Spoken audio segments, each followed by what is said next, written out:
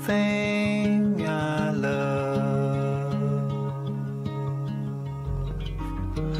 above all else is the one thing they shove up on the shelf. Some dreams will never die. Some never figure why they won't take our freedom away.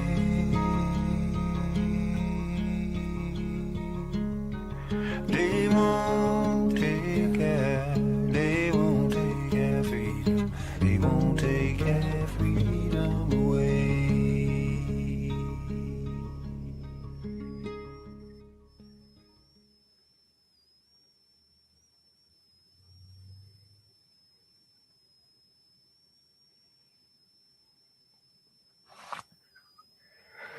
Since when do truthers suddenly become loyalists to government documents?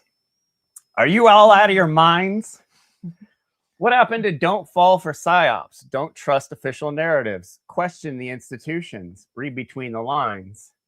And then the government drops a batch of documents, stamped, formatted, sanitized, and suddenly people treat it like it's concrete truth. And you all fell for it. Hook, line, and sinker. If you believe institutions lie, why would you assume the documents they choose to release are the truth? And if you believe intelligence agencies manipulate perception, why would you assume the story being shoved in our face is authentic? You can't hold the system deceives us in one hand and this release is definitely transparent and authentic in the other. That's selective skepticism. Real discernment asks, why is this coming out now? Who benefits from the timing? What else is happening in the background? And what emotional reaction is being engineered? Modern psychological operations don't look like grainy wartime posters anymore. They look like document dumps, controlled transparency, and media-induced outrage cycles that keep everyone distracted from the truth. The public feels empowered. We're finally figuring out the truth. But are you really? Or are you just being given just enough information to keep you hooked? The most effective narrative control isn't hiding everything, it's releasing pieces, pieces that inflame, pieces that divide, pieces that keep the spotlight exactly where it's useful, on bullshit. If you really care about truth, you don't just ask whether something is real, you ask whether it's strategically real. Because even authentic information can be deployed manipulatively. Are we chasing clarity or are we addicted to scandal? If your nervous system spikes every time a new bombshell drops, you're not in inquiry, you're in stimulation. People in stimulation are easy to steal. Truth work requires steadiness, emotional regulation, resisting the rush. Otherwise, you become exactly what you claim not to be, an enslaved consumer of narratives. That's the trap. Not that information exists, but that outrage becomes a leash. Everybody is talking about Epstein every single time. You bring up moral responsibility, self-governance, discipline, integrity, and someone goes, yeah, but what about Epstein? Attention hijacked. It becomes outward pointing psychological quicksand.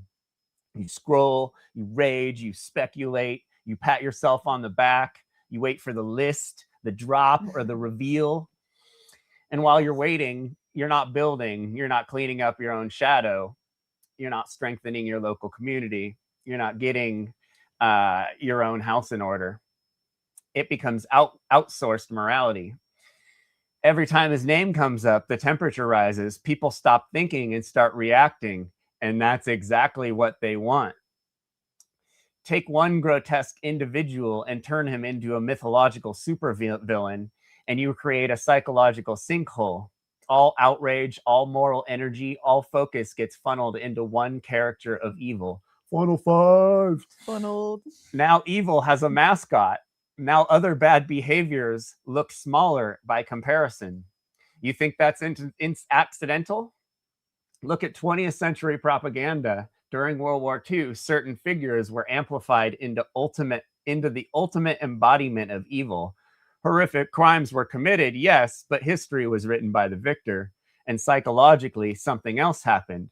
The public was given a single hyper-concentrated symbol of darkness, a boogeyman so large and so large enough nothing else could compete. At least we aren't as bad as that guy becomes the mantra. Mantra. So what happens next? Anything less grotesque seems tolerable. Anything more systemic becomes invisible. Anything closer to home doesn't register because your nervous system is calibrated to the worst thing imaginable. That's how you move the Overton window of evil. They manufacture the ultimate monster and then operate in the shadow of that monster. With Epstein, it was the same playbook. One man, one island, one black book, one spectacle. The public obsessed and distracted. Meanwhile, structural rot, corruption networks, intelligent connections, power games remain abstract. If evil is always that guy, then it's never the system, it's never the culture, it's never the institution, it's never us. Then we never get anywhere. That's the psychological trick. It hijacks moral energy and traps people in outrage instead of transformation. And there's a deeper layer. Bombard the public with extreme horror narratives and you dysregulate them. Chronic shock, chronic disgust, chronic fear. A dysregulated mind is easier to steer. Oh, not because people are stupid, but because a nervous system under threat looks for simple answers and strong symbols. Epstein becomes a symbol. Hitler became a symbol. The boogeyman sets the bar. Meanwhile, everyday exploitation, everyday coercion, everyday moral compromise slides under the radar because it doesn't look like a Hollywood villain. Real change doesn't come from obsessing over the monster of the week. It comes from calmly seeing how power structures function without being emotionally hijacked. If you want real shadow work as a culture, you don't just point out the obvious villain. You ask, what incentives created him? Who benefited? What patterns repeat? What blind spots are we protecting? If we don't move past the spectacle, we stay trapped in it. And that's exactly where the propaganda wants us. Notice how every time someone says manifestation, it's never about manifesting discipline. It's never, I'm manifesting self-control. I'm manifesting humility. I'm manifesting moral courage. It's always money, followers, clout, lifestyle, abundance. And abundance always looks like convincing the masses to do the great work while ending up with a paid-off mortgage, a fat crypto portfolio, and a Lambo. But that's not spirituality. Manifestation is setting expectations. Setting expectations, clinging to specific outcomes, is one of the fastest ways to suffer. Attachment to outcome becomes anxiety. Inflated expectation, resentment. Identity fused with results, fragility. Sounds like what the One Fake Warrior Network is teaching. But manifestation culture flips it. Double down on expectation. Visualize harder. Feel it more. That's obsession. When it's pushed by people talking about the great work or higher consciousness, that's spiritual materialism. We don't transcend ego by demanding the universe deliver you more stuff. You transcend ego by dissolving your attachment to needing that stuff. There's a difference between setting goals and worshiping outcomes. Visualization for skill development, fine. Mental rehearsal, fine. But the universe owes me because I vibrate in the mirror correctly? That's metaphysical entitlement. They all read Oprah's mirror workbook. I am worthy. I deserve prosperity. I attract success. Okay, but whereas I confront my shadow, I accept consequences. I stop blaming others. I take responsibility for my harmful actions. I stop blocking people. Affirmation without confrontation is sedation. It feels empowering, but it never challenges the ego underneath. If your spirituality consistently revolves around attracting wealth, comfort, influence, and validation, it's not enlightenment, it's greed wearing yoga pants. Manifestation culture says desire correctly. Actual growth says detach correctly. Manifestation says visualize the life you want. Maturity says become the person who doesn't need to clutch it. If your philosophy boils down to the rich thoughts and the universe, or think rich thoughts and the universe rewards you, that's not natural law. That's cosmic customer service. And the universe is not Amazon Prime. Here's what I'll manifest: discipline, integrity, courage, service. If money comes as a byproduct of value created ethically, fine. But if spirituality becomes a shortcut to acquiring that money, you've turned awakening into a sales funnel. Funnel 5. Funnel. And I ain't buying it.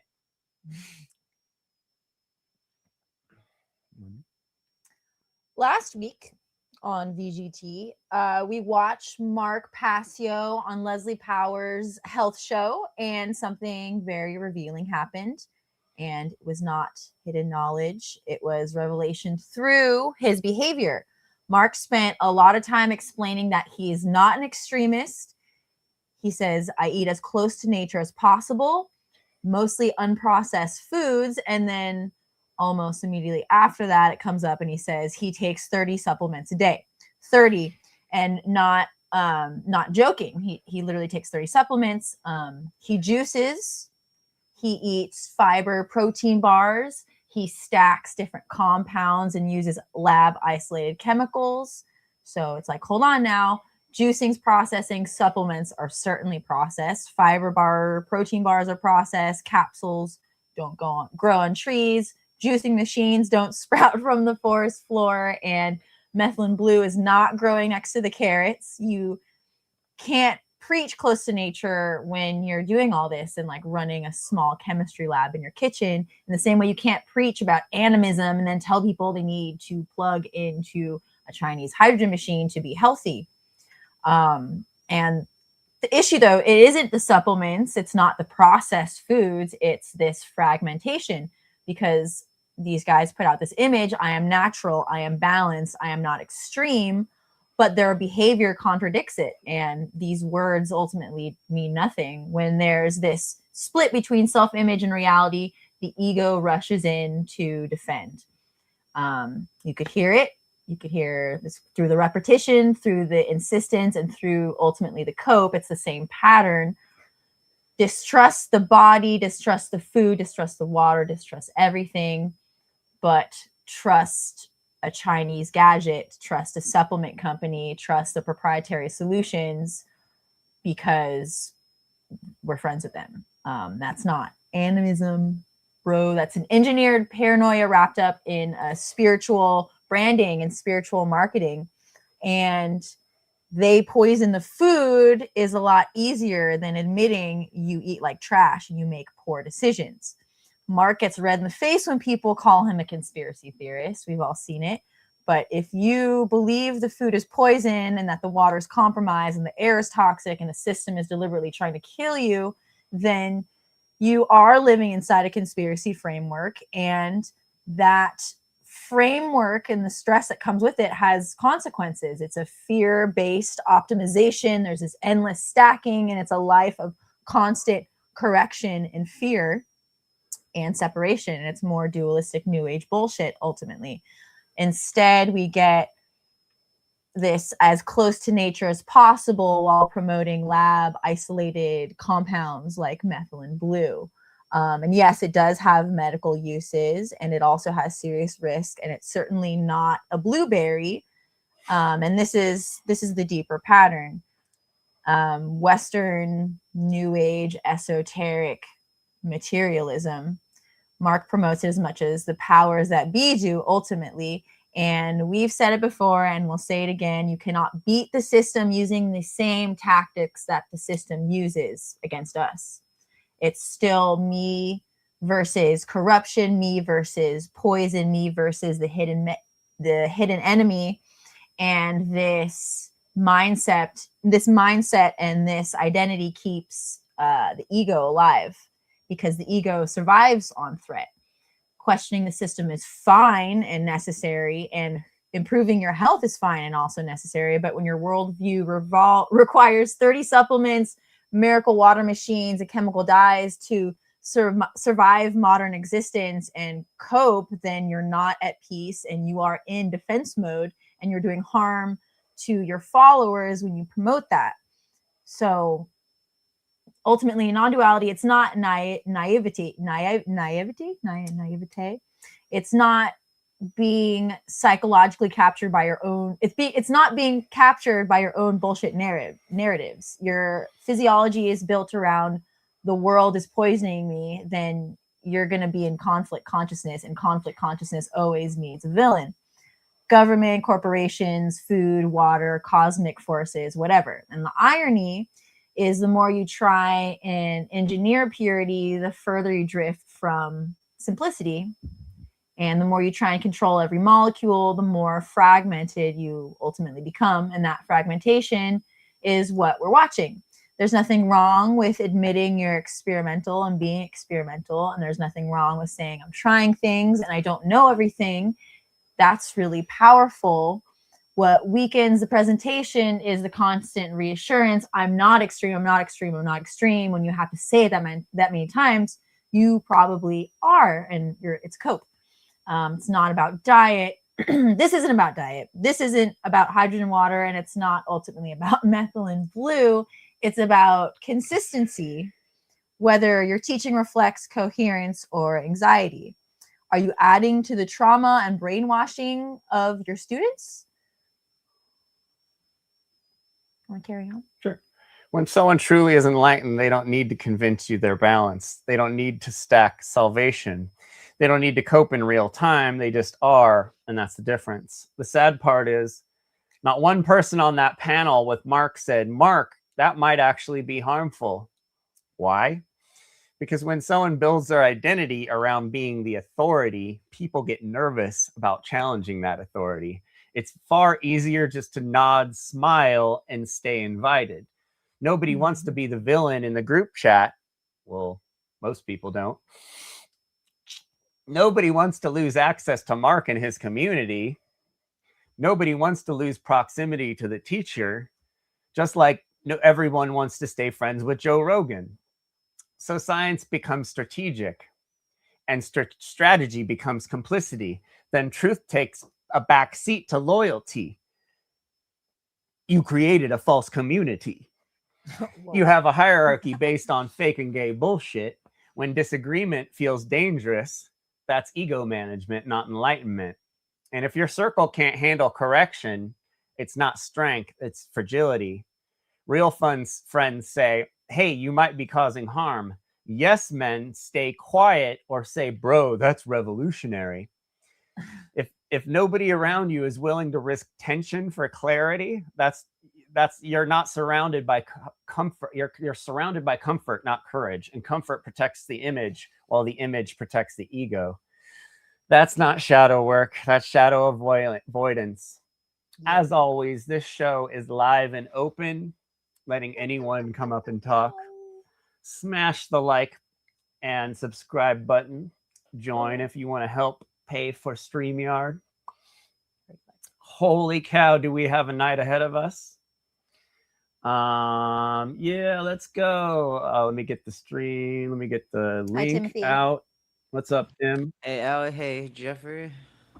StreamYard link is up. Happy to chill. What's up? Yeah. Fred is in the I have to house. put on my broken glasses. I can't see anything. Good Son is in the house. What the hell is your problem is in the house. What the hell is your problem is in the house. Good name. Sovereign Cyborg's in the house. Yeah, so we got a lot of watching to do. We have We gotta catch up. Catching up this last month. A lot has happened.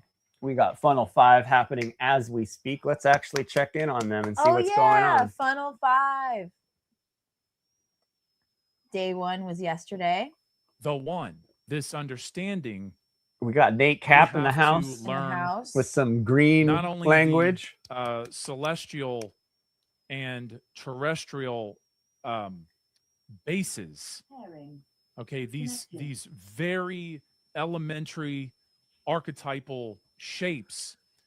We have to understand why these shapes Symbolism. go together, Symbols. why they because my symbols. complement each other. So, And so, because we are earthlings, we are terrestrial. oddly enough, All right.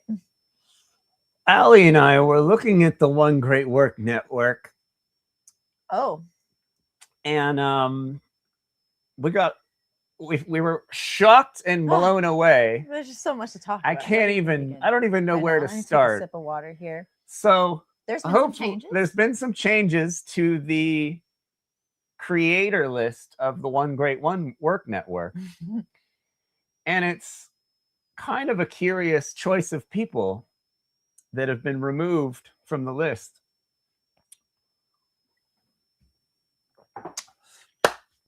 Justin fucking Padini has been wiped from the One Great Work Network. The guy who started it all for us. Started it all. Pretty much. That's the first Okay. fool we All right. had I mean, for the most Sure, part. yeah. One of the first few fools that popped up on our radar list. He's a very good friend of mine. We're very close. But he has done nothing but make us look ridiculous since he's shown his face. I don't even like the dude. We've covered him for I years. wouldn't say us. I would say Mhm. he's represented Mark Passio in a way that if I were friends with Mark Passio, I'd be like, bro, what are you doing? Do you see what this guy's doing? Yeah. Yeah. He's mainly posts about celebrity culture. I think he posted nothing on the network but really bad jokes. And he might be on the show tonight. We might be able to talk to him about what's going on. I would but love that. that was like, this is what, it was one of the big things that everyone was kind of like, what the fuck is this guy doing on the network? This bumbling boomer, basically. Like, he's like super into the boomer, like, whoa, the fucking P. Diddy and the Epstein, just like all into this goofy stuff and celebrity culture and, bashing vegans nonstop. One of the quintessential anti-vegans that I know always talks about how much better he is than Mark Passio and how Mark Passio is wrong about all this stuff and how Padini's right and he's the third smartest guy in the world. I don't know. It's a funny story, but Padini has been wiped off the network. And I was able to inform Padini, and I asked him, well, what happened? And he didn't know, but I think he knows. There's just been too much going on. And if you look up Mark Passio's name on YouTube, unfortunately, a lot of VGT videos pop up these days because Mark's not putting out much content. Whoa. And the dog's slipping. Mark's not putting out much content, and natural law is kind of just like the algorithm's not really running with it anymore. So I was blown away. He had, the biggest, probably the person who least, the last person that should be on the network, probably. Yeah. But So- he donated a lot of money to Mark in the beginning, so Mark put him on the network. And Justin's kind of run with this for the last decade, or whatever. It's been 6 or 7 years. Yeah. We've talked about Justin We've a lot. talked I feel about like it's Justin just an enough. announcement we Yeah. need to make. Padini's off the network, as far as I can tell. I feel like we should have had like a a little like champagne bottle, some like physical some Martinelli's media, grape yeah, juice. or like pop cork. Just imagine we just did that. Sorry, Padini. Sorry, Padini. Yeah, like I don't know what to say, R.I.P. but I warned you for years. Like I warned you as much as I could have warned you. but you should probably do a better job at what you're doing. Yeah. What else has been happening? We also noticed Nate Cap here. It wasn't on the list anymore. Oh, speak of the devil. And I personally I have not looked into Nate's stuff. Seems like a friendly guy. The green language stuff and all the symbolism thing isn't really, it's not I don't see why he would be kicked off. I don't see for that. But I don't see unless there's some weird drama. I sent Nate a message the other day asking him what happened.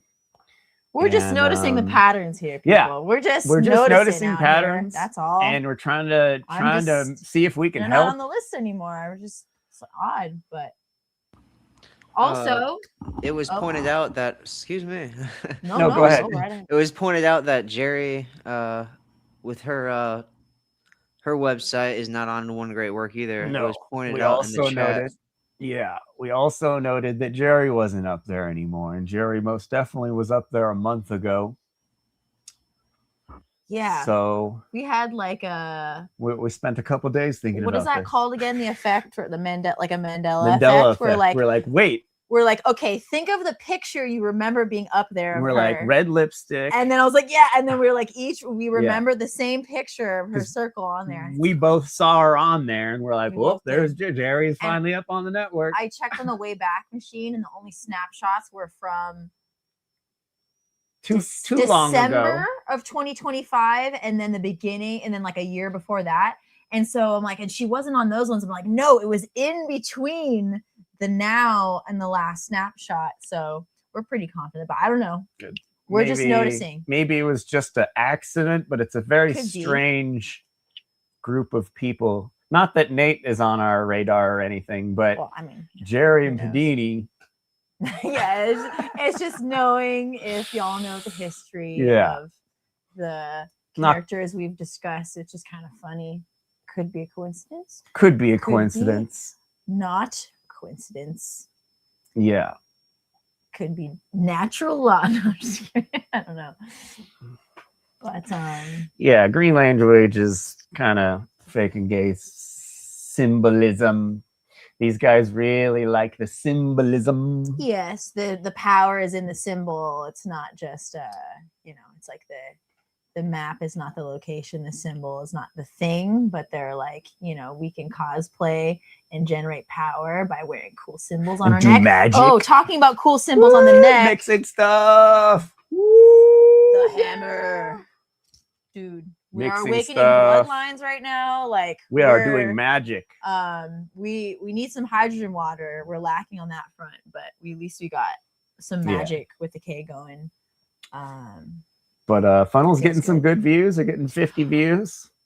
Dude, So round of applause for Funnel, honestly, for the viewership. There's been some good musical performances. We've been like, Very I've been like good. in and We'll out get these into past those couple later, days. Yeah, but I won't go too deep there into was it a yet, but I really good musical performance haven't had earlier it. today. Yeah. By Presidents. Residents. Presence? Presidents. Presidents. Ariana. I was thinking of Dub FX the whole time, and then he said he's. That's what I affiliated. thought. I was like, this guy sounds like somebody that does the same kind of thing. And she was like, Revolution. And I was like, maybe. But then he was all, Dub Effects. And I was like, oh, this dude's Dub That's- Effects. Yeah, For This sure. dude's dumb. But he's good. doing Like, bass ass For sure lyrics. talented. Very talented. Mm. Yeah, so funnel That- viewership has been 50 views, which I feel like there's 50 presenters at least, which seems a little strange, but who knows? There's So been a lot of far, action in the chat. there's It been a seems lot of action in organic the and chat, about 10 legit. people talking over and over again. And Some the homies. audio has been terrible. There's been copyright strikes. So the first viewing, Oh, the day first one. showing of YouTube got taken down because these guys don't know that they can't show copyrighted stuff on YouTube well, that's something yet. kind of interesting to address because the consensus in the chat was that it was taken down Oh, because because- we were mentioning some small hat activity or something. It was Chappelle, But it's like you're playing Chappelle, like you're Yeah, playing you can't- copyrighted material. And so it was I get copyrighted happened by right when- Universal Group, who owns the Yeah, Chappelle Show or- rights. yeah, And whatever. that footage Yeah. is out there in the public. So why would you get it? Just doesn't the like unbalanced conspiracist is all, oh, it's because we're talking about those guys. And it really was because it's copyrighted information. It's I mean, we've copyrighted stuff. run We already into saw that it. We have with happens own on our show. stream. Yeah. And it was just, it's copyrighted stuff. But Yeah. yeah, so that was a bummer yesterday. But even after that, people switched over and they got back up to 45, 50 people again. Yeah. So, Good Good. job with the good on FUNL. I haven't seen this much momentum for like much anything. Yeah. in the natural law movement for like the Yeah. past, I want to say like 5 or 6 years, maybe, but I don't know. Maybe I've It's just been out of real the loop. slow lately. But yeah, at least people are tuning in. I feel like maybe our encouragement helped with that. The I don't circle know. was 360 But- degrees, and therefore Yeah. Osiris. So, What else has been going on? oh boy. It could I be heard you argued. been- It could be argued that your show is kind of like a small ember that burns in the background that keeps the fire afloat or ablaze. I would hope that I would be happy if that was all it was. Dare I say, does it ignite? Does it ignite Does the it fire? ignite the flame, That's- the that's- fire? Yeah, Does it ignite the I think it flame would. in my ass, Mhm. like Derek Bartolocelli says? We're like, oh, well, our There's- guy, yeah, he's been... I he's can't been expose too much. dropping I've been some going crazy. Yeah. bangers and some bars and some funny stuff. Derek really Bartolocelli's enjoying back, our favorite guy on the network.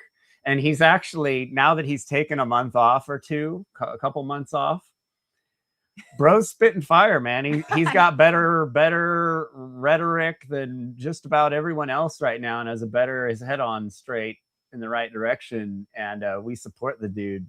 And everyone just keeps kind of shitting on him. It's kind of crazy. That's I don't know if I won't touch on it, but I think people are not being very nice to our guy Derek. Yeah. And we're pretty upset about it. But I'm pretty upset. Oh boy. Oh, so what's this? What Bob else has been Tuscan up to? show is back on the air. Definitely go follow Bob Tuscan. He needs some newer fans that aren't 90 years old. Bob's show is definitely geared toward the boomer radio, AM radio generation. I wouldn't Infowars. even say like below Infowars almost. Or like above in age, Yeah, like like real boomer stuff. yeah. Just talking about chemtrails still and Epstein file, all this outward pointing stuff still with these old guys. But he needs some fresh new people. So definitely follow Bob Tuscan. I Bob think Bob's cool. Tuscan is an OG Passio supporter. Bob says that Passio got famous on the Bob Tuscan show, Well, which what may on or earth may is not be true. happening? What on earth is happening was featured On on his Bob website. Tuscan's radio show. Yeah. From back in the day. So he was not wrong when Bob said, "Well, we'll see." Bob's a pretty He cool explains guy. it. Bob's a real Yeah. dude. Bob used to Tip of the hat. prank call Mark Passio when Mark Passio was live, and just kind of troll him, and he'd get Mark pretty heated. But anyway, he started his podcast again. I think he's on like his 5th or 6th podcast. And we noticed he had Papa Will on. Papa. Woo! Papa Will. Papa. Ever since Will did his Stranger Things presentation, I think of like 11. She always says like Papa, so we call Will's now It's just Papa. fucking whack. It's pretty whack, bro. Sorry, Will. Yeah, it's Yeah, pretty whack it's to call cool. him Papa. It's pretty whack, bro.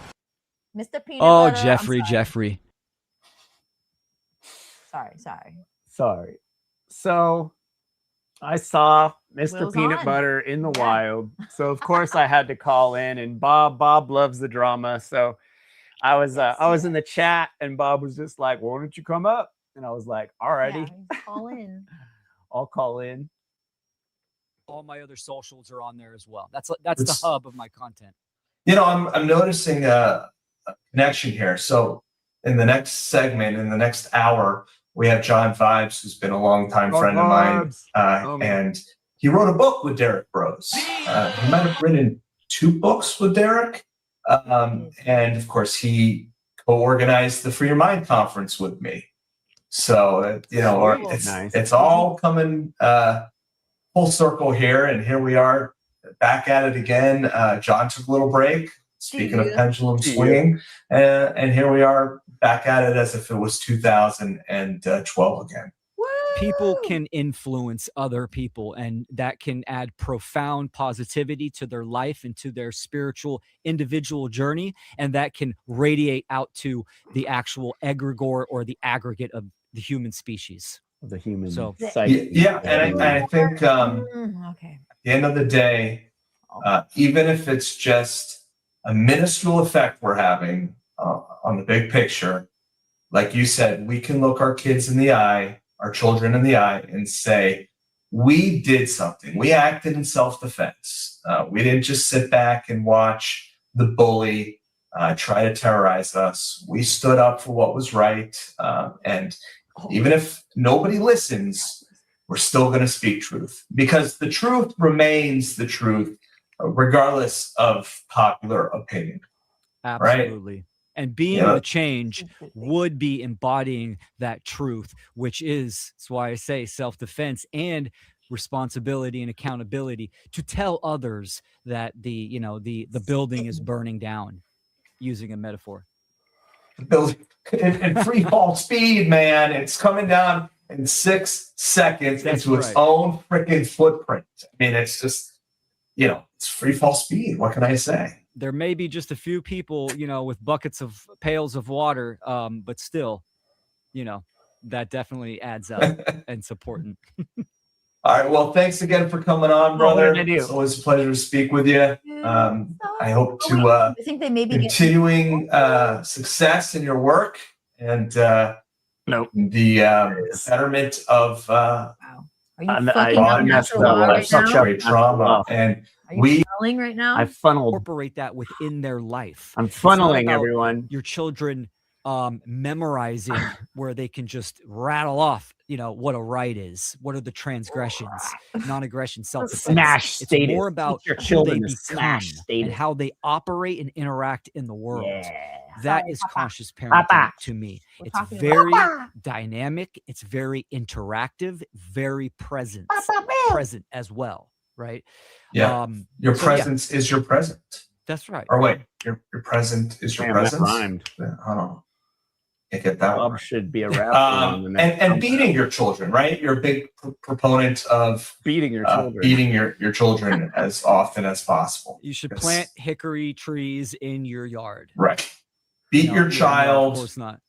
No, don't beat your child. Of course, I've talked a lot about in my lecture the birth of a free mind, Oh my God, these guys. my son's birth, and just how from the very get-go, even with epigenetics, but from the very get-go of the birthing experience, children are brought into a world of such great trauma. And we as parents, conscious, sovereign parents, have the ability to do a ton of things to take them out of harm's way and out of the path of inevitable trauma Yes. in many regards, whether it's, like we said, education, the actual birth of your child, the medical freedom of your child, and the list goes on and on and on. Yeah. All right, we have about 15 minutes left for this hour with All right, Will let's Keller, go. our special guest tonight.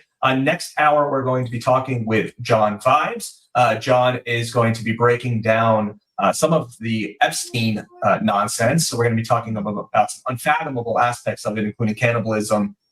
We'll also be talking to John about where he sees the alternative media and where it's heading, and so many other great things. But I will open up the phone lines here for a moment. I know a few people would like to ask Will some questions.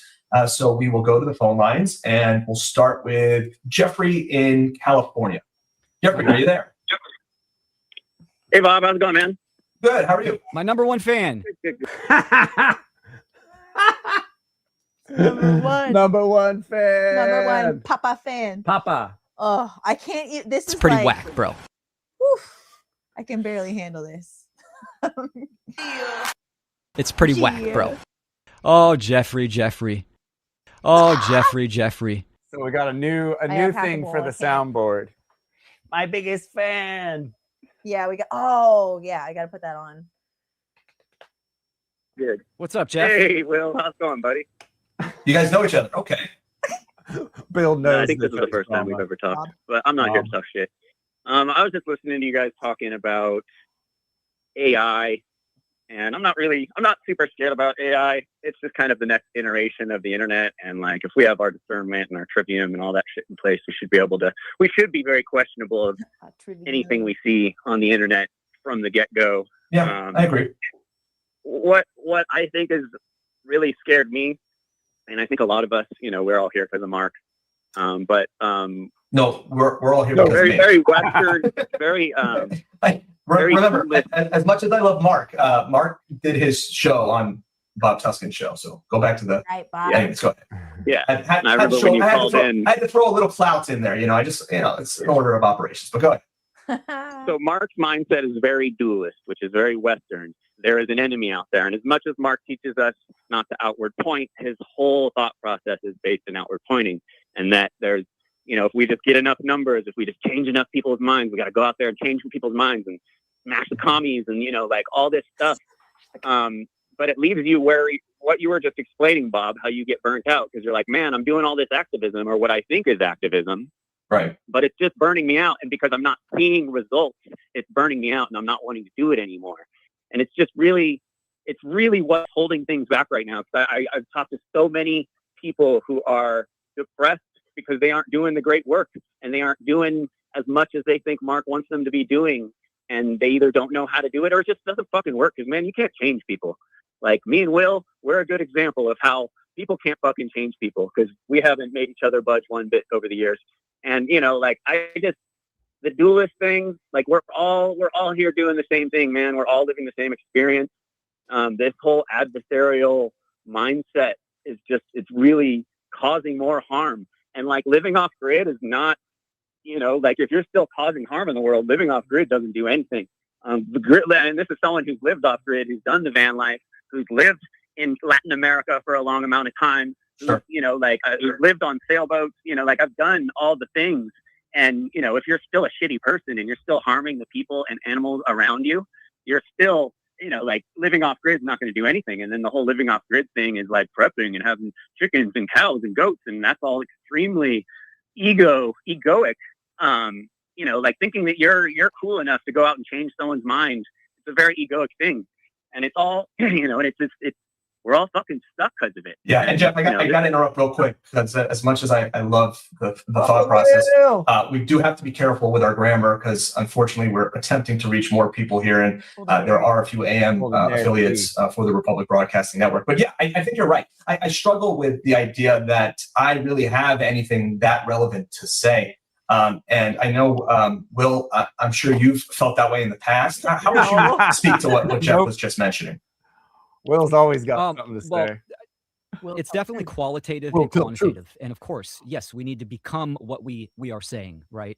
It's same thing in marketing. Okay, remember this answer. You have a product, you need for later on in the show. We need to become, it's definitely qualitative and quantitative. And of course, yes, we need to become what we are saying, right? It's same thing in marketing. We have a product, you need to show that it works. So we need to show people. And that's where I was kind of leading on, that it's both, right? It's in the world and how you operate. Are you out of your mind, bro? Everything is marketing to this guy. How can I make money? How could I market myself or my hydrogen machine or... At least he's being honest now. That was like, it's just like Mark. I mean, that's life is. I don't know if he's being honest. That's just all he thinks about. Because these marketing guys, they just get into marketing. Like they're like, it's all I think is about the money that's on the table, getting that money. And like, they think everyone thinks that way after a while. That's what I'm saying. Like, it's what he thinks that it's that marketing's based off of natural law principles and not brainwashing people to buy your product and grifting. Like it's just it was an interesting correlation he just be the first thing that he says, the first answer he gives, yikes, bro. Marketing. And that can be homesteading, that can be interacting with your local community, but also propagating that information out. And in this in this modern digital age, it's very easy to showcase one's own lifestyle and also teach at the same time. I think the younger Right. generations, obviously, they were raised within this dynamic, and they do it very well. And when you're in that space, influence of others can be propelled and propagated almost with ease. But to sit back and do nothing, I think would be completely cowardice. I think any type Who of said that? action towards the correct I didn't solution say do is nothing. paramount. Must be done. Fair enough. Jeff, any final thoughts? Yeah, I would obviously balance, is the most important thing. You don't just because it's one thing to living what you believe in is more important than putting some video out emulating what you think you believe in, and you don't have to become this. Like so many people are like I had a guy who comes on our show. He's like, man, I could have wasted 15 years of my life doing Mark's great work, or these people that are depressed, they're feeling this way because it doesn't work, and they're not getting any progress. And I definitely don't think you should not put your message out there, but just it doesn't have to be such a big deal. There are much better things we should be chasing after. I would say I would say just start reading through the Epstein files. You gotta have an accurate diagnosis of the current state of the world. And I disagree with the caller, Jeff. Mark is not dualistic. He talks about non-duality and hours and hours of his work. He has a balanced approach. And this isn't Mark's pathway. Mark is expression. So right off the bat, you can't mix duality and non-duality. So Will just gave away the whole grift right there. He doesn't understand either of them, and to know that you can't mix them. And then it's like dualism is obviously we live in a dualistic world. The government is dualistic. Like that's obviously the first stepping stone is dualism. But you're supposed to graduate out of there at some point. And also, I mean, I'm sorry, like Epstein files. Epstein files, though. Epstein files. So appealing to conspiracy, like I talked about in the beginning, in the monologue, these guys just want to focus on outward pointing at these boogeymen and being like, I'm such a better person than that boogeyman. So I want to understand. But Epstein, babe. But I want to see if I understand what he means when he says that. So he means because of the Epstein files, we need to spend our time talking about it and spreading and not letting people know about it, right? Like that's what he's saying. Like as if that's what it's what we living aligned with our principles is not as important as like being an influencer, because we need to be an influencer to tell people about the Epstein files. That's the most important thing. That's what he's saying. Okay. And so let's go out on a limb here. Let's step outside ourselves and say, hey, what if the Epstein thing is just a big bullshit story? And the whole world is focused on it right now. Like it's the most important thing going on in the world. Is there's nothing being talked about more than Epstein right now, and everyone's all patting themselves in the back. Yeah. Oh, I was one of the early truthers to call out Epstein. Like, do you know how they leak this kind of information? Is through the alleged truthers. Like, we're gonna watch a little bit more of this video. But it's a lot. It's like, don't we know already that this is bullshit? Why would you all of a sudden believe the government and just believe that every bit of it's true? It's because it came out in a court case. Like, what? You guys crazy? Do you guys hear me? For some reason. What's that? Do you hear me? Yeah. Yes. Yeah. Okay. What's up, Aryan? Hey, what's up, guys? I haven't been on a while here. I'm from Balkan. If this guy, I don't know your name, so I can't see it because I'm on my phone. But hello, I'm from Balkan, from Serbia, and I've been here, like, I guess, a lot of weekends. And I just wanted to interject what you said about this Epstein saga. They are just, it's like normalizing apathy, right? So they are making it like Epstein, pedophiles or whatever, that's the tip of the iceberg, right? That what they are like leaking, quote unquote, right? So it's again a smoke screen. I think. So it's not focusing on the root cause, but you go into the symptoms, like 9/11 or whatever. So Yep. I don't know. Yeah. So yeah, I saw it coming, and now I see the cartels, war cartel in Mexico, and of Yep. course it's because of the solution of Trump want to invade Mexico or whatever. So yeah. Sorry, I Who just knows? want to.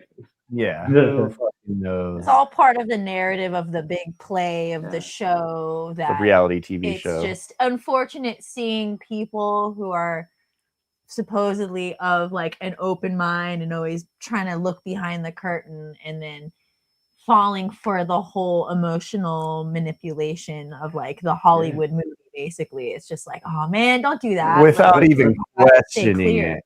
Without even questioning Clickbait. it. And it's Yeah, like, aren't you for sure. doing exactly what you claim that your enemy's doing by just blindly following something and not actually researching it? Or just not having the discernment to be like, okay, this is being done for a reason and I'm not going to fall for it. Whether or not Epstein is a real person and all that stuff happened or not. Yeah. Like Yeah, devoting your life to it, like Will devotes his life to spreading the word of natural law. It's just, you guys. It also seems like I a mean- deflection, because you were talking about people being stuck because of the duality that basically is led to them, and then they're not being told to get out of it eventually, and so they get stuck. And that's how he addressed that, was by the Epstein files. Yeah. There was so much like he could touch on. There was so much depth in what Jeffrey brought to the table, And he had nothing. and the response was something that was so surface level that was like, I was a little shocked. Yeah. Like even still, like Epstein, bro. and I mean, He we can really keep watching a mentioned little him. bit. Like, yeah, that's really disappointing. Like, that's crazy. You'd think there'd be something a little bit more there, but yeah. Or no, Mark, no, basically is what Will's response He said, was. I disagree with the caller, Jeffrey, because the Epstein files. Yeah, which is appealing to conspiracy. That's just, I mean, it's a lot. It's a logical fallacy, a giant fucking logical fallacy. And that's all he had in response to what I said. I questioned his whole existence, and that's what he had to respond. I was like, literally like, don't listen to this guy. He's trying to shiest you. And his response is, read the Epstein documents. Or he's doing what he's doing because he has to, because of the Epstein. Yes. Like this is because of the Epstein files. This is like we need to be exactly because I don't care about my children, obviously. Oh well, he talks about that. Let's keep watching. Let's keep watching. He elaborates a little bit. This of the current Kurt Cobain didn't kill himself. Years of my life doing Mark's great work, or these people that are depressed, they're feeling this way because it doesn't work, and they're not getting any progress. And I definitely don't think you should not put your message out there, but just it doesn't have to be such a big deal. There are much better things we should be chasing after. I would say relating my past. Yeah. I would say just start reading through the Epstein files. You gotta have an accurate shit! diagnosis of the current state of the world. pwned. And I disagree with the caller, Jeff. Mark is not dualistic. He talks about non-duality and hours and hours of his work. He has a balanced approach, and this isn't Mark's pathway. Mark is expressing in his own words truth, natural law, morality, the law of freedom. These are things that can be expressed in many different ways, but are actual causal factors of the solution and of the condition of the condition of human. When you have an accurate diagnosis of what we are leaving our children. Maybe I'm a little more passionate just because I am a father, but I don't want my daughter to grow up in a world where she looks at me and asks me, how come I didn't do anything? right? Oh, At this point, and reading not some only is fake it teaching documents and did educating. something to protect your daughter. Got it. You're not a good father if you're not Reading if you're the not Epstein spreading files. exposure. Yeah, you're not spreading the list. You're not and you're not talking with this. everyone else in every other conspiratard in the world. You're not piling in with them and spreading misinformation around because you don't care about your kids. Got it, Will. Mhm. I mean, I think let's be real. Like, I'm sure he knows, like, you're a dad, so I think he's trying to be like covert. Yeah. Like, yeah, sorry, I'm a good dad, not like you. I care about the Epstein files, unlike you, because Yeah. I'm a good dad, so I have to do this, and all good dads would. So it's a lot. Like, there's if you read between the lines here, it's kind of he's saying a lot, trying to be a cool guy, but yeah, that's funny. And this is It is an like act of the self-defense. Passio's method of data stacking your way to enlightenment. It just doesn't work, and it gets stuff like this where it's like, oh, there's more stuff to learn. You know, like I gotta go learn more to keep up my my caliber of enlightenment. Like, Well, yeah, it makes life easier, right? Like, it makes life feel like a video game. Like, if I get all like the right like items and like just acquire stuff, I'm advancing on the road to like enlightenment and like whatever mystical, metaphysical thing that could magically happen by reading the right books and looking at the right symbols to like bring freedom to humanity, blah, blah, blah. But yeah, basically what Sovereign Cyborg said, oy vey. oy vey. Oy vey. Oy vey. Defense as well.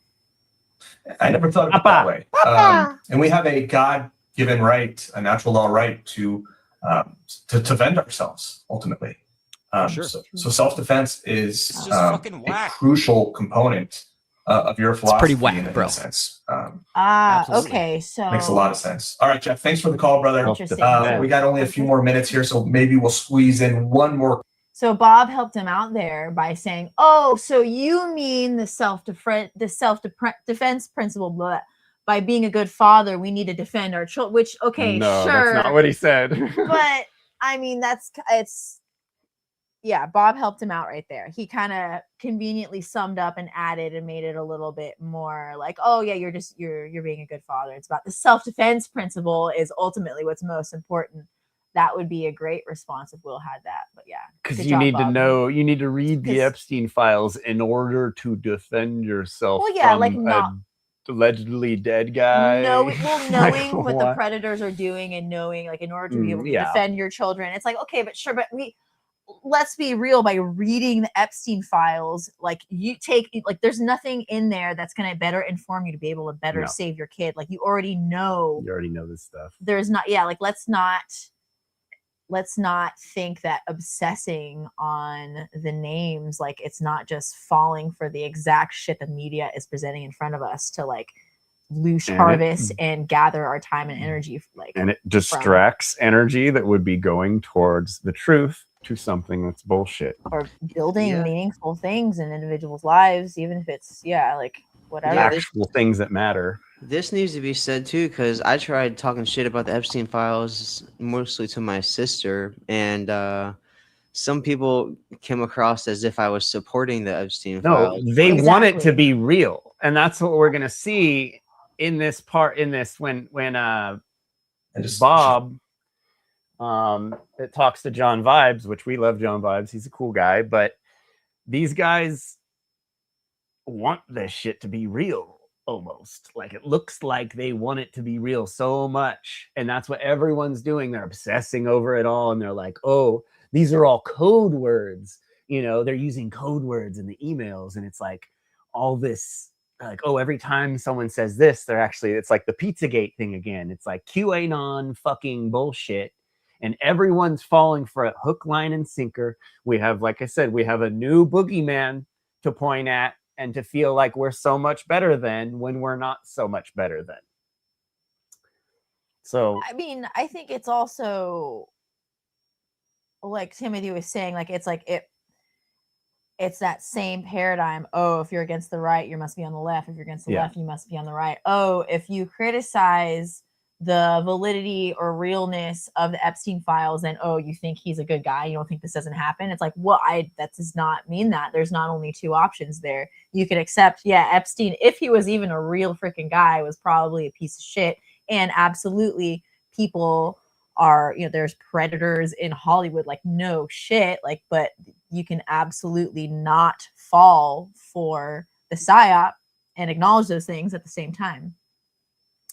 We forget about this option, I guess. I say we loosely, but the option's not often presented, even in truth movements.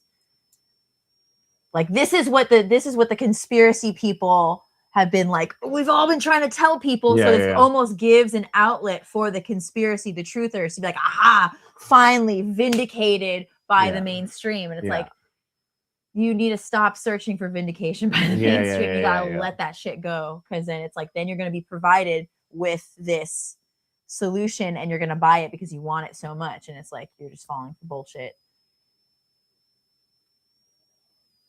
Yeah. Brandon Martin said Thelema is what now? Oh, geez. Oh, we have, we've got a lot to funnel into our minds. Hopefully, about funnel 5. Hopefully, Darren will be here in a couple hours and we'll be able to watch that one. But there's so much shit. So let's just for a little bit hold it up, show people like that I own it. Do these guys seem like none other they than want John this Vibes to be real? to talk with us about one of the more disturbing revelations, if you will. Recently, if you look up the word jerky in the Epstein files, you go to justice.gov/Epstein. So notice, not an inkling of questioning this data so far. Like, oh, this is for sure real. Let's go dive in. You'll see a number of different articles, and I'm going to bring John on now. What's up, John? What's up, Bob? How's it going? House. Same stuff, different day, brother. John's growing You up. see what I have up on the screen? I do. You have the DOJ files What's up on up, the hard screen. hat? I do, and I did a keyword search for jerky. Now, John, you're not a chef. I know you and your relationship with food. We personally love. So let's be honest. It would take a very small amount of our tax dollars to hire a couple people to put together the Epstein files. Would not be very hard to make it look very real. So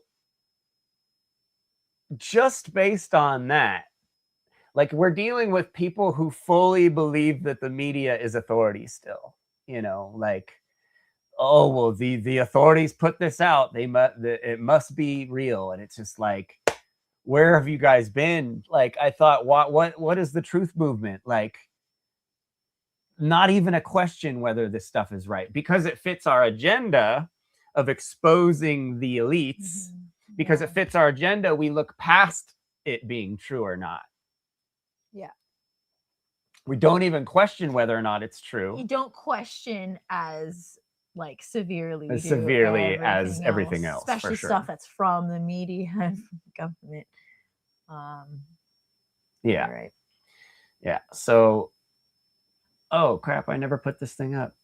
Whoops. So that right off the bat, like, where are all the false flag people? What happened to all the, the people that don't believe government documents and that know that government lies? Why are they all completely believing this hook, line, and sinker? And they're like, Epstein was Satoshi Nakamoto. They're just pulling in all these other psy-op-y type things to try and, like, let's since they're scared of Bitcoin, let's shit on Bitcoin any way we can. So let's include them in the Epstein files. Let's include Bitcoin in the Epstein files to get rid of Bitcoin. Like, I don't even want to get into all the shit I've seen and just everyone buys it hook, line, and sinker like these guys do. Like, you got to use Occam's razor with this stuff. You can't get too batshit conspiratard. Like, you have to still be like, okay, what is most likely going on here versus I'm going to search every word of the Epstein documents and try and find a code that says that he eats babies every day. But that's what these guys are doing. And allegedly jerky means give each other a baby hard time when jerky. it comes to food. But you're not a chef. But what do you think of jerky? What do you think of, John? Well, there's a lot of weird things going on with the jerky in Jeff's emails. Jeff's Don't jerky. forget the Jerky Boys, by the way. Great prank call series I never knew from the late 1990s. Love the Jerky Boys. Just saying. Yeah, I think you've drawn quite a bit of inspiration from them in your own personal life. I have. And in fact, I can play some of my own Jerky Boy / truth, inspired conversations and phone calls to a series of radio shows. But John, let's break this down. So the Epstein files, by now everyone's sick of hearing about it. We know that these scumbags are probably just the tip of the iceberg. We know that the powers that shouldn't be far surpass what we're hearing about now with Epstein. I'm sure there's bloodlines that are far more in control. I'm sure there's extraterrestrials or extra testicles or whatever that are far more empowered than what Epstein and Ghislaine Maxwell was. See the slippery slope happen right in front of your eyes. This is what happens. You lie to someone about one thing, and they're just all bam, bam, bam, bam. I was right about all these other things that also aren't fucking real. Like, holy crap, dudes. You're way too excited about this. Like, shouldn't you be repulsed? If you truly believe this, wouldn't you be absolutely repulsed by this? You wouldn't be like giddily getting together with your buddies to look through the stuff and hope that jerky means baby jerky and not just normal venison jerky or something that some rich guy would eat.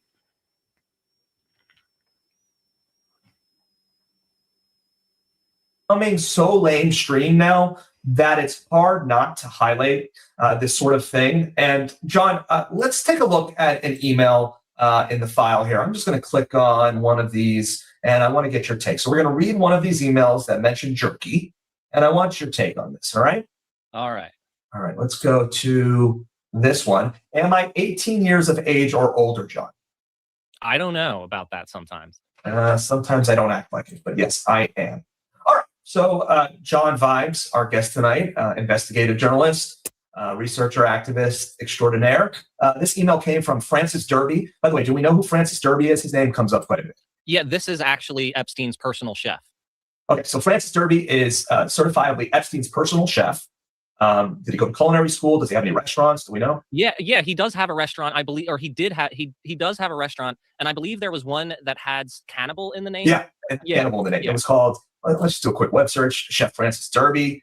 Let's see, a Long Island native. Was he the one? I remember going through this on stream the other night, and I was kind of looking through it live, all seeing it for the first time, and I was He's got a cannibal burger recipe. Yeah. Yeah, I was like, let's check out this jerky thing. It sounds a little bit too sensational to be true. And then I started looking through the emails, and I was like, all right, this is a little bit weird. And then I was like, cannibal, what? And then I saw that they were freezing the jerky for extended amounts of time. Which by the way, that completely goes against what jerky is. Jerky is soaked in so many different preservatives that there's no reason to freeze your jerky. I mean, maybe some people do to give it a little bit longer of a shelf life, but it's so nasty to begin with. Why freeze it? And then there was the email from the chef saying JE might start eating normal food again, so we might not need as much jerky. All right, so this email that we have up, I thought that was the one I had, but it's not. Oh, yeah, it's really that weird. This is the one I have up. If someone's got some weird Joe Rogan kick where they're like, I'm going to just eat fucking venison jerky every day, then you would have your cook and someone else have that conversation. But these guys think they're talking about human jerky. Got it. Okay. And that's if this isn't just written to trigger us to have this conversation we're having right now. Which is highly likely, is supposed to happen. It's possible. Up, John. So Francis Derby, Jeffrey Epstein's personal chef, allegedly has just wanted to touch base about jerky. Now, who the hell writes an email? Jeff wanted to touch base about jerky, capitalized, mind you. Well, because probably the dude wants to eat a certain amount of jerky a week, and his personal assistant has to talk to his fucking cook about making enough jerky. Like, I'm confused.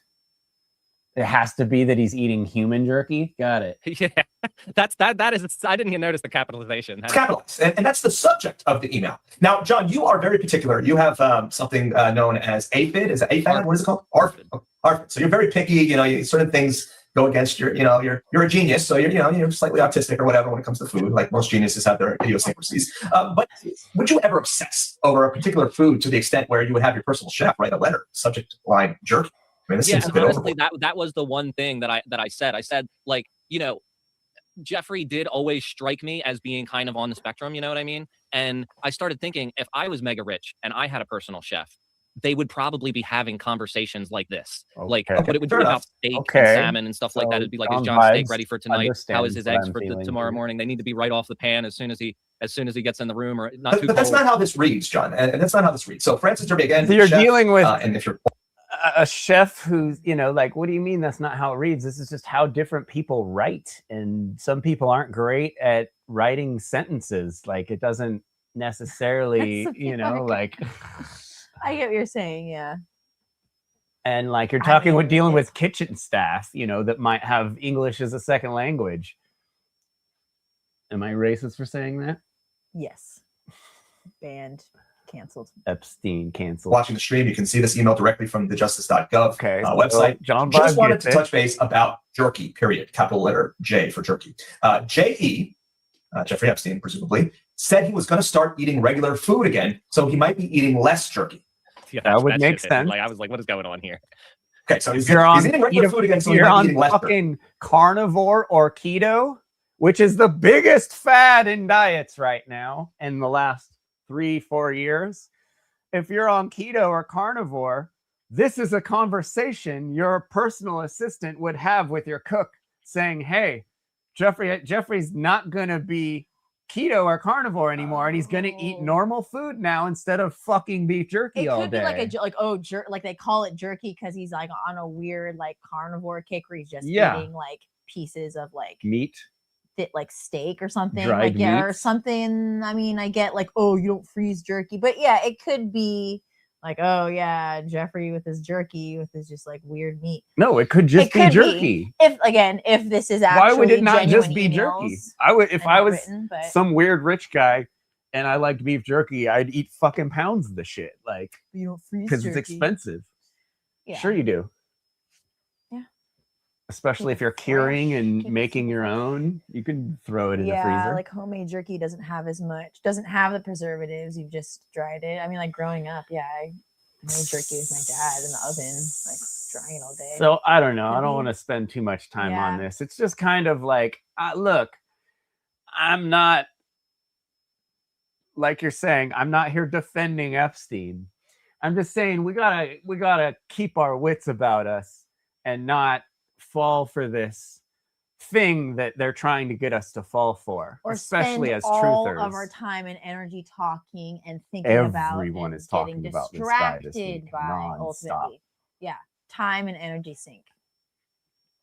Sorry. And then it pulls us back into celebrity culture because all the celebrities are, but then no one else is getting arrested. That's another red flag that you're dealing with some bullshit psy-op to outrage the truthers even Yeah, more because right. oh, we know, but they're not getting arrested. Ah, the rage, like, you know, it's like if 1,000 people from the Epstein files got arrested, it would be like, oh wow, there might be actually something to this. But the fact that none have been, that should be a red flag that, oh, I might need to look into this a little more because this doesn't seem right. Well, him and Ghislaine or whatever. Whatever. These people could have been made up out of thin air so fucking easily. As could these emails. And we're literally as just can reading these emails. dross for the mind. As we're wasting our time talking about it.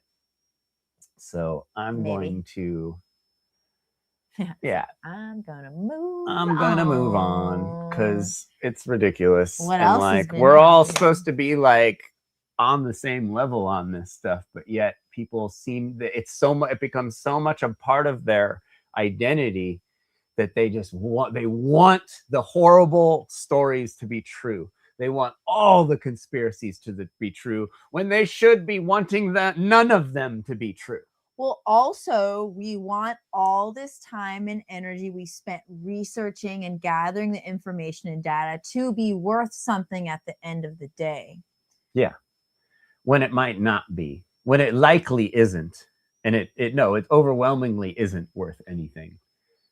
All this data stacking and all this wasting time we've spent as activists, we've gone nowhere because we're doing the wrong fucking thing, because our whole mindset is fucked. Timothy, I saw you did a video this week on non-duality.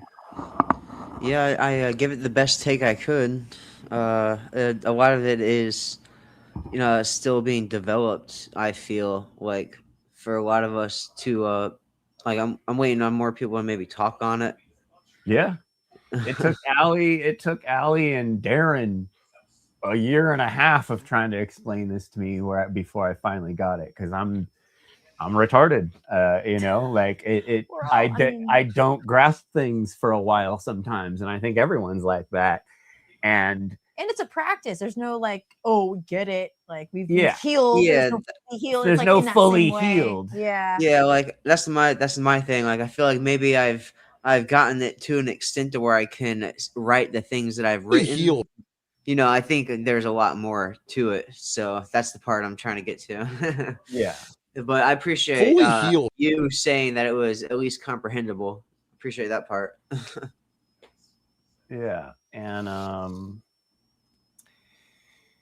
and just answering the question of, so just don't do anything, that's where the fun work is, because it's not just not doing anything. It's just doing something very different than what you've been brainwashed with for the last X amount of years, thinking that there's something you're going to do from your Facebook page that's going to change the world in some way because you fucking post something a bunch of times, or, whatever it is people think they're actually doing in the world by doing activism or doing fucking funnel conferences,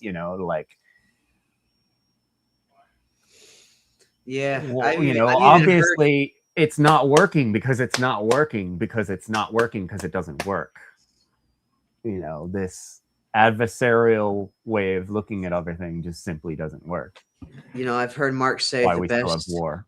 When he goes, you're not doing the great work. You may think you're doing the great work, but you're not doing the great work. Yeah. It's pretty whack, bro. Yeah. So yeah, I wonder what's going on at Funnel. Let's see what's going on here. Let's see if make up for the 5. Yeah, so Nate Cap, if you're out there, hit us up. Whoa, our boy. Astara. Yeah, Astara Hydrogen, absolutely. Astara Hydrogen. Something I've been doing the last, I think, like 3 funnels is I would do them live, but I would edit my presentation during the conference to kind of incorporate things that I've learned from the other presenters. Right. So this one is interesting. I'm talking about the spirit of fire, which it's kind of been covered in great detail throughout the conference.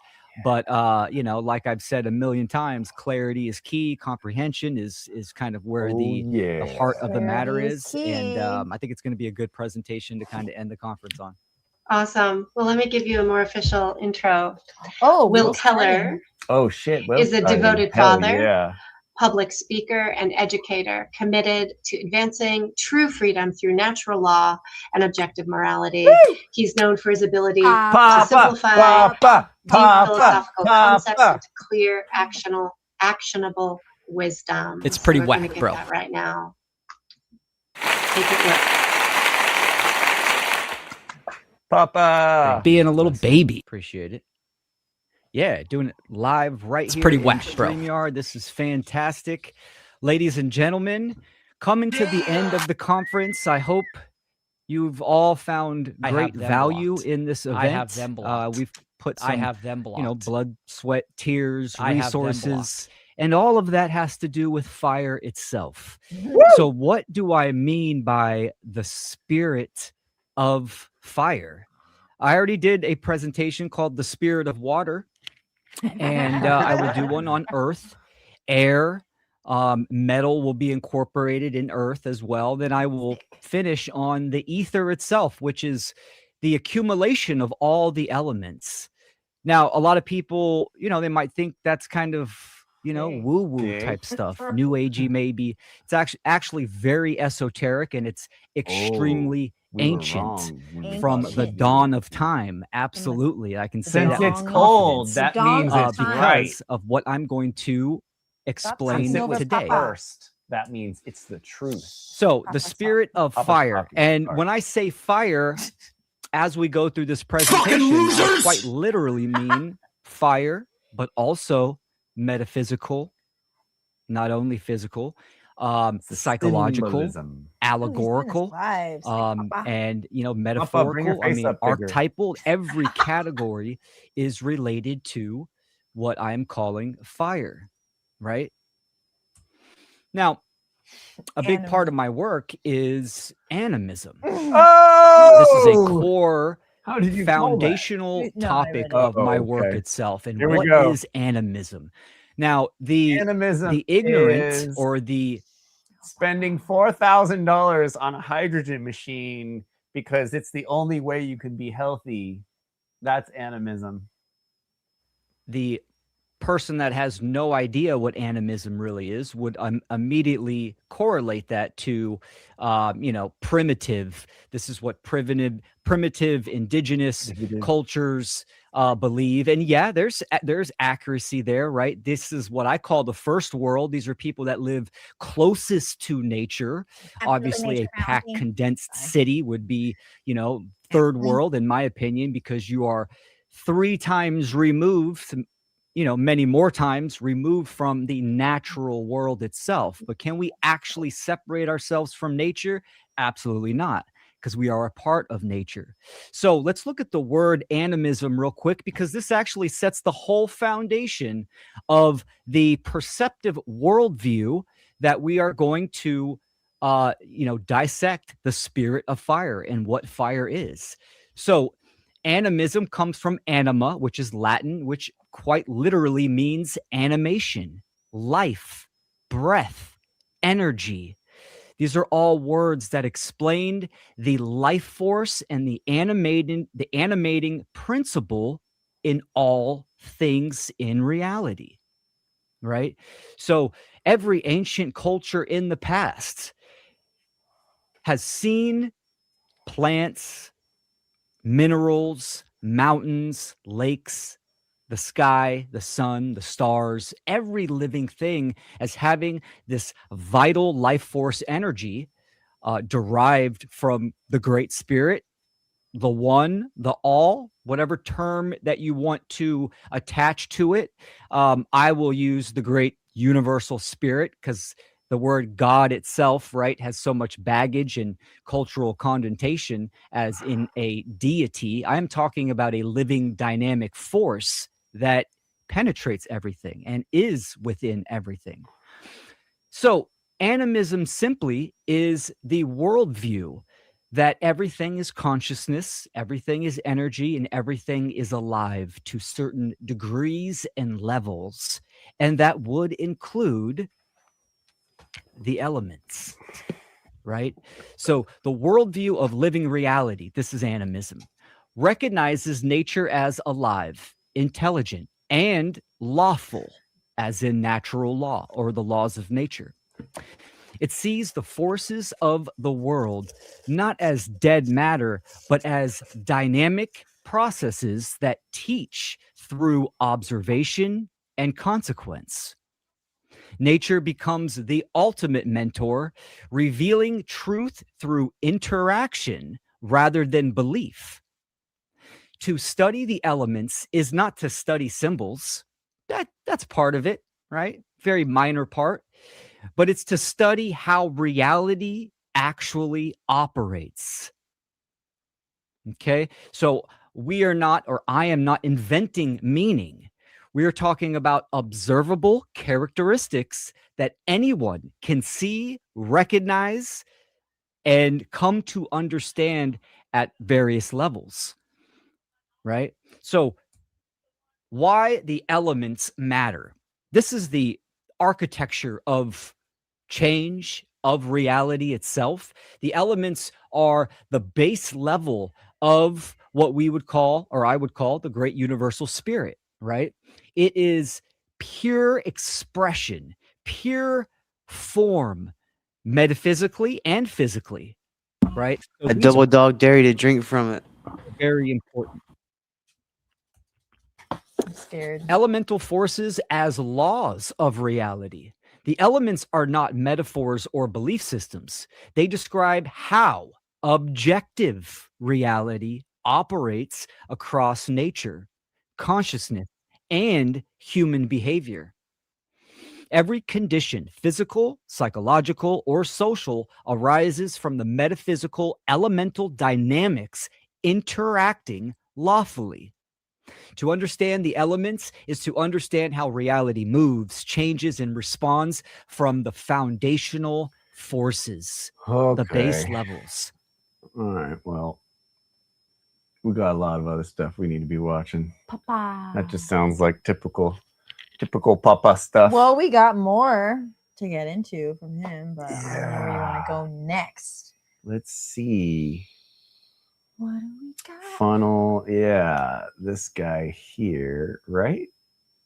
We got Ignite.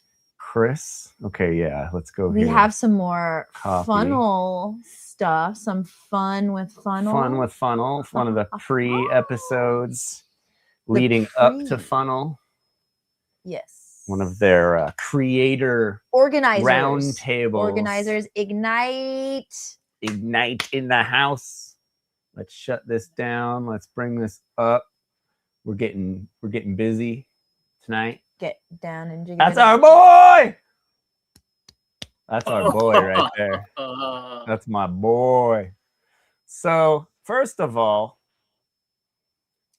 right, bro. First of all, Pause it. Oh man.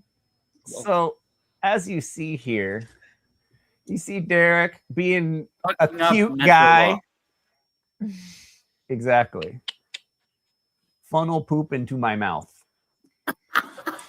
Yeah. So we got Derek. We got Derek right here above us. You like Don't that bring one? these Balkans in American natural law. American natural law. Hot dog. So we have the intro of the stream. We got here. the This intro is of the stream. Ignite. Organizers pre-funnel. Fucking meeting Ignite. Of the masterminds. So look at how excited Derek is to be on a podcast finally with Will Keller. Bless his heart, man. It's been so long. He's pumped. He's hyped. You see Derek get so excited, and Will just kind of mean mugs the camera. just and watch just Will. like, I mean, let's I watch don't know. it. It's Let's kind of see. funny.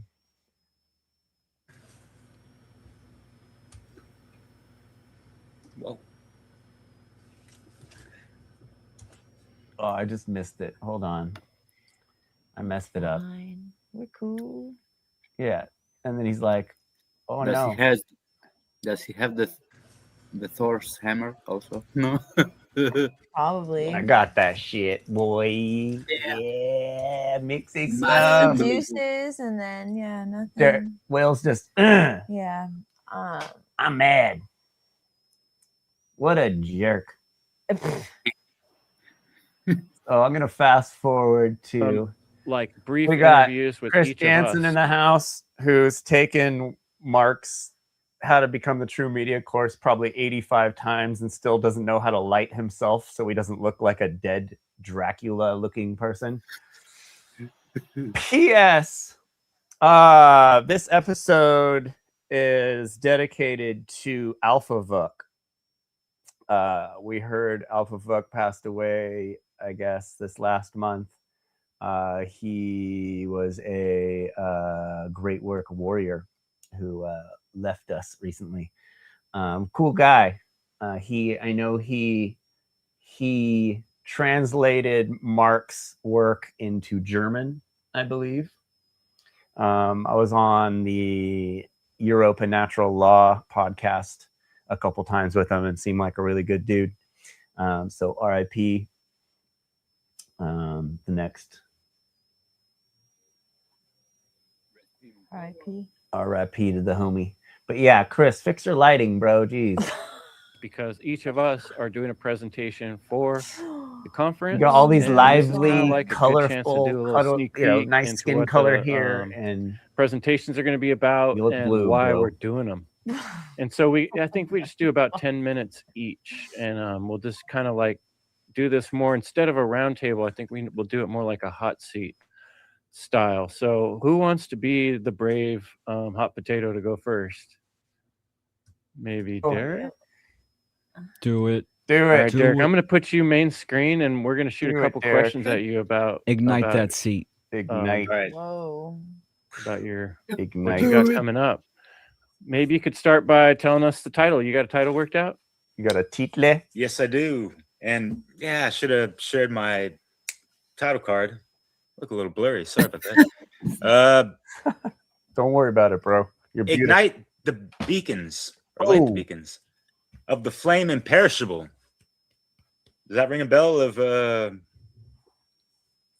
sounds poetic. Or series of books, something like The Lord of the Rings, and much motivation and inspiration that it might bring towards those that are trying to sing proper positive manifestation into this reality, and avoiding bullshit fatalities that are just brought upon the Matrix and all that bullshit. So hard to listen to, questions, like, take them seriously. What inspired you in this presentation? Ever since we had the last funnel conference, I kind of already had this Funnel in the cards. Shout out to that I Funnel wanted 4. to do. I was hesitant on doing this type of a presentation last year, but kind of knowing what we were talking about behind the scenes and gearing up for the next conference, Funnel 5, and igniting that spark and flame, like it already made sense for me to bring about some hardcore Tolkien lore. Representing natural law, of course. My man. How do you Wow. hope your message will inspire Based- or ignite hearts and minds? What do you want to awaken in others? She's such a There's a lot of things within the books and the movies that correlate, yet obviously any movie adaptation is going to be a little bit watered down. It's not going to be as profound and not going to understand what's all going around in that area. Oh yeah, bringing it. Shit, man. 360 That was degree, good. with the one eye to see them all. And yeah, what the hell with the, there's plenty of things we can apply towards, the all-seeing eye and one world order in regards to Mordor and all these things. But there's so much in regards to the conscious archetypes of the characters, the protagonists, and the fellowship, and just how they conduct themselves. The warrior and the king archetypes, and the magi, and the mentors, and all these different aspects of from kingdom to the Shire, and so many different rhymes and riddles that tell these stories throughout.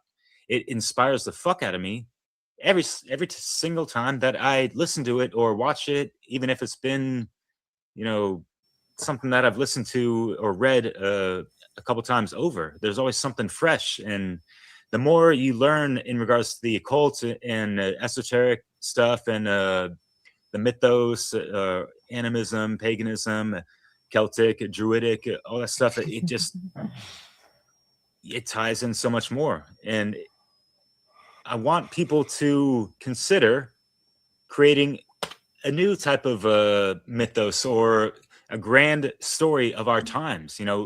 This book was made, we're coming up on, soon to be like 100 years, 20 years from now or something like that.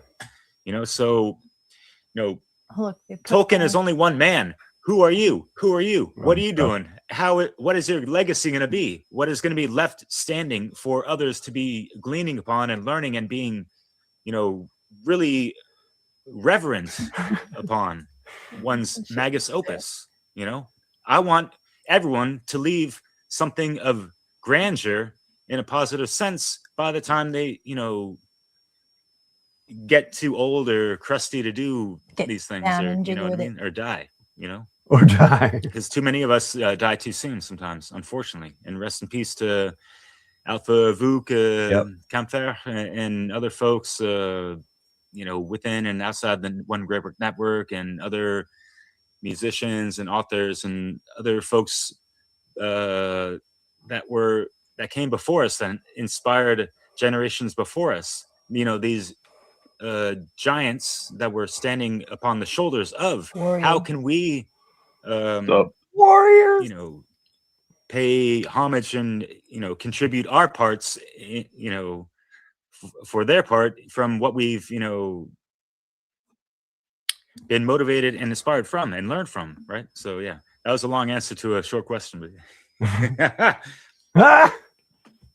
It's a good answer. Where to wreck, bro? Does someone else want to How does ask that the make next you question, feel, or shall Derek? I continue? It's just fucking whack. You can continue, Leslie. Okay. So,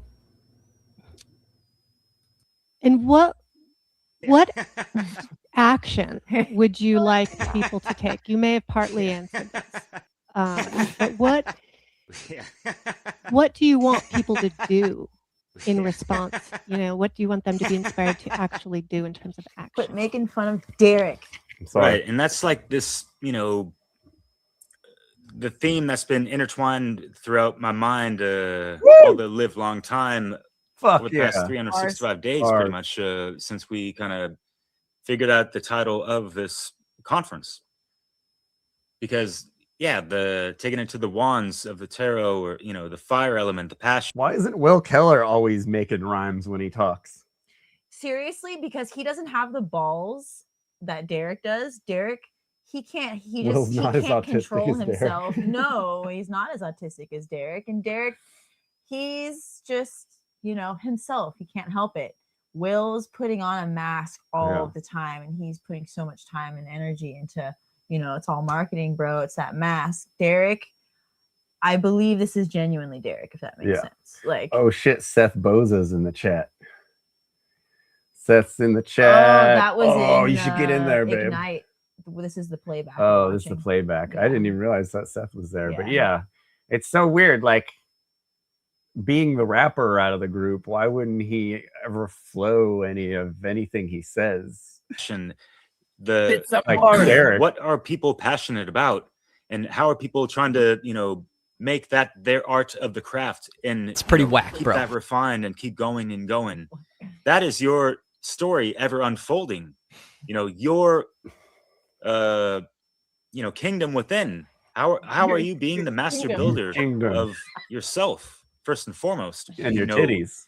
You know, being the gold miner for that alchemical gold. Get the fucking lead out and all that shit. You know, and you have to understand when you think about the books and all that stuff, you take it back to medieval times. They didn't have all this, you know, luxurious stuff. You couldn't, you know, turn a switch and you have lights and electricity and all that stuff. Yeah. They told the time by recognizing the placement of the sun in the sky.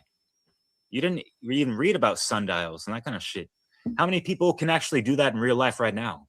I actually can, to a good degree, because I've just been in such solitude for a good portion of my life, the past like 15 years. And it, you know, it is part of that, you know, solitude journey of the hermits. But we can't be stuck up in there for too long, because there is that hermetic you know, hermit. Understand the tarot, there's the reverse side of every single card, whether the major or minor arcana. So be it as you wanna, we all need to take some kind of action. You know, everyone in Middle Earth needed to take action to whatever degree.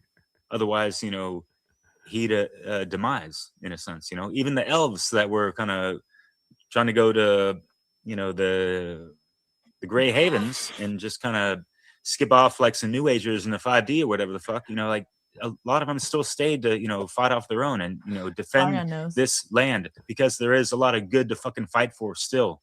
And we don't want to give up this realm ever. Whether Middle Earth or Midgard or, you know, Gaia, whatever you want to call it, right? Think about it. Gia. But I might have went over my time, but who knows? And where can people find your work, and where should they begin? Ooh, my name, Derek Barlucelli, at TapLink or the One Grippers Network. Leslie, you and I have almost got 100 episodes. We'll get there sometime after some hiatus. But Solving the Divide.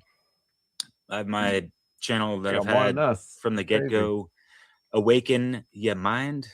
Awaken your mind. One word. Awaken that mic. That's, and I got a lot of stuff going on, and I hope a lot of people that motivates them and inspires them, and you're actually motivating yourself, and you're drawing from thousands of different beautiful people, not just aspects of inspiration, but because there's billions of people on this earth.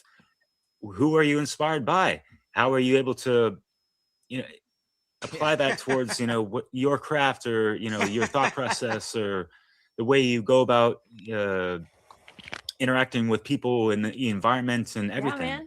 What is your relationship with nature, yourself, your family, your lineage right now, and so on and therefore, and such and such.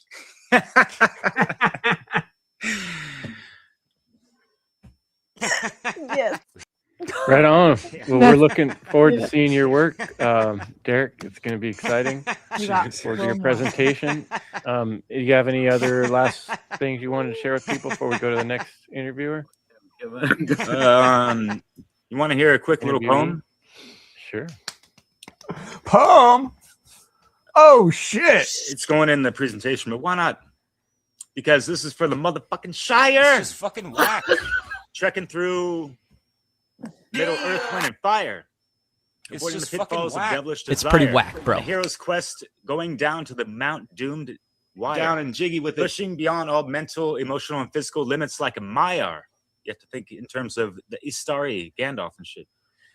Needing no rings or fancy things to truly inspire courage in the hearts of those calling upon a power that's higher. But actually, it's your eternal life force within that never tires. And is what will see you through life's hardest trials. I commune and stay attuned with the universe. That's how I conspire. When you respire, breathing in, commune, and in tune with things that are aligned to the divine and all that shit.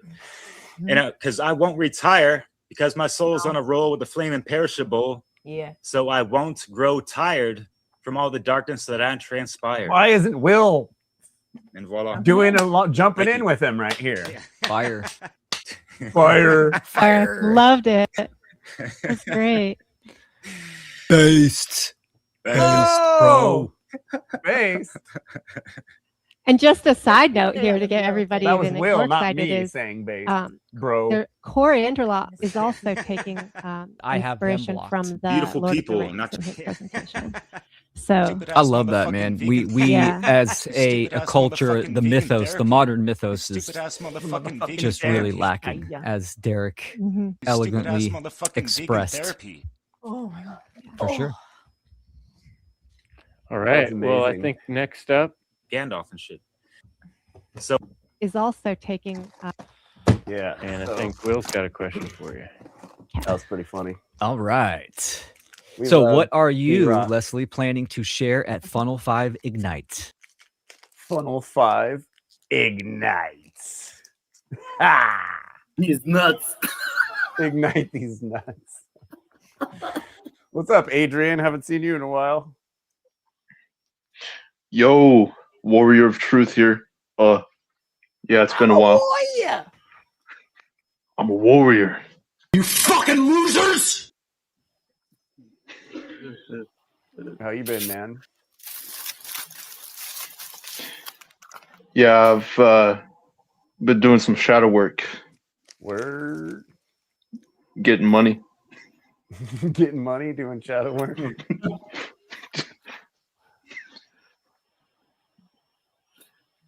That's cool. So Yeah. so we gotta, let's see what else we gotta watch. So this was something we never watched on the show.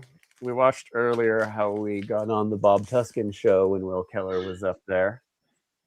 but we never talked about or showed when we went on Chris Nelson's show. I don't think we did. Pretty sure we didn't. This last one? Huh? Chris is OG. He's legit, right? Chris is legit. Yeah. Chris is legit. Chris is OG. Chris is legit.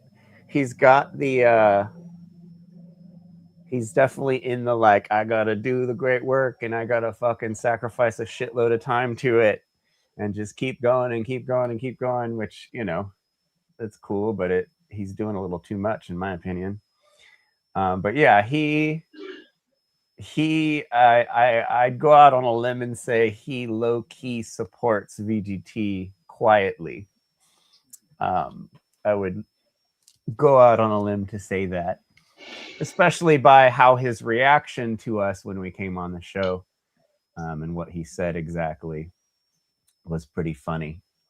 But we got two presenters from Funnel 5. Actually, was Chris even in this one? No. Wow, Chris Nelson wasn't in this one. Chris has Chris a presents- certain distance away from, I would say, the other happenings of the network and the community. Probably. And the way he's spoken about things, I would say, like you said, he's aware, I think, of our criticisms, but he's sort of acknowledged that he's just doing his own thing. Doing his own thing and not talking about things to not cause drama. And you Yeah. have to meet people where they are. Yes. But yeah, Yeah. I forgot we never watched this. And then we have what's his name? Brandon in the house too, but not for very long. We only he leaves the Didn't get a house. chance to talk to him. Technological part, because a lot of people feel as though you have to have these big, fancy, powerful machines in order to do this kind of work. That may or may not necessarily be true. And then too, I can also relate to as far as the monetary, aspect, because you still have to maintain a life, still have to pay bills, and still have to, incorporate this kind of work, like in your daily routine. So, definitely can feel, what people who are coming from, because that's something that I had to struggle with. But hell again, when it comes to diagnosing, the problem, let's say like technology, okay, you may not have, a fast, laptop or desktop, maybe you just have your phone. Okay, well then what's preventing you from, getting, better equipment, a better microphone, some headphones. You don't really have to spend that much. You can buy a little $30. You already have the knowledge. You can take your time to write things and develop your message that way. So it's very very good to start Chris off. and Brandon have the lowest voices in It the worked very well for me. in the natural And law I moved sphere. on from there. Speak so yeah, up. these things that aren't necessities. They have just very go nice with your mics, but they TVs, speak movies. solo and Maybe they you don't go out turn every their week, stuff up. and that takes up your money Chris and your sounds time. great. You want to go to a The restaurant. truth Who are those speaks in guys doing up whispers. there? Your money at a restaurant. What the and you're hell? going to spend your time at a restaurant. So those are things that's affecting too. These things that you're claiming that you don't have enough of, that you might be using as an excuse to not get started in some way. Someone's getting a little. So you can make budget cuts. You can Someone's getting sweaty. plan how you're going to spend your time and spend your money. And from there, you can Not happy. sacrifice your time, which we'll get into eventually. Sacrificing your time, sacrificing putting your money into one place, putting it into another, upgrade your computer if you need to, upgrade your microphone if you think that you need a better microphone Upgrade to do your audio, mic. better camera. I need a better mic. I let Yeah, go you of do. these frivolous pursuits, these things that more drain your Failing the time. great work, Ariane. Because, if you look back at your life, imagine you're 70 or 80 and you look back at your life and you're like, well, do you think that you will have valued the time you spent, all that time on, say, Facebook, doing I don't know what, looking at scrolls or arguing with people, or all that time you spent maybe working the rat race, grinding at the rat race, as we call it, for a Grinding job. the or, rats. That's not be you know, you're more devoted at your job, or you.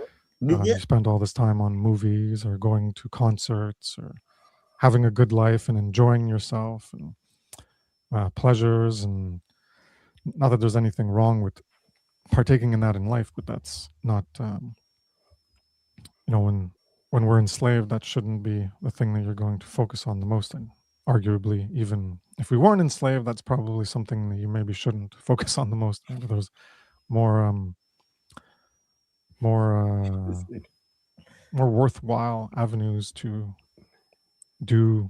put your time and attention in the work that you, and the limited time you have in life to do things. You know, we could do like a Star Trek-y, improving our collective condition, working for our betterment, making things better type of thing. Or you're thinking of beyond just your own gratification and how you can benefit Forgot how yourself long he and talked others once and we got propel there. humanity towards greater heights. Or Brandon.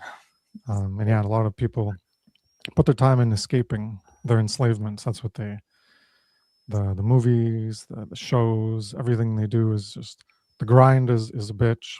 And then when you're not grinding at your job, well, then you just want to let go and you want to have fun and enjoy yourself. So And I see. a lot of these things are escapes from this grind of this way of life that we have that could be a different way. And yeah, so the way to escape our enslavement, the best way, is not all these aspects of trying to run away with it into something we'd prefer to do, but to actually end our enslavement.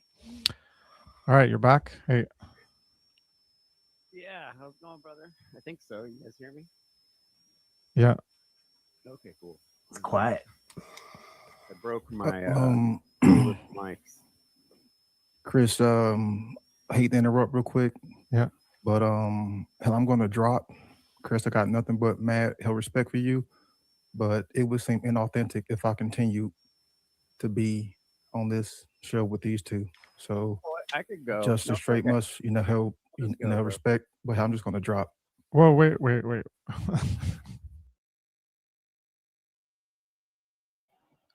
What the fuck, man?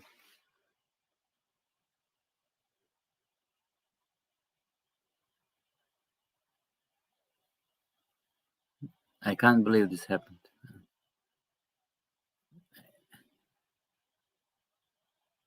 Your mic. Do you hear? So inauthentic would be if he stayed on and was like nice to us. He didn't have to leave.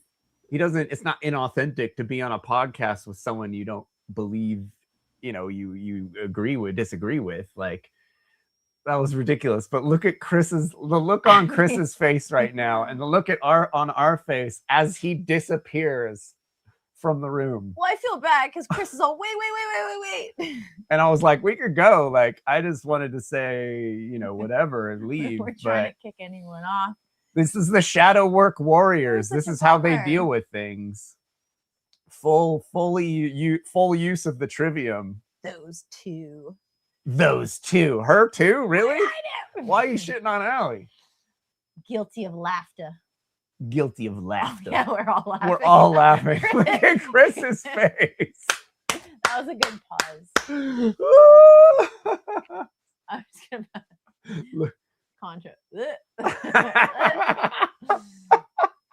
Look how much happier after he's gone. No, I'm just kidding. I'm kidding. I'm Babe, kidding. I'm kidding. Jeez. I'm kidding. I have to say he.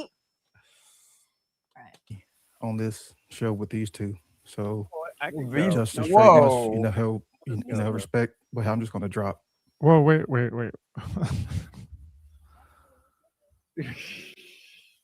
Oh, that sucks. Can't leave Chris all alone. Yeah. You would have gladly left. Go ahead. It sucks. So like as he was talking, you were like, "Wait, we could go. Yeah, you don't have We to. were like, I don't want "No." to ruin. I've ruined enough podcasts. That was a bummer. And I've ruined no podcast. I don't need to Yeah, whoa. break up the one work launch pad or the great work launch pad. Dude, what the hell are you But doing, man? holy crap, man. Infiltrating. But Like, yeah, how I are we didn't- going to work things out if this is how people deal with conflict or simple disagreements? Like, wow. Holy crap. It's quite a and we don't even know who this guy is, honestly. Like, we don't know him personally. we don't know him personally, never talked to him, never went to, you know, like, we know him from watching Chris's show. yeah, that's the only reason we know And him. not to be like, oh, who even are you? But just It's just, yeah. I didn't know that he had such strong feelings about us. That is all. Yeah. Oh. We're gonna watch it again. Yeah, how's it going, brother? I think so. You guys hear me? Yeah. Okay, cool. Fine. It's really quiet. I broke my mics. Chris, I hate to interrupt real quick. Yeah. But hell, I'm gonna drop. Chris, I got nothing but mad hell respect for you. But it would seem inauthentic if I continue to be on this show with these two. So I could go. just a straight must, hell, respect. But I'm just gonna drop. Whoa, wait.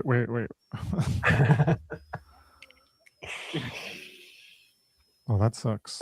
He wanted to make a statement by leaving. He didn't Yeah. want to discuss it. Yeah. Which He wasn't willing to discuss it with us, obviously. Which seems to be the reaction we get everywhere we go. I wouldn't. Sorry about I mean, that.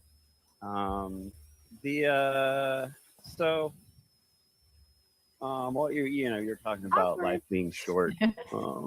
The co-host on my show, Darren, has this hilarious ritual that he's been talking about that really reminds you that life is short. And Darren, over the last couple of months, Shout out to Dead Crumbs. Shout out to Dead Crumbs. Dead Crumbs. That Dead Crumbs in the house. Say it again. one of the biggest things, or one of the Echo. things that Mark Passio is super wrong about, is the whole foreshadow work thing. And when I learned about foreshadow work, my inner mommy issues took over and was like, oh, this is gonna be my thing. And I went completely overboard with it, and I turned it into something that wasn't. Foreshadow work, there is a place for it, but there still has to be compassion behind it. It still has to be balanced, and what I was doing was not balanced. I don't know, me and Jerry buried the hatchet. Jerry Cabazzuto, and the group that organically popped up around Mark's last shadow work seminar is awesome.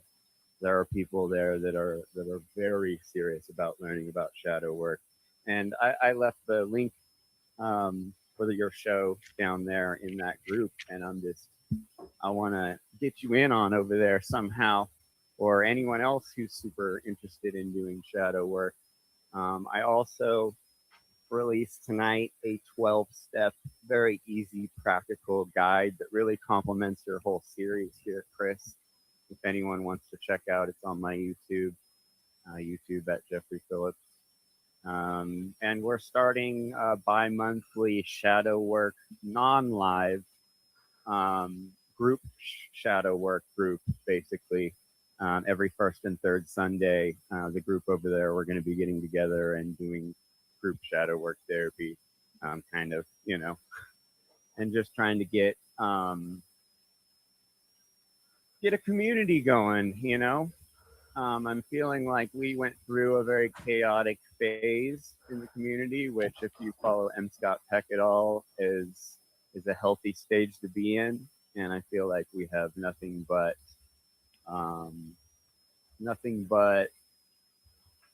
good things to look forward to in the future.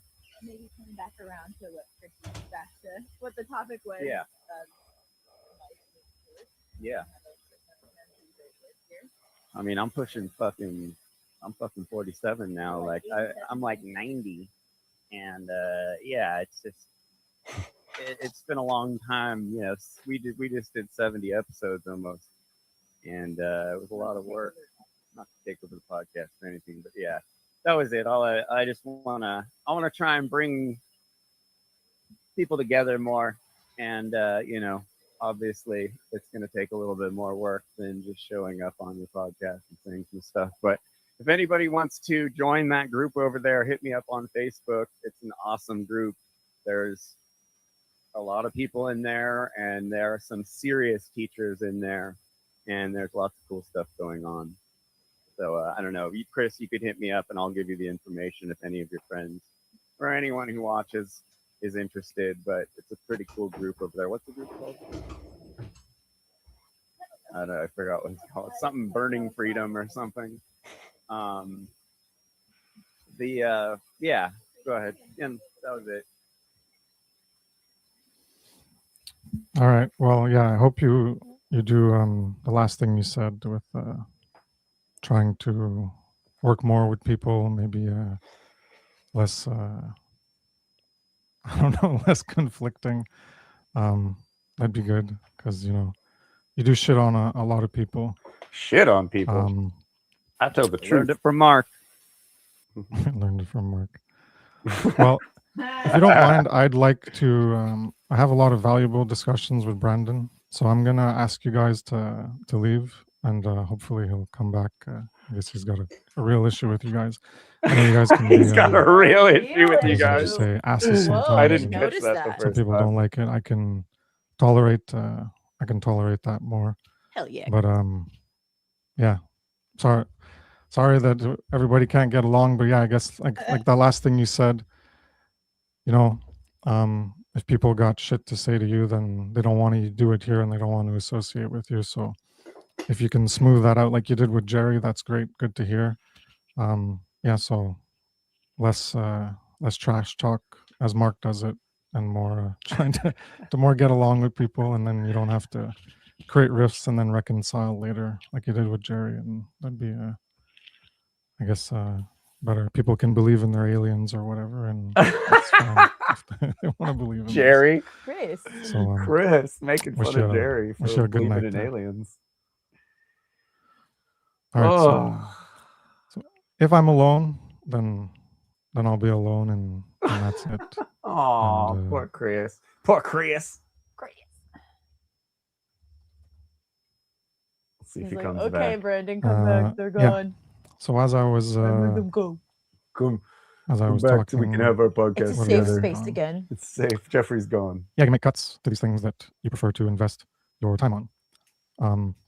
Make cuts Did he to say your, anything where when you're putting he your came money, where back? you're putting your time. I don't remember. I No, didn't. I he only didn't. No, you watched can make cuts to people. We were once. talking about after the fear of skill sets, alright. this fear of losing worldly attachment and relationships. Talking about making cuts. Well, you can make cuts to people in your life. You can make cuts to associating with people. That might be one Yep. part of where your time is being spent is be coupled in some ways. Where well, if I don't spend enough time with my friends, if I don't do We'll this thing be we do every back. week or something or whatever it is, then they might not want to be friends with me. Then you got to think, well, is it really worth being friends with those people who would be like, oh, well, they're snubbing me and they don't want to hang out with me, so Chris. I don't want to be friends with them anymore. You know, you have to think, is it really worth it to be friends with them in the first place? And you know, obviously the answer would be no, it's probably not worth it to be friends with them in the first place. because Yeah, no kidding. they huh? are not willing to, I guess, endure being second place or something, where you're putting something ahead of them. So there's all these ego aspects related to how important they feel themselves, that they are themselves in relation to you and your life. And if they don't feel that you value them enough, then they push you away or close doors, things like that. Yeah, so I'll pass it to Brendan. That was my opening part of talking about the resources, if you had anything to say related to all that stuff I mentioned. Yeah, I can definitely relate to as far as the resources, especially, you know, when it comes. Yeah, so that was pretty funny. We never talked about that. Wow. There's some things we forgot over the months. What's up, Fred? Fred's in the house. Yo, can you hear me? Yeah, what's up, dude? Yeah, sorry for my French, first of all. So yeah, I must admit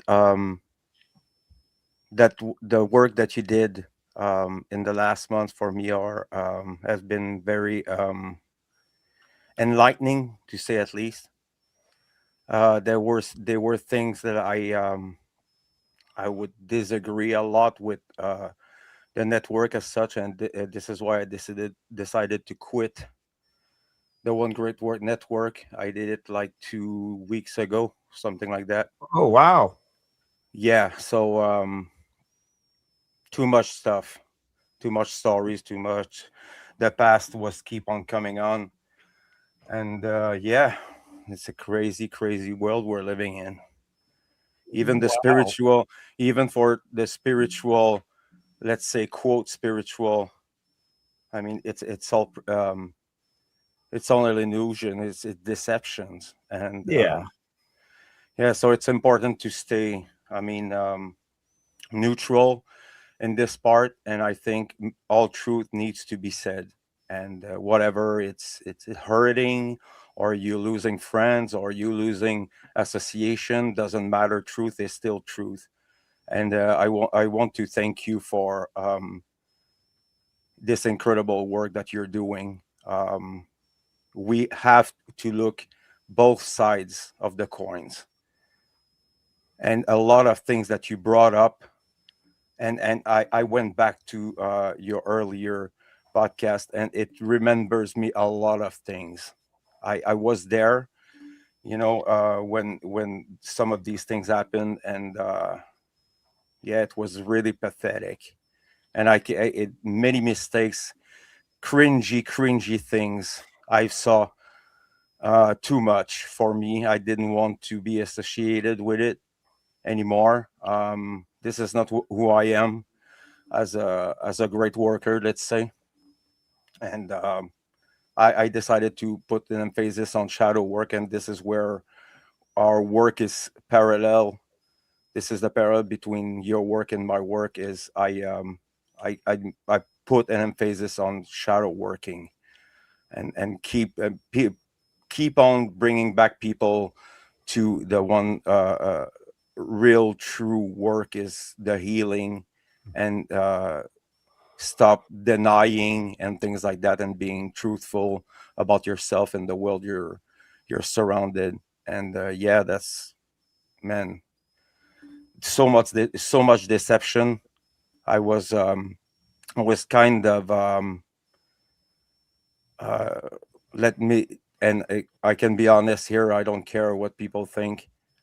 I was proud to be walking aside Mark Pasio's, and the change and the good that he bring in my life. But the one great work has been it was too much. The drop, you know, it was heartbreaking for to be honest.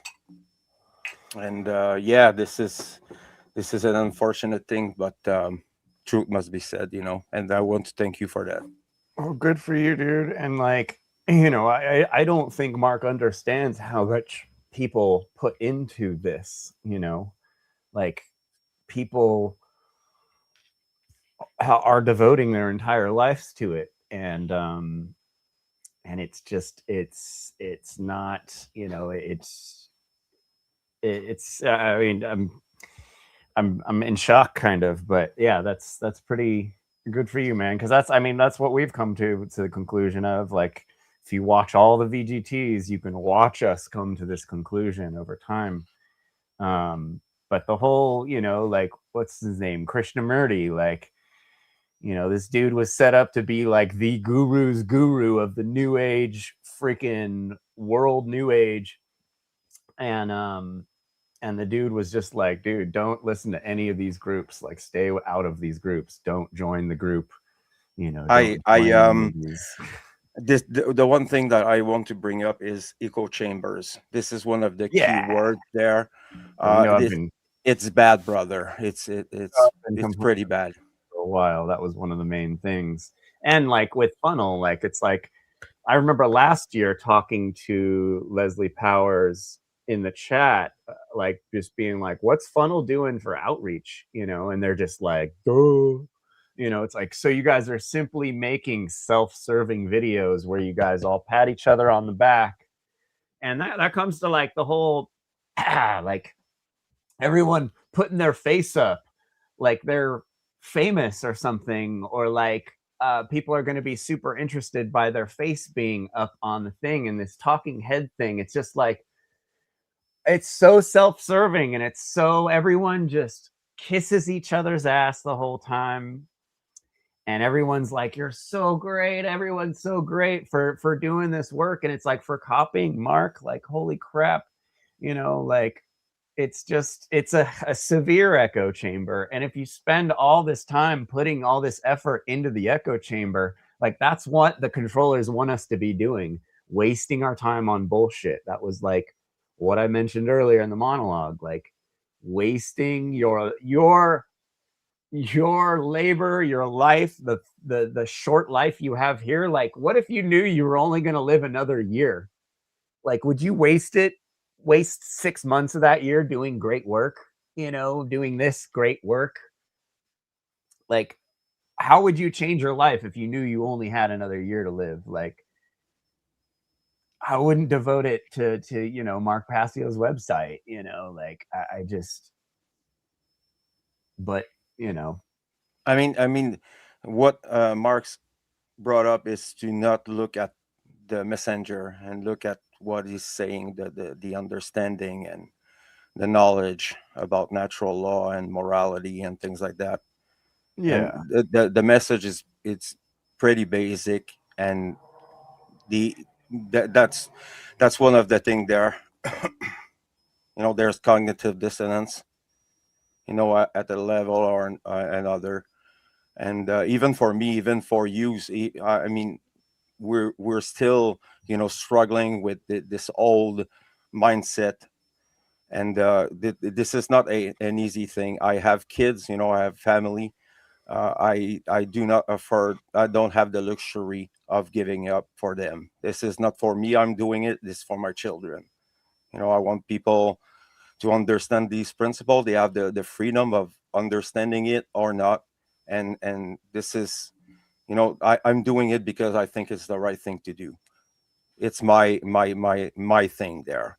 Yeah, and the adversarial mindset keeps you stuck in anger, you know, because your expectations are never getting resolved, and you're putting so much effort, blood, sweat, and tears into activism or the great work, but it doesn't go anywhere because it's just a trap. It's like the two-party paradigm. It's like, it's a trap that if you get, I mean, like, we even fell into it today with the Jeffrey Epstein stuff. We're telling you guys it's a bullshit trap to get everyone arguing, and we're up here arguing with our friends about it. Like, it's hard to not fall into these patterns and to get to want to go on the Mark's network and fucking smash the status with him, you know, and like get these numbers so we can overwhelm the people who don't believe in what we believe in.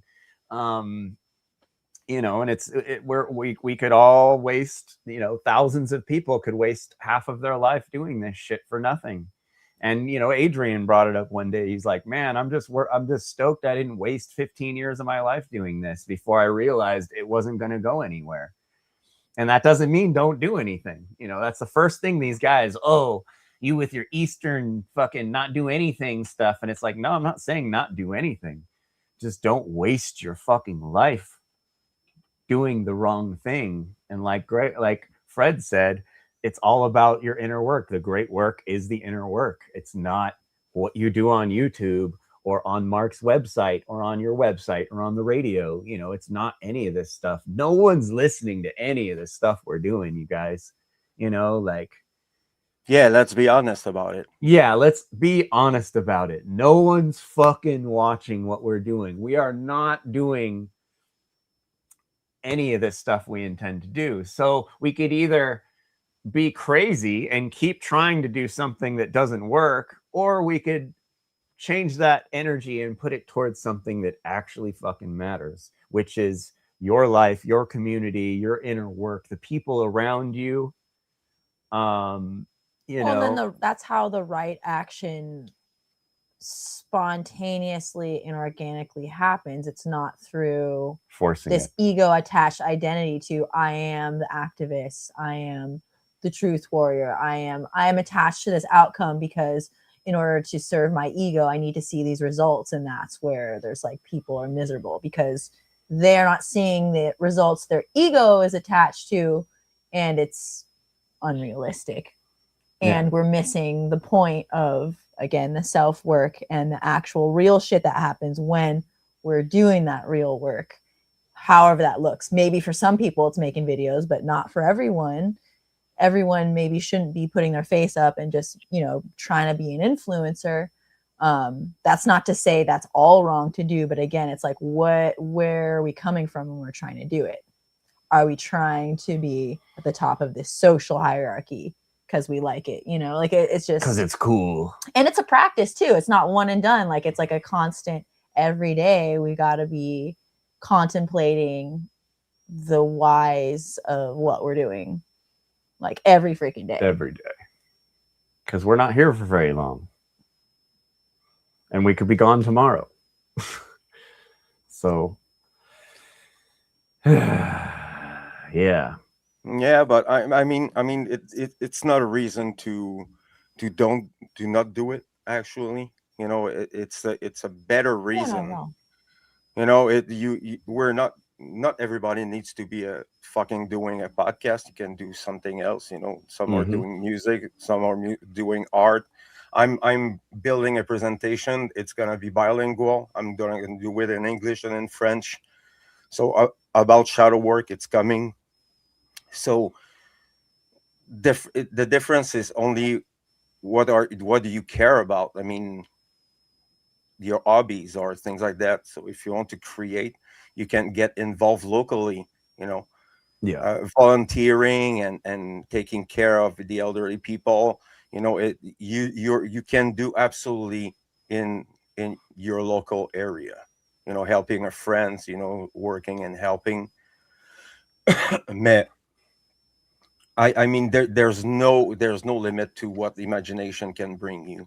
So this is not this is not like we have the luxury of not doing it. You know, it's still bad and it's getting worse, and we must fight harder. And for that, we're gonna have to fucking get involved in real life. Activism is not about always talking and try to inform people. It's getting involved into what we need as humans, you know, for ourselves. And when we're talking, I'm talking about helping people, but help yourself first. This is the first fucking thing we should do. Yep. You know, it's getting better as humans, you know, not being neurotic, or at least way less neurotic, and having control of our emotions and knowing the rhetorics, you know, and things like that. So life is life. There's no secret. You experience it. But natural law, it's like you add understanding to cause and effect. This is how I see it. Cause and effect is everything. So we have the freedom of choice of doing it or not doing it, and we have to respect that. But doesn't mean that we cannot call people when they're doing bullshit. I'm not perfect. Nobody's perfect. We're making mistakes. Everybody's is doing it. But it's not a reason to not work on the same page together. For one thing, we cannot even in the network, the spiritual community and the freedom community, they cannot get together on one idea. On freedom. Yep. It's crazy. This is where we have to, you know, we're at the basic there. You know, we're low. Most communities can't survive off of something that's not survival, basically. You know, like you'll find in survival situations, real tight communities coming together that work really well. But it's when you try and force a community around something that isn't survival, you know, it just kind of, there's no real foundation for it. And freedom, yeah, it's like, okay, we get together around freedom, but it's not the same as getting together around, you know, sharing food or something like that. If, you know, doomsday happens or whatever, it's very different. So what we've learned from this whole circle is that it's a very inauthentic community of a bunch of people that don't quite agree on everything.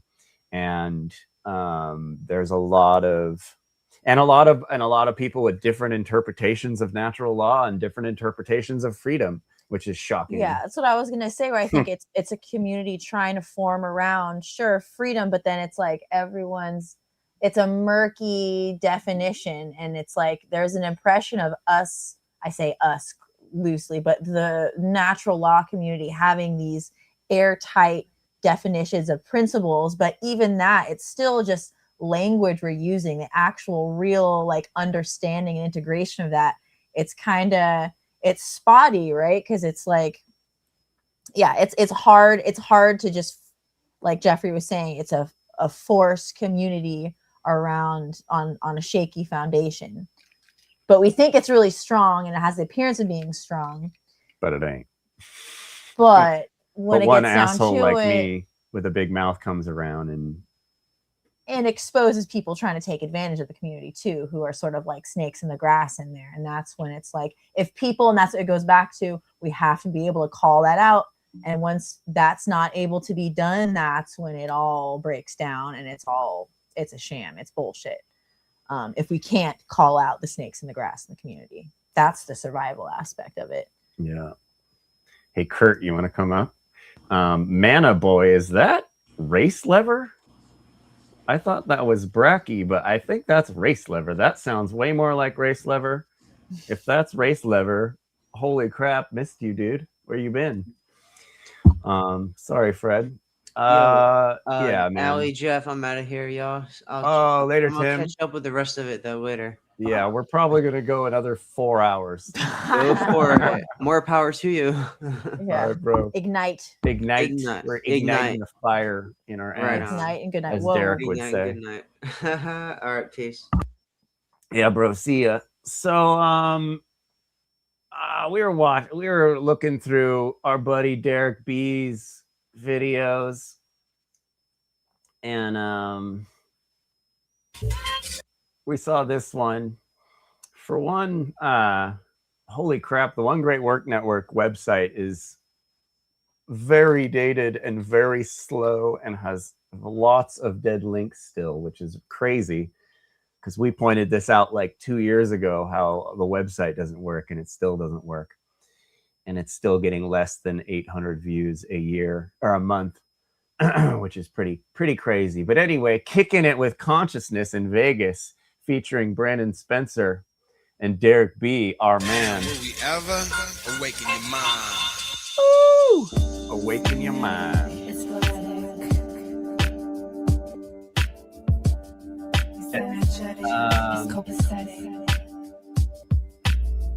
Sorry, Fred, I didn't mean to railroad you. But yeah, it's good for you, dude.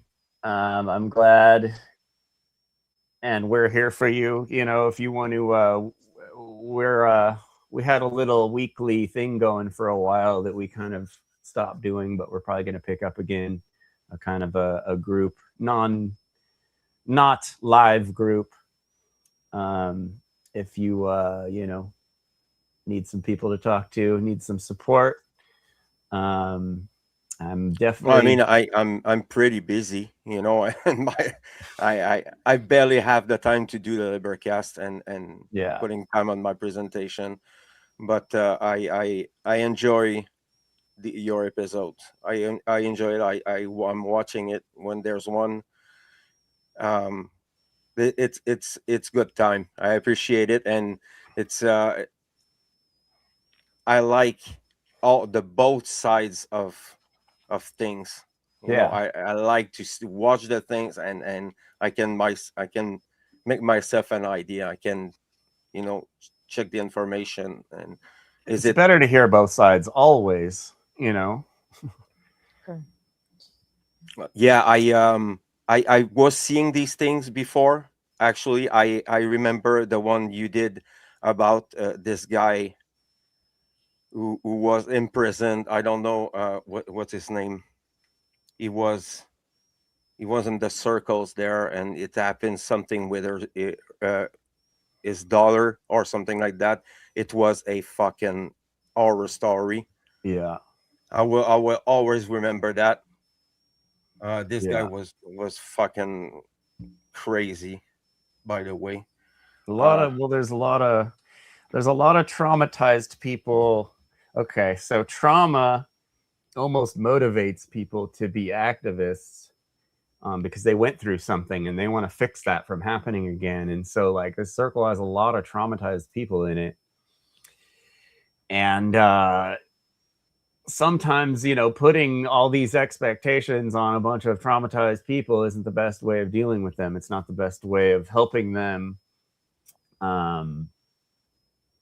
Yeah, and just the whole mixing, the network being such a money-driven thing now and such a marketing tool for these fools to do snake oil. It's just, you know, the things have changed, and it's good that you're able to see that, and good to see how much of a echo chamber it is, and how wasting your time in an echo chamber is like not good for your kids and not good for yourself. I didn't agree with them, and they knew it. Yeah. You know, and I was still confronting some of them. I wasn't very close to most of them. Yeah, I took the invitation by Mark to join up. I was very hesitant, and now I know why. You know, yeah, because I knew I was seeing it before. You know, and there's things I couldn't fucking stand, brother. It's sad. It's very like, sad. What we do, we're not trying to like destroy shit. We just want people to be better. You know, like you're not going to get better with a bunch of people blowing smoke up your ass. A bunch of yes men telling you you're fucking great when you're just mediocre. You're never going to get better. Or if you're just stuck or plateaued or in that cul-de-sac before the gold mine shit, that's like, Mark leaves everyone confused because he mixes stuff. He's mixing things that aren't compatible that leave people confused. We're going to see a lot more of that in the videos we're watching tonight. And just my general observation of like watching people around his circles, people are very confused because it's too much mixing of things and there's no destination. And, you know, and again, devoting a bunch of time and life to it. It's just not doing less harm, really. It's just kind of doing something. It's doing something instead of doing less harm, basically. Like, it's crazy, but good for you, dude. You know, and you're not the first person we've heard of leaving the network, you know. Like, I mean, I knew people that wanted to join, but because they checked some of these content creators, they straight up came to me and they said, I cannot do it, you know, because of this person and what he said and blah blah blah. I don't want to name names, but well, yeah, a lot of people. There's a lot of strange opinions of people up on that network, and so it's kind of easy to go in there and be like, "Who the fuck is going on here?" And it's not, and everyone's not like, it's not a chorus of natural law, and like it's not a chorus of it's just, I don't know. It's just, I don't think it was meant to be taken. I don't think Mark meant to take it too serious. And us that are very serious about this stuff took it way more serious than he was expecting. He just thought it was just going to be a group for some friends and no one was going to care that it was a bunch of, you know, mid people. I think he meant it serious, but he just kind of lost control. He meant to make money off of it. Yeah. There's, you know, we all have our personal lives get in the way of doing what we need to do, but the more sort of like the less you can handle it, the more traumatized you are, and the less you deal with your own shit, the narrower your window of just awareness of everything, whether it's like deeper concepts or just literally the window of awareness of the people that are around you and what they're saying. So I think it's just kind of, it's probably overwhelming for Mark. I could put myself in his shoes, and, you know, it's like, it's a lot to just deal with a bunch of people, and you can't control what everyone's saying, but it's just, I think it's, things can get out of hand, especially if you have your own stuff going on in your personal life. You know, we all know that. We've all experienced it to varying degrees. Yeah. And that's how he's acting. He's acting like someone who's dealing with a lot. Yeah, he's been overwhelmed. He's been talking about being overwhelmed for years. Yeah. Yeah. But anyway, I'm going to, we're going to keep things going.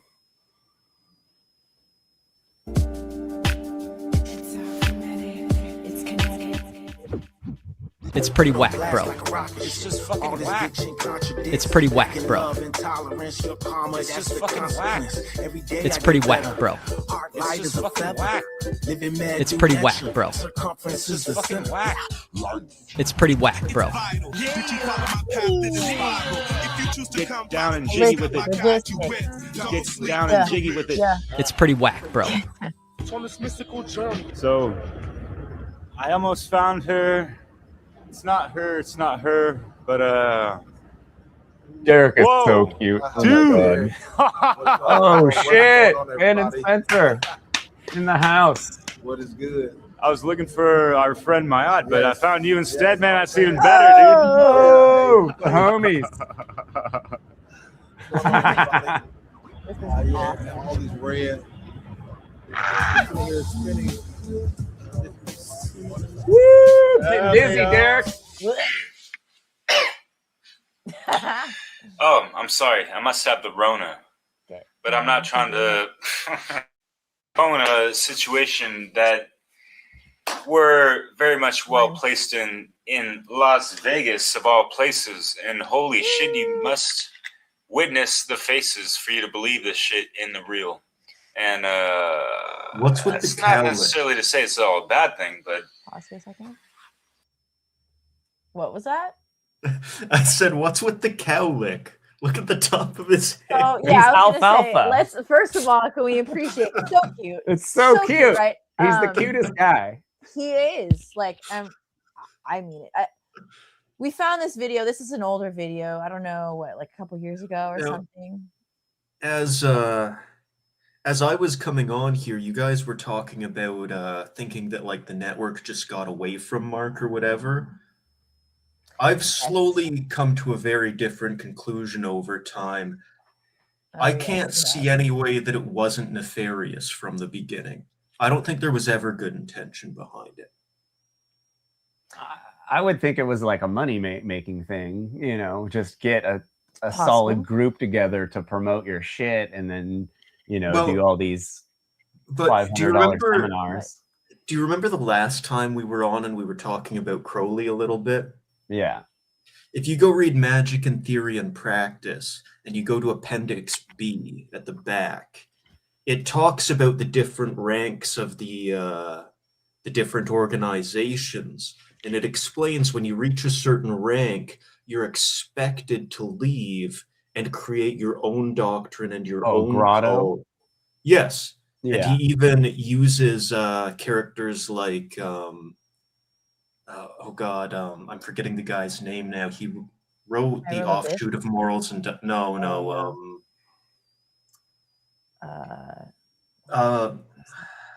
never mind, it'll come to me later. But he used the example of early 19th century occultists as examples of these people who had gone on to do this. That's the point, is you reach a certain spot and then you go on and you start your own cult.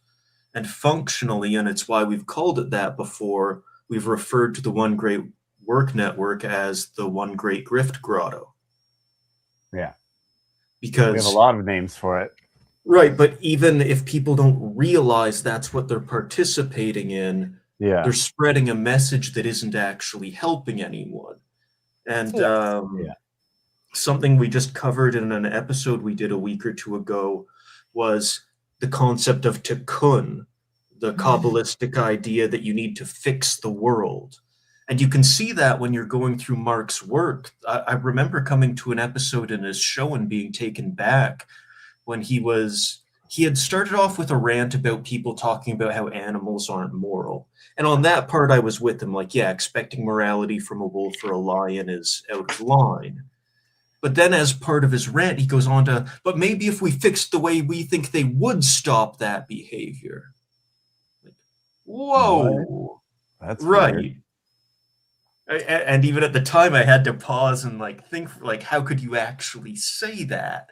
Like, you're not God and you never will be. You didn't make the wolves or the lions. It's not your place to say what's right for them, right? Stop trying to elevate yourself to a spot you're not supposed to be. And that's that Crowleyan Thalamite. But he's a creator. He's a little C creator. Creator. And a warrior. And a warrior, wounded warrior. Yeah, I'm a warrior. I'm a warrior. But it's that thalamic idea of becoming God. Yeah. Like, no, it's not your place to say, and have the humility to just accept that. But that idea, that call to action that we need to fix the world is prevalent in all of these different New Age grifts. And Mark's work is no exception to it, in spite of him calling out other New Age bullshit. Yeah, I agree. Definitely. I must say something, man. I agree on certain things and I disagree on certain things. Okay. On my side, I was a ideological Satanist before. I was misanthrope. In nature, nihilistic. You know what I mean by that? Well, I'm very fond of Nietzsche, but I don't know what you mean when you say nihilism. Nihilism is, and misanthropism is I'm hate familiar of with human. both. Yes. Well, nihilism isn't necessarily the hate of humanity. Nihilism No, I'm not. It's not that.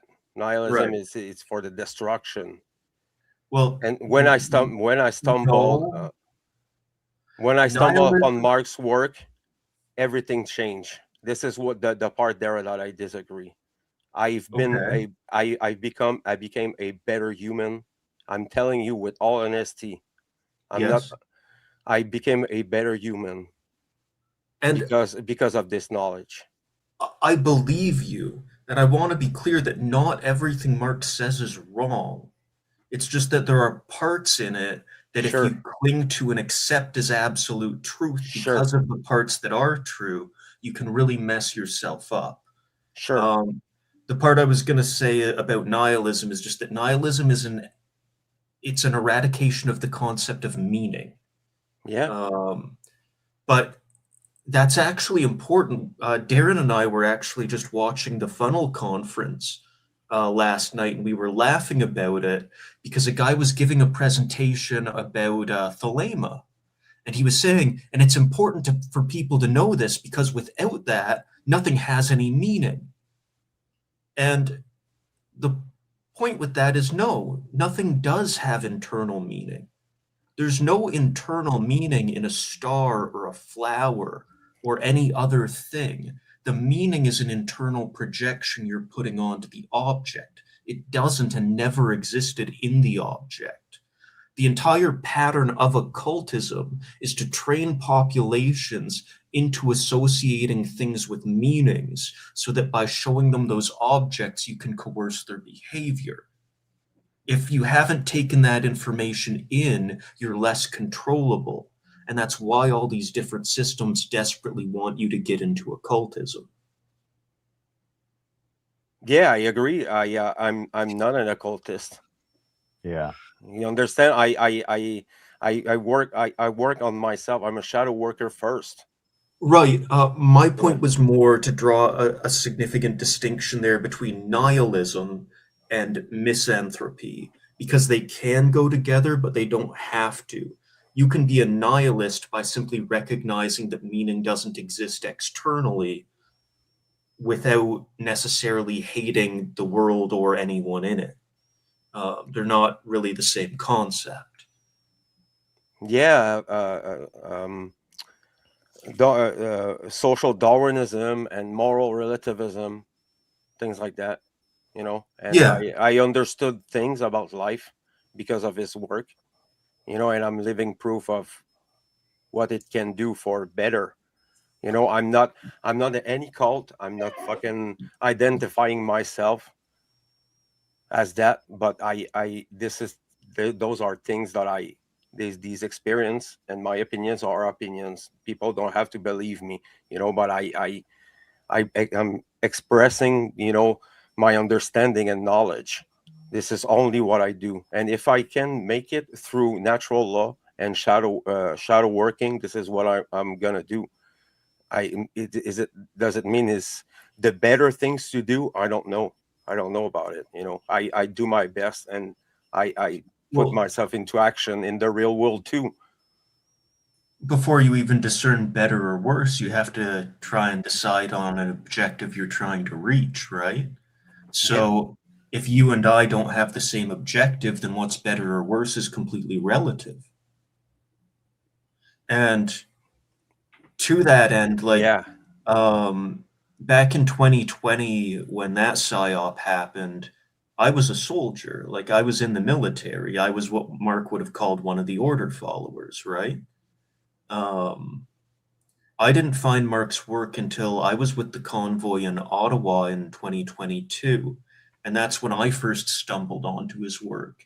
And it lined up very conveniently that's when I ran into him explaining, like, no, the idea of government is the problem. There's no such thing as a good kind of government. There's no kind of reform. You have to get rid of that idea that there is any good form of control from your head. And I'm still actually grateful for him for introducing me to that thought, because I hadn't really put those pieces together before. But that being said, since then, I've gone through every episode of his podcast. I've watched every presentation he's ever given at least once. I'm very familiar with his work. And there are things now that I can go through, having also sat down and read through Alchemy and Crowley and all these other things. And I know objectively as a fact he's misrepresenting them, right? So then you get into the question, why is he doing that misrepresentation? Is it that he doesn't actually know the material as well as he's trying to pretend? Or is it that he's willfully, deliberately misrepresenting it? And which is worse? I'm not Mark Passio, so I cannot answer for him. Yeah, I'm not. I was more trying to leave it as a floating thought if you find yourself going through his work and noticing discrepancies, to keep that question in mind, right? Like, is Mark aware that he's wrong here, or is he deliberately saying something he knows he's wrong? Right? Because the implications are different. That's the thing. We don't have to agree on everything. Of course. So I don't really mind about the little details. I take what is really constructive. You know, this is where I'm at now. Well, but where I don't consider it a little detail, and let me just pull up the arc for a minute. Crowley. That's in Alistair. Crowley, now, when he's presented Crowley as being some kind of spiritual teacher, and like, well, you shouldn't judge the man, but his words were good. And he's presented Liber Oz as like this good moral doctrine. But I can go to the Book of the Law, which Liber Oz is taking quotes from, and read the full passage. And so when Crowley's saying in Liber Oz, this is our law, this is the law of the strong, and Mark is presenting it as, no, this is, strength through moral character and whatever else, and this is natural law, superseding man-made laws and whatever else. No, I can open Aleister Crowley's The Book of the Law and go to chapter 2, line 21, which is where that quote was taken from, and read directly. We have nothing with the outcast and the unfit. Let them die in their misery, for they feel not. Compassion is the vice of kings. Stamp down the wretched and the weak. This is the law of the strong. This is our law and the joy of the world. Think not, O king, upon that lie that thou must die. Verily, thou shalt not die, but live. Now let it be understood, if the body of the king dissolve, he shall remain in pure ecstasy forever. This is not a moral teaching. This is the strong dominating the weak, and it's everywhere in Crowley's work. Trying to claim there's any good moral teaching in Thelema isn't just wrong, it's outright harmful. Not agree with. I saw someone during the funnel conference that'll disagree with you on that. With me on this, but at the highest echelons, what they want is to propagate that not PDF. Highest echelons of the dark occult, they are not PDFs. Okay. What they want is to propagate that idea and that methodology down to lower level individuals, usually people response to you. It's not looking for, sorry. It's to first establish a found tool that we but past Brandon. it could become too thumbnails and to help edit maybe a speech or something like that. I don't see any harm in doing that and using it for that. This is presentation. Oh, never mind. Never mind. I'll find it later. I thought I had his presentation up. But I think Darren should be here in like 15 minutes. We'll wait for Darren to get here to watch that one.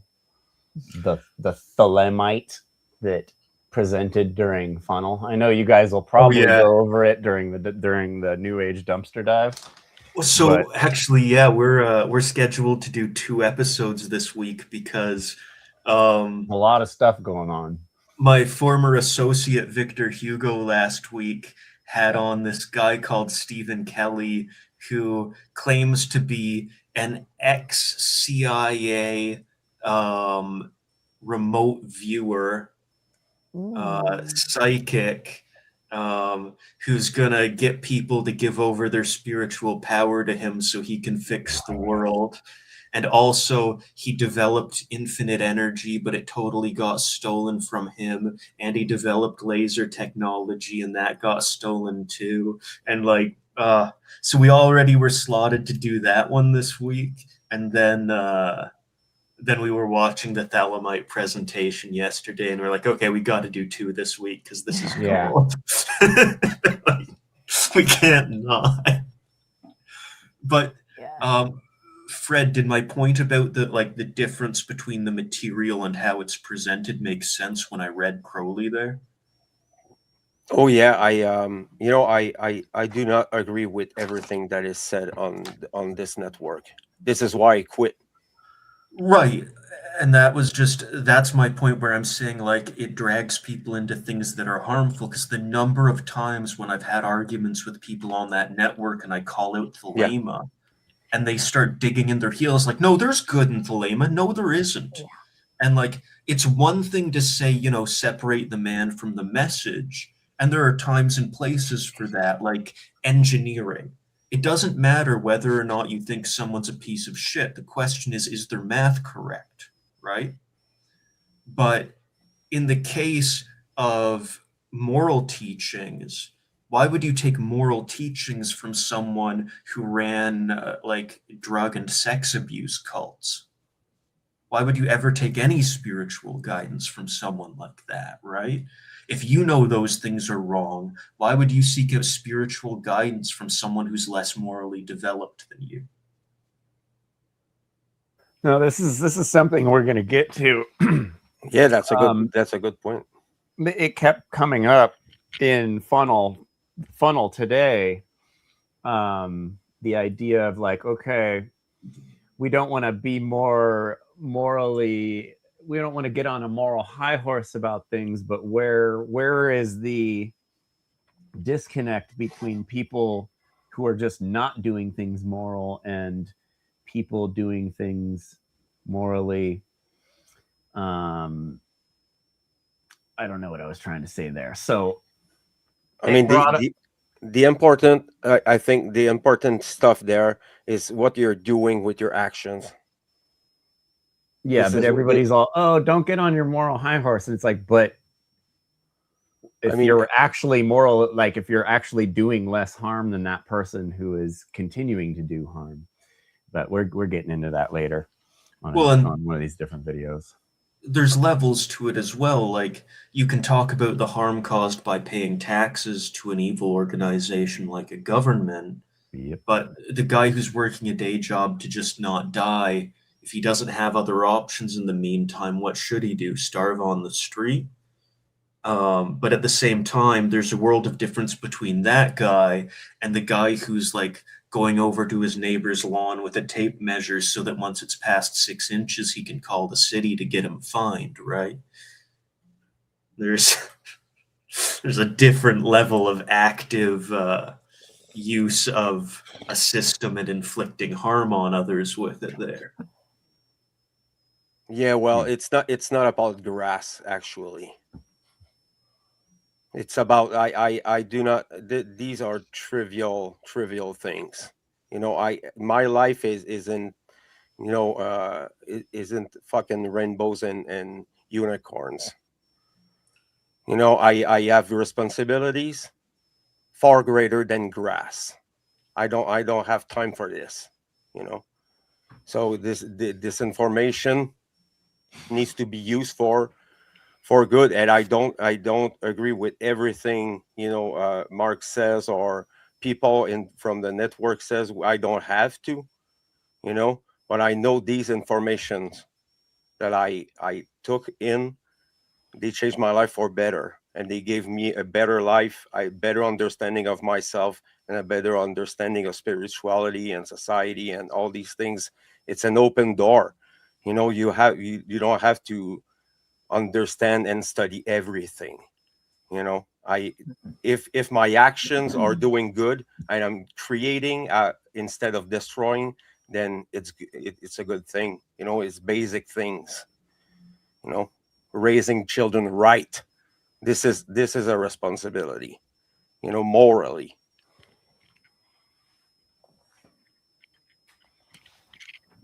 Word. Yeah. So we're gonna, before Darren gets here and we watch that he'll other be one on soon. Yeah. So I just wanted you guys to notice anything strange about this video. You got Derek, super excited. Derek B. Man, that's even better, dude. Yeah. To believe this shit in the real. And Tell me if you guys it's not necessarily to say it's all a bad thing, video. but we have come across issues that were a sad thing, but that's whatever. I could be blathering on and on and on and on, but I'm so pleased and honored, like, just like hang out with a fellow brother and truth speaker, seeker, and all that stuff. And after spending almost like countless hours already, like just in contact with this fellow friend and getting to know him better, and we collaborated on actual videos that are out in internet land that span over like So I want to point out something. Is it how long he can talk without saying anything? No. Look up at where he's looking and look in the mirror. Be nice to Derek. Of the screen. So there's a screen in the mirror and there's a football game on. So we got Derek B being cute, really wanting to do a podcast with his buddy he just met. And his buddy just wants to watch football. And his buddy wants to watch football. The reflection in the glass, you can see the game, bro. And throughout this whole presentation that Derek put out, this dude gets angrier and angrier that Derek is doing such a long presentation when he wants to watch football, and it's having a pure hold back. comedy. Yeah, from how annoyed you can Because he's on camera. Poor Derek, man. You know, Don't be mean to Derek. He's hyped. Dude, they're meeting in person in Vegas. Like, dude, Derek's this is so Ignite. stoked This right is the now. fire. Who is this guy? Stoked. This is another guy from the network who we watched a video earlier. We went on a show and this guy threw a temper tantrum and left the show because we showed up at the show. And he's on this shadow work warrior podcast, but he can't handle confrontation in any way whatsoever. He's a warrior. We weren't even confronting him. We He weren't even just confronting couldn't- him. He said it would be disingenuous to be seen on camera with those two, quote unquote. Yeah. It's like, oh, And like me rushed too? off before But- any of us could talk to him about it. And I was telling him, I could go, dude. Don't break your shit up for me. But So- he had to, so anyways, it just sparked, I'll just see what his work is like on the network. And I searched his name and this video came up. And I'm like, oh my God, he's with our Derek. boy, It's our Derek. boy. So What's we had to his watch name? the video. Brandon Spencer, I think. Yeah. Correct. That's I think the first time. Like a dozen hours, pretty much. Collaborated quite a bit with a lot of people and just Pay attention, between Brandon. ourselves. Pay attention, and it's Brandon. just been It's a camera in your natural face. journey, man, and it just feels like just the beginning still. But yeah, man. So what's on your mind, man? Like, Well, it was fucking good meeting you, Derek. Yeah, we've collabed on a lot of great videos with a lot of Yeah, he said that. individuals.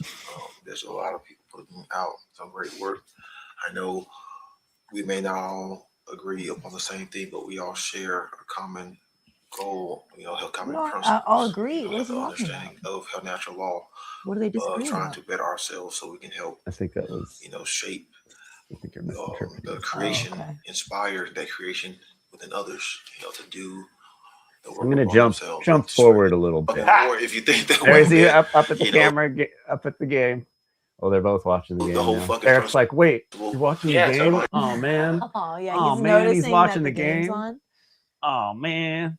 This is an Oh, hell no. hour-long podcast, but so he got an hour out of him. So props for that. But Oh yeah, man, that's he's watching what the they want us game. to think. It's design and program manufacture that way, and it kind of falls in line with a lot of the slavery. Like, bro, you're doing a presentation with a guy from the network you're on.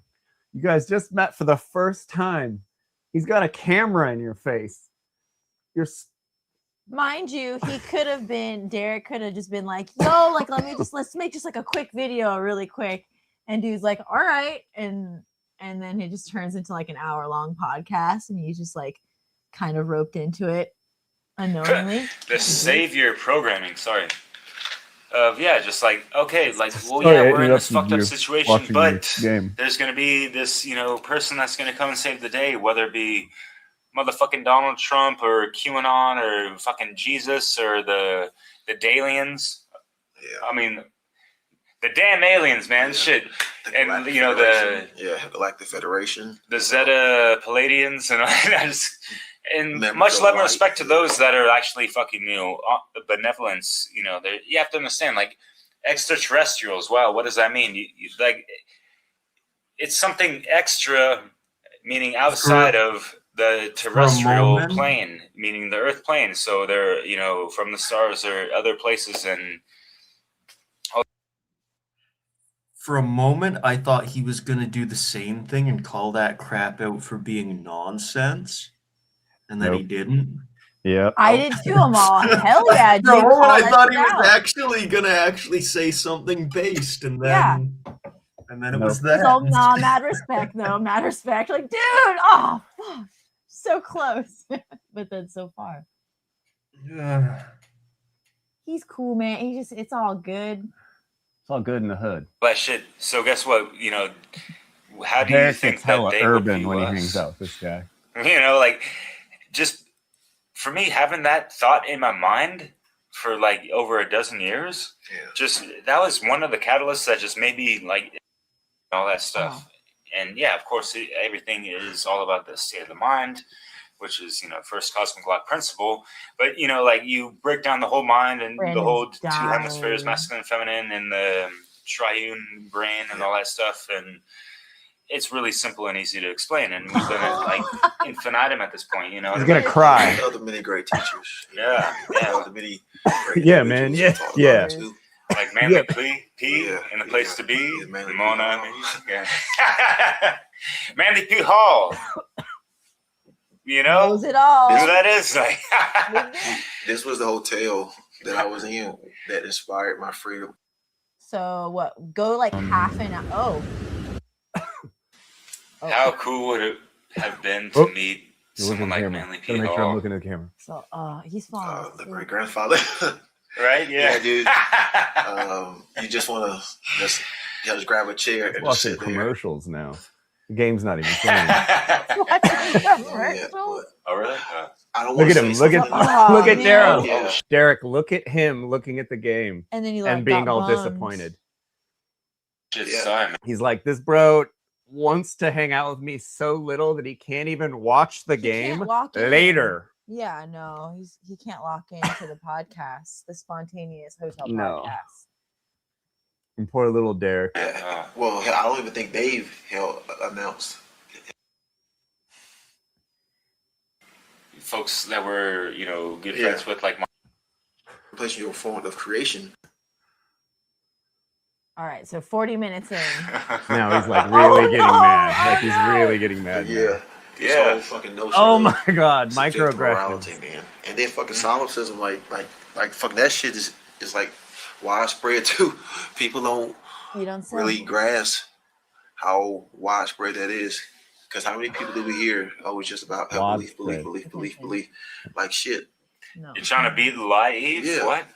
You step in the realm of solipsism because it's like, oh well, it's all about my belief. You Look, know, arms crossed. And, you know, the only arbiter Arms of this crossed. reality based on what I believe. Like, man, like this is straight selfishness, dude. The only other thing he could be Pure doing is like looking at his watch. Yeah, He yeah. is.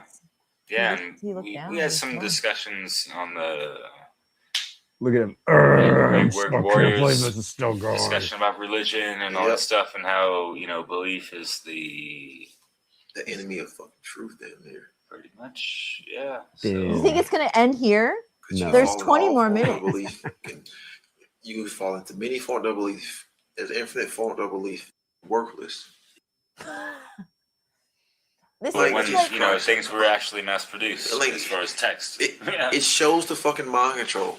It shows the mind control. Because I've had Yeah, Christians it's tell like me because centuries of embedded shit. Yeah, it takes so long to crack that crusty calcification. I've heard Christians say there was no morality before the Bible. I'm like, well, there's more relativism. idiot. Like attention whores, and we're not like.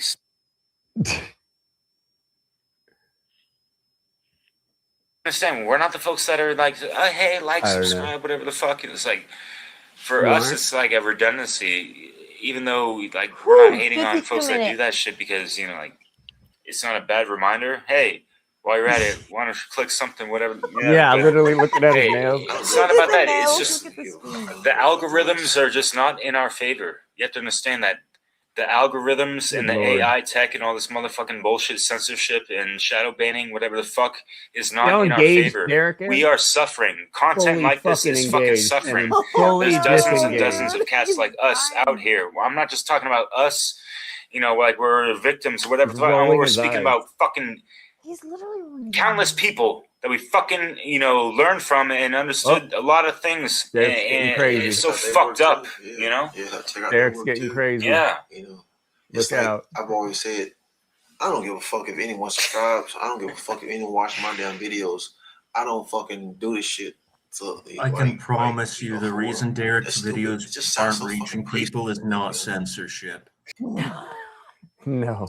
And it's What are funny you because talking about, man? earlier in that video, Brandon was man. like, oh, these freaking feminine men. Oh, they're the worst. And it's like, dude, you had a feminine breakdown when I went on a podcast you were on. You don't know me. I don't know you. You know, like we've never talked before where you're going to have that kind of reaction to someone. Like, holy cow. How are we going to work things out if that's the reaction from the great work Shadow Warrior, you know, who's done like 150 episodes with Chris Nelson on Shadow Work. Like, you go and do the Will Keller thing, like, oh, I'm gonna run away and hide. Cool. And then poor Derek having to deal with like being all Poor excited and dealing with someone who's not excited at all. It's like, geez, man. like you were saying, we don't know what led up to that. Like, if it was, hey, let's go meet up in Vegas and like watch the game and go to a casino and hang out, Oh, and then he's shit. trying to do a Okay. podcast, and it's like, man, that's not what I came to Vegas for. Oh, Like, shit. It's Yeah, possible. true. I see that. But still, you Which is still really funny also. Like, you it's read the kinda- room. Yeah. You look at Derek, see how excited it is, and at least put an effort in. Don't prop everything up so you're able to watch your football game while he excitedly tries to interview you and you half-ass pay attention to him. And you Or- know people are gonna see this. Or how about this? You be honest and be like, bro, like, man, you said Dude, we're I'm gonna so hang tired, out. you Like, crazy fool. I'd like, I straight up don't want Yeah, a podcast make- right now. Like, I would be like, I'm like really tired, like, and let's just chill and watch the game. Yeah. But then, yeah, it was just funny. I don't know. It's like watching an episode of like The Office for me, like the really like cringy scenes. Like, I get the same sort of like, man, imagine being a fly on the wall. Yeah. So you ready, Darren? Darren, Are we doing Brandon Martin? Yeah. One second, I just want to bring up, because Darren and I were just talking about him a little earlier today. Derek and Brandon were just jerking off Manly P. Hall a few minutes before you came on. Oh, okay. Yeah. Yeah. He was dropping like Manly P. Hall bars as Derek does. Rhyme and shit. Bars. Yeah. But Esoteric also, bars. Esoteric they were bars. basically sucking him off, talking about how great it would have been to meet him. What Darren and I were talking about earlier today was that there basically have been no real, it was Darren who brought it up, but no real Freemason whistleblowers, period. Yeah, everybody just the only real claim anyone's ever made is, well, when you really get down to it, it's not a Christian organization. But everybody else who claims to be a whistleblower is just making it up, and they go on the lecture circuit and make money. Like Bill Schnoebelen, I see a lot of people in the truther sphere like talk about him and plug his stuff. It's all crap. It's all nonsense. It's kind of like Faking gay. Yeah, 100% fake and gay. Mark Passio, Michael Tessarion, Jordan Maxwell. Nope.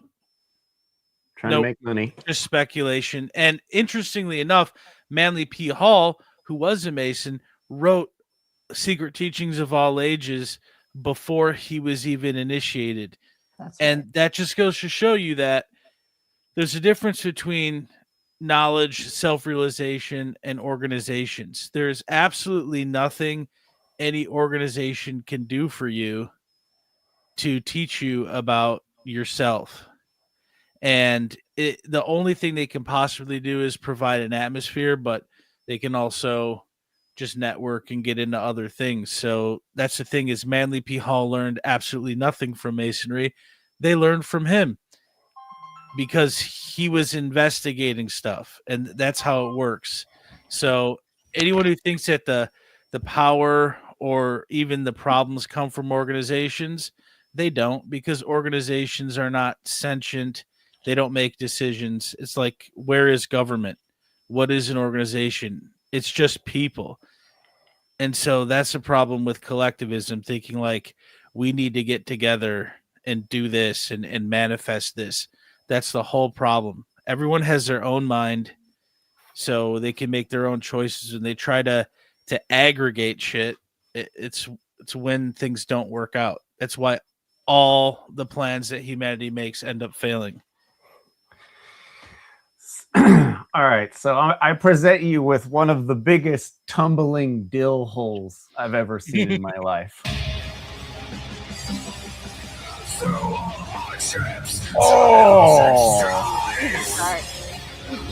This guy must hang out with Seth Boza. Salutations, ladies and gentlemen.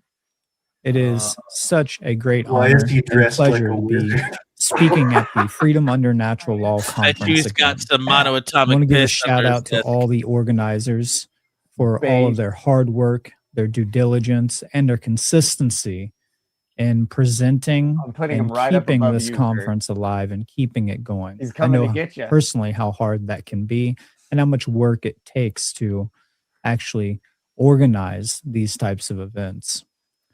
And I'd also like to thank everybody who is participating and viewing. And I hope that all of you are finding a plethora, a gold mine to say, of great knowledge and insight into these topics. My name is Brandon Martin, and I am the founder of the Seed Truth Academy and the Seed Conference. And today I'm going to be speaking on a controversial topic, specifically in the realms of the occult, which happens to be something very personal to me and one of my, I would say at this point, expertise with all the research and personal experience that I've had.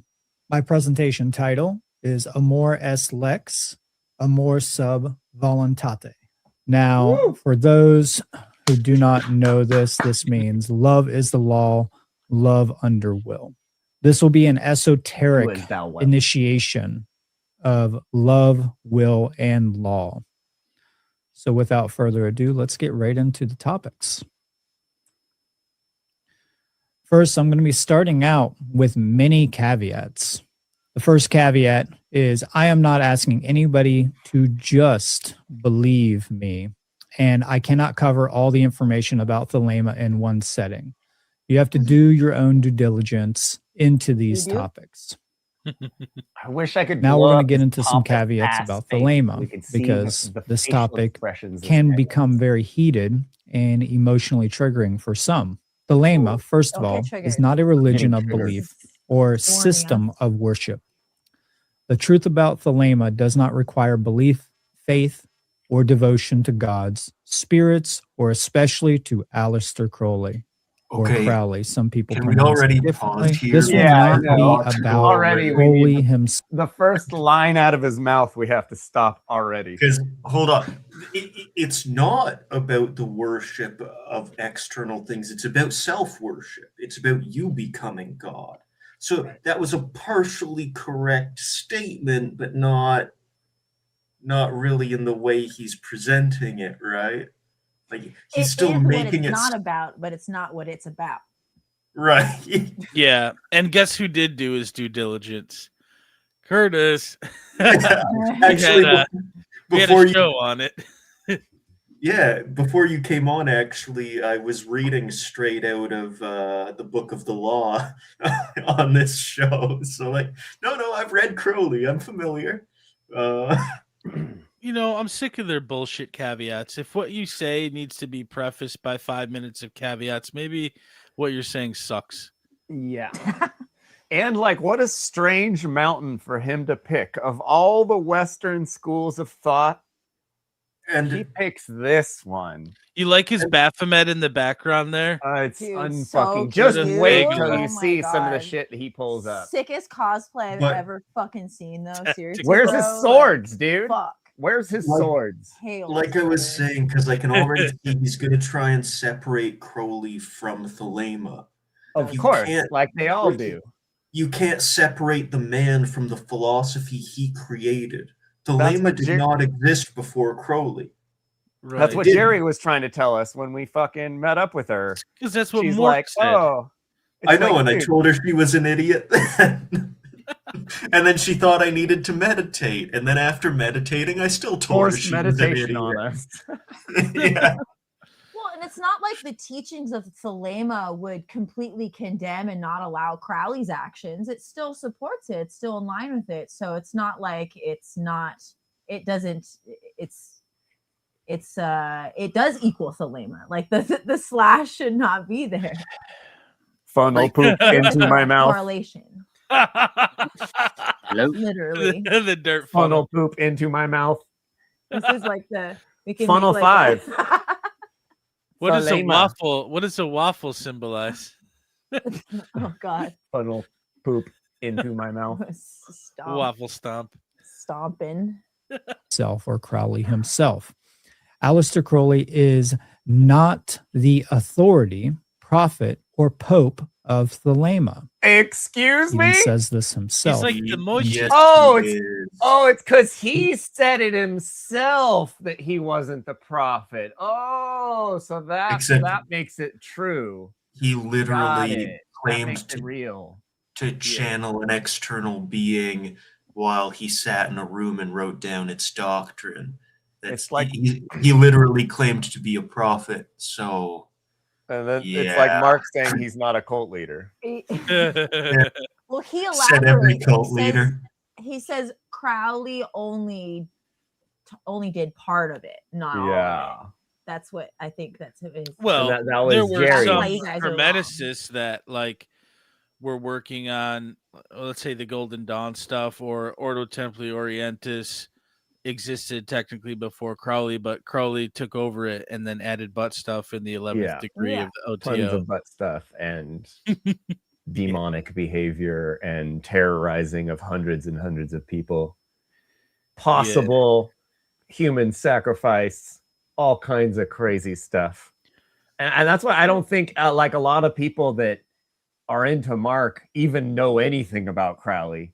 No, about how bad he was. I don't know about him so much. One of my first experiences when I was in the One Great Work Network class, or the How to Be the True Media class in 24, I just went on the Gilded and I asked a very basic question about gematria.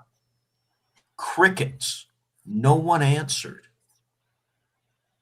What I've come to realize is that most of the people on the network, there are exceptions, but most of the people don't know a damn thing. They haven't cracked open a single book. They haven't read Crowley. They haven't read Steiner. They haven't read Blavatsky. They sure as hell haven't gone further back and gone through actual medieval alchemy manuscripts. They don't know a damn thing. And that's why when you have done that, you can listen to them talk and be like, no, you're wrong. No, you're misrepresenting that. No, that's misquoted, because you actually know it, right? It's the same reason I can go to Sethicus Bozo's website and look through the different like runic writings he has and know he's misspelling things, because I actually know it. Yeah. Most people can't, so it just looks cool. I think Right? that's what it is. I think it's Yeah. it's It a looks so partial cool. study and it's an aesthetic attraction. Like the symbols look cool and they'll like remember some stuff associated with it, and then that's it. It's kind of like What do you think surface Mark level. has all That's- his books and all his dark occult books and Well, all the yeah. satanic books because The he loves idea looking of at the just aesthetic of all of acquiring- it, and it's so acquiring cool. data is Would I look smarter if I had a bookshelf behind me right Yeah, now? like all these guys. Yeah, it's like it's a prop. That's Well, because that's move, data stacking. That's what Mark says. You're It's enlightened a if you stack tapestry of data. information. You have to do your own research. Thousands and thousands of terabytes of information. Non-dualism is fake. It's just accepting of everything. Yeah. When you consider how little space Yeah. a book takes up on your hard drive, you cannot read thousands of terabytes of books in your entire life. You can skim them for buzzwords and then I was use gonna real say, language yeah. to make a julienne word salad. Nope, you can't. Yeah. Just because like there was a couple times Mark got asked questions during How to Become the True Media, and then I asked him a question too. It was like a Robert Anton Wilson book. Yeah. And he's like, oh, I don't know if I've read that book. I'm like, I'm pretty Yo, sure it's on it's the on your arc. He's arc, all, is bro. it? And I'm like, yeah. And he like paused and looks like, oh yeah, you're right, it is. Oh. And I'm like, so like it's and I get it. Like it's a lot of information to remember, but it's just again, it's this surface level. Okay, I'm gonna take in the cool shit that looks He really was- dope, and the stuff I can cherry pick and apply. But then you don't realize the stuff you're cherry picking inherently has the deception and the false shit woven into it. Oh, Mark had like to say- Thelema, which okay, you don't associate it with Crowley, but it's still you're already accepting of like corrupted thought. And All Mark knew about Robert Anton Wilson was that he was weird. He's all, that guy was weird. Yeah, true. But one like, of the- you don't remember one of the the book people you he should recommended us know. read? Like he should be familiar with Robert Anton Wilson. Somewhat, or at least Especially be his able most to popular like book. be like, or yeah, he's cool, or no, or you know, Yeah. but he wants you to look into everything, and that leaves everyone confused. It'd be kind of like someone who says they know about Satanism not knowing Michael Aquino. Yeah. But one of the telling things I found when talking to Mark himself was once on his radio show I called in, and then once at the end of class in 24, I asked the same question again. And on the radio show, he dodged by just like, oh, that's time, end of the show, and hung up. And the second time in class, he basically just completely dodged the question and asked for another question. And it was simply, you've said so many times that the first principle of the Satanists and the other dark occult groups is self-preservation. You've also claimed that these people are reasonably intelligent. How is it they get over the cognitive dissonance of accepting a first principle that they have to understand is impossible? Yeah. And he refuses to answer. I mean, I remember, I haven't heard him answer many specific questions. Right, but if you're claiming to have deprogrammed yourself from the code, Yeah. that should mean you've come to the understanding about the things they're teaching you is wrong. And one of those is that you don't get to live forever. You came, if you were eternal, you would always be eternal. If there was a time when you were not, then you are not eternal. Therefore, there must be a time where you will not be. Right? It's like when Paul says in the Bible, I am not lying. Right. Okay, buddy. Saul. Kind of like Will's will tell truth. Yeah, Neon right, sign but- behind him. Tell truth. Or just truth. Truth. How you know he's Like, legit. bro. That's But like, like- trust me, bro. Trust me. It's like, why would you have to say that in the first place? Yeah. Why But- are you planting that seed in someone's head? Wouldn't you Just let like- them to figure that out on their own? Just like with the Crowley quote I read earlier, think not upon that lie, O king, that thou must die. And like Mark's Star Trek obsessions, right? Like wanting to, upload your consciousness into a computer or find some way to continue your existence instead of just gracefully Yikes. accepting that you have to end at some point. Well, that's Yikes. almost how the great work is for him, right? That's his ego sort of inserted into I can Right. carry on my work forever with all these people, and his survival is dependent on getting the numbers. That's why he's so upset. It's him on some level, like obviously not It was directly. nice talking to you, Fred. I hope to talk to you again sometime. Is Fred leaving? Yeah, he just said he's got to go, but thanks for having weird. him I on. didn't hear him. Later, Fred. Oh, no, See you, it man. Proud of you. popped up as a text message. Oh. Later, bro. But yeah, there's that obsession with not dying. And like we were talking about with Tikkun earlier, this idea that if the world is in a way that you don't like, it's because the world is wrong and you need to fix it. So there's a call to action. We need to come together and fix the world because I don't like how it is. Well, maybe the problem is your expectations, not the world, right? Right. Your worldview, if you think it's so awful here, there's a reason Right. for that. It's not because That's you're cool. super well adjusted. I found it very telling when he dodged the question both times, because if you're claiming to have deprogrammed yourself, you should be able to write me a book on how you overcame that cognitive dissonance, right? What do you mean? He Yeah. looked in the mirror and fucking did affirmations. He told Dude, us. that's the weakest story ever, too. Like, he never goes into any more detail, so you know that there is no more detail. Oh, It's the- like a script, but it's just like, okay, even Jay Parker's stuff. Hey, I like what Jay Parker had to say, but as I thought about it more, 3 pyramids, blue background, simulacra, besides that same, it's like a paragraph that was memorized. Beyond that, we've never heard anything in detail. Yep. Get granular with it, dude. What do you Yeah. do? Well, how were they standing? What were the incantations? Yeah, what did they do exactly? Everything, bro. Mark This doesn't want to is say all anything of the about that. whistleblowers because they're Tell me- full of shit. They were never there. Tell me And like the story is details. not even good without the details. The story isn't good. Wait, so you're guilty because you went to some meetings you're guilty for what you did to the world by being a social engineer because you went to a couple meetings that fucking Anton LaVey. Yeah, like it doesn't make any sense. And he's all, "Oh, I'm rife with guilt because of what I did." And it's like, why? You didn't do anything. You had though. to have a dark night. You found out that the organization was involved in Full of things shit. that you didn't know about, and then you left. I Or don't know you how stayed bad. and you're stayed, or you stayed That's and what you're we doing think. it. Yeah. That's what Curtis and I have been saying is we think like he's probably just a front for like the OTO just to get occultism out there. Something like that. We don't think he ever really left the occult. Very well could be. I mean, Look at these Thelemites. These not It's even the Thelemites. only- These fucking Crowleyites. He's supporting. It's the only answer I can come to that makes any sense of him misrepresenting Crowley's work, right? Yeah. Because he either hasn't actually read Crowley and he's parroting a script he was given about Crowley, or he has read Crowley and he's deliberately lying about it. And he knows that Sure. nobody will ever read it except for a few people. Crowley's wrote a lot of books, man. Like, why would you want to read all that shit? But even just like, I mean, the Book of the Law is short. It's only like 40 pages. Right. But he knows most people will never read it.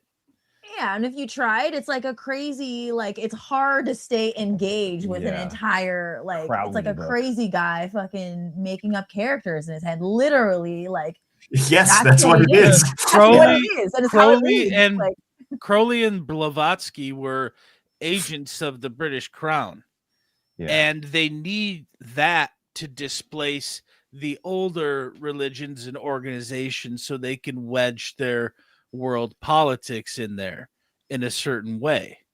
And that's why kind of Blavatsky and Crowley, and then later on Parsons and L. Ron Hubbard were inseparable from the countries that they lived in, which is Britain and America.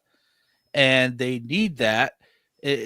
And you know, then you have the celebrities that get involved. You got people like Marilyn Manson, Sammy Davis Jr. with Satanism. You got all the celebrity center Scientologists.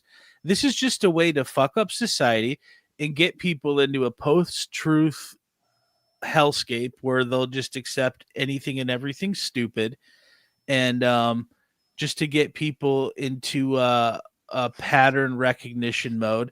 And I just read a study from it was actually a written testimony to Congress from a neuroscientist who was saying that all this technology in classrooms is preventing kids from learning because it's quick surface level tasks, and basically they're destroying people's ability to think and also be alone with their own thoughts. It destroys the internal locus of control, and it gets people in an external based reality based on like referential ideation.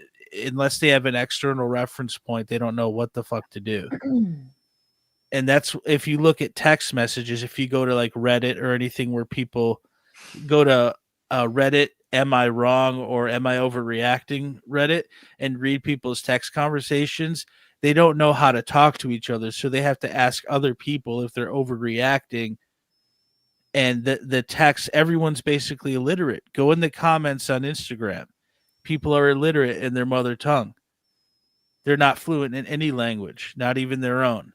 So this And is they're- exactly what They're not fluent Crowley- socially either. Yeah, that's what they've done. They've just made people completely like malleable morons. Well, and that's also what we were talking about earlier with teleology and the symbols not having meaning in themselves, right? Like, look at the background behind Brandon there with the Baphomet and the all-seeing eye and the Scarlet Woman and Anubis. Now, when was the last time you went to the beach and tripped over a Baphomet or an all-seeing eye? Yeah, it's the furthest never thing did, from right? natural you'll ever see. Right, Yeah. because they don't exist, they've never existed, and they're fake and gay. They're not The- real. They're If you completely made up. you can pull up an 8th grade graduation, 8th grade final exam, most college students cannot complete that. It's impossible. What they used to do in a one-room schoolhouse is orders of magnitude better education than universities today. they had you define, orthography, etymology, phonics, diagram all the parts of speech and sentences, explain weather patterns in a written essay. People can't even write. People are dysgraphic now because they've never written on paper. It's always been typing. Ooh, So weird. yeah. No, Yeah, we and absolutely suck at everything now. if you believe this fake and gay bullshit, you end up embarrassing yourself by making Some of presentations his like this. text. Crowley Yeah, you sit in front of a articulated webcam some dressed like a wizard. of the system, but Thelema explicitly rejects Thelema. appeal to authority and has Bye, Ariane. diverse sources and people who were and are part of its evolution and creation.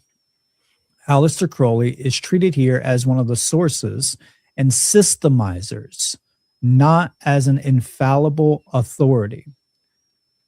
And so when we're talking about this topic, especially in the realms of the occult, people really want to focus on the hamartias, the personal flaws of individuals who happen to either be part of the foundation of that occult system or is just affiliated with that occult practice or teachings. Yeah, And if this, people who made to it up are me, psychopaths, can that's be important. valuable in certain areas. Yeah. Yeah, it's one thing if, like, they had some minor shortcomings. It's another thing if they were getting people addicted to psychedelics and teaching them to cut themselves anytime they had a selfish thought to try Yeah. and get them out of personal identification. Like the Abbey of Thelema? Yeah, these are not the same thing. Like, if the guy who started the religion was also teaching people to hurt themselves anytime they had a personal identification, that should Right. tell you a lot about what this cult is about. Yeah. You It's a can't red flag, separate as these. they say. Yeah. Thelema. A flaming, Chinese ignited red. red flag. A red horse with a red yeah. flag. Yeah. Ignite a fire flag. Fire. Sick. So Fire flag. Yes, Flamer. depending on the goal that you're actually having. My goal is to study the esoteric mystery traditions and to find truth and things that are models and methods to help align one's spirit and raise one's spirit into a higher plane of existence and expand consciousness, and ultimately to bring freedom. That's what we're really trying to do here, to bring liberation for all beings. And so there are Thelemites, and then there are All beings. Is that people what who Crowley worship said in the Crowley. book? So Crowley was a very flawed individual, just like all of us. And just with all my No, he was a information, lot I do not worse. ask people Like to you. live like me. Yeah, I I've am never done any fallible. of that I have my crap. own flaws. I am a human being. The process of awakening, the process of Yeah, but I've never enlightenment run a sex is cult. to These aren't the work out same these thing. Yeah, same. Yeah. Like, yeah, I'm a flawed Like we human all being. have. I ain't that flawed. You know who else was a flawed human being? Epstein. Dude, Crowley was the original Epstein. Yeah. Right? Maybe Totally. he didn't. Maybe he never existed either. Maybe Yeah. that he was all bullshit. Maybe this is all fucking. There's bullshit. only like Hey, what do you 5 know? pictures of him. Yeah. Just like Who Epstein. knows? Yeah. There's like- only a handful of Well, photos. they of the just guy. say nobody read Crowley. He's super evil. And then what do people do? Read They Crowley. fucking go to Hot Topic, get a wizard hood, and read Crowley. the most wickedest man in the world. Hell yeah. Yeah. Marilyn Sick. Manson. I want to do that. Yeah. My I dad. want to be wicked. Next to the green one, all the way in there. Oh. Yeah. Either that or I'll have to get a job. No, let's just be a hooded. Come with No, I can't get a we're job. like, I'm a "Oh, get rid of the state. We have to charge up These there with fools are firearms, still alive. and take them out. And blood is the only What is answer. what? And it's like, Yeah. well, here's us over here. It's like, Wow. Oh, shit, important. Jerry looks So hot. what about if that is going to Ooh, cause Jerry, we got and the the abolitionists? Leslie A lot of them were sandwich. pacifists, yeah. and they were promoting civil disobedience. And that Oh, that's Lord. more effective Leslie. than using even He's got self-defense, right? Chris So and all Derek that there. comes from looking at In the these jacuzzi. nuances, Jacuzzi these time. polarities that we find in nature, and then Let's being come able over. to navigate it. Polarities like Create ACDC. your own little paradise, Catherine, you mentioned a really good point, but independent media can do a lot of DC is already, and they haven't. I just want to mention. Well, alternating current. As opposed to direct current, they're two different. That's what the AC/DC is. It's alternating current, direct current. They're two different forms of. I guess they're two different forms of polarities because in one case it alternates, and the other it's constant. But it was also a scissor reference for the hot flaws in yourself and to persevere in the work on yourself. So this presentation is not at all to advocate to live like Crowley or doing as Crowley did or others who did, meaning the others who followed him. His/their personal life, flaws and opinions are not doctrines or something to be enshrined. Bro, they wasn't are just his analytically. personal life. Are you out of your fucking mind? It was not just his personal There's also life. stuff he wrote down too. It's called The Fruit of the Poisonous Tree. Your Honor, I object. His doctrine On sucks. what ground? It's everything devastating to my case. Yeah. Yeah, of course they're gonna say that. Like, My God. but that doesn't make it true. It's just clowning. Why does every bullshitter always whine about ad hominems? Is it because people are validly pointing out that they're full of shit? Yeah. Or it's like the fallacy. Just because someone's using a logical fallacy to expose you doesn't mean they're necessarily wrong. Well, and when you start going through these grifters and you start finding that they all have like records for petty crime or sex crimes or all these different things, like, yeah, and you're all also pushing these messages like at some point it might be a coincidence. After a certain point, when is it just a correlation? No, right? it's because the state is after them. It's because they're Not because you have a track record of fraud and dishonesty. Or like when you have a record for aggravated sexual assault against a 19-year-old girl, and when it's brought up, you're like, well, no, I didn't assault her. I was just driving the truck of the guy who did. You're like, so you aided someone in raping? Why were you hanging out with that guy? Yeah. And why were you helping him? It's one Like, thing if you were hanging out with him and you found out about the crime later and broke off your friendship with him. It's another thing when you're driving the vehicle used in the crime. Like, why were you in any way involved Then he in goes, that? I did my time. I paid my debt.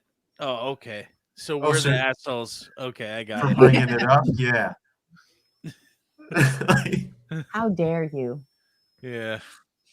But dude, he gets into meaning. It's really great. You need the logos and the telos. Oh man. How do you think you generate the magic with the K? Yeah. It's a mitzvah. Sell me this pen. Separable from the conceptual structure of the lema itself.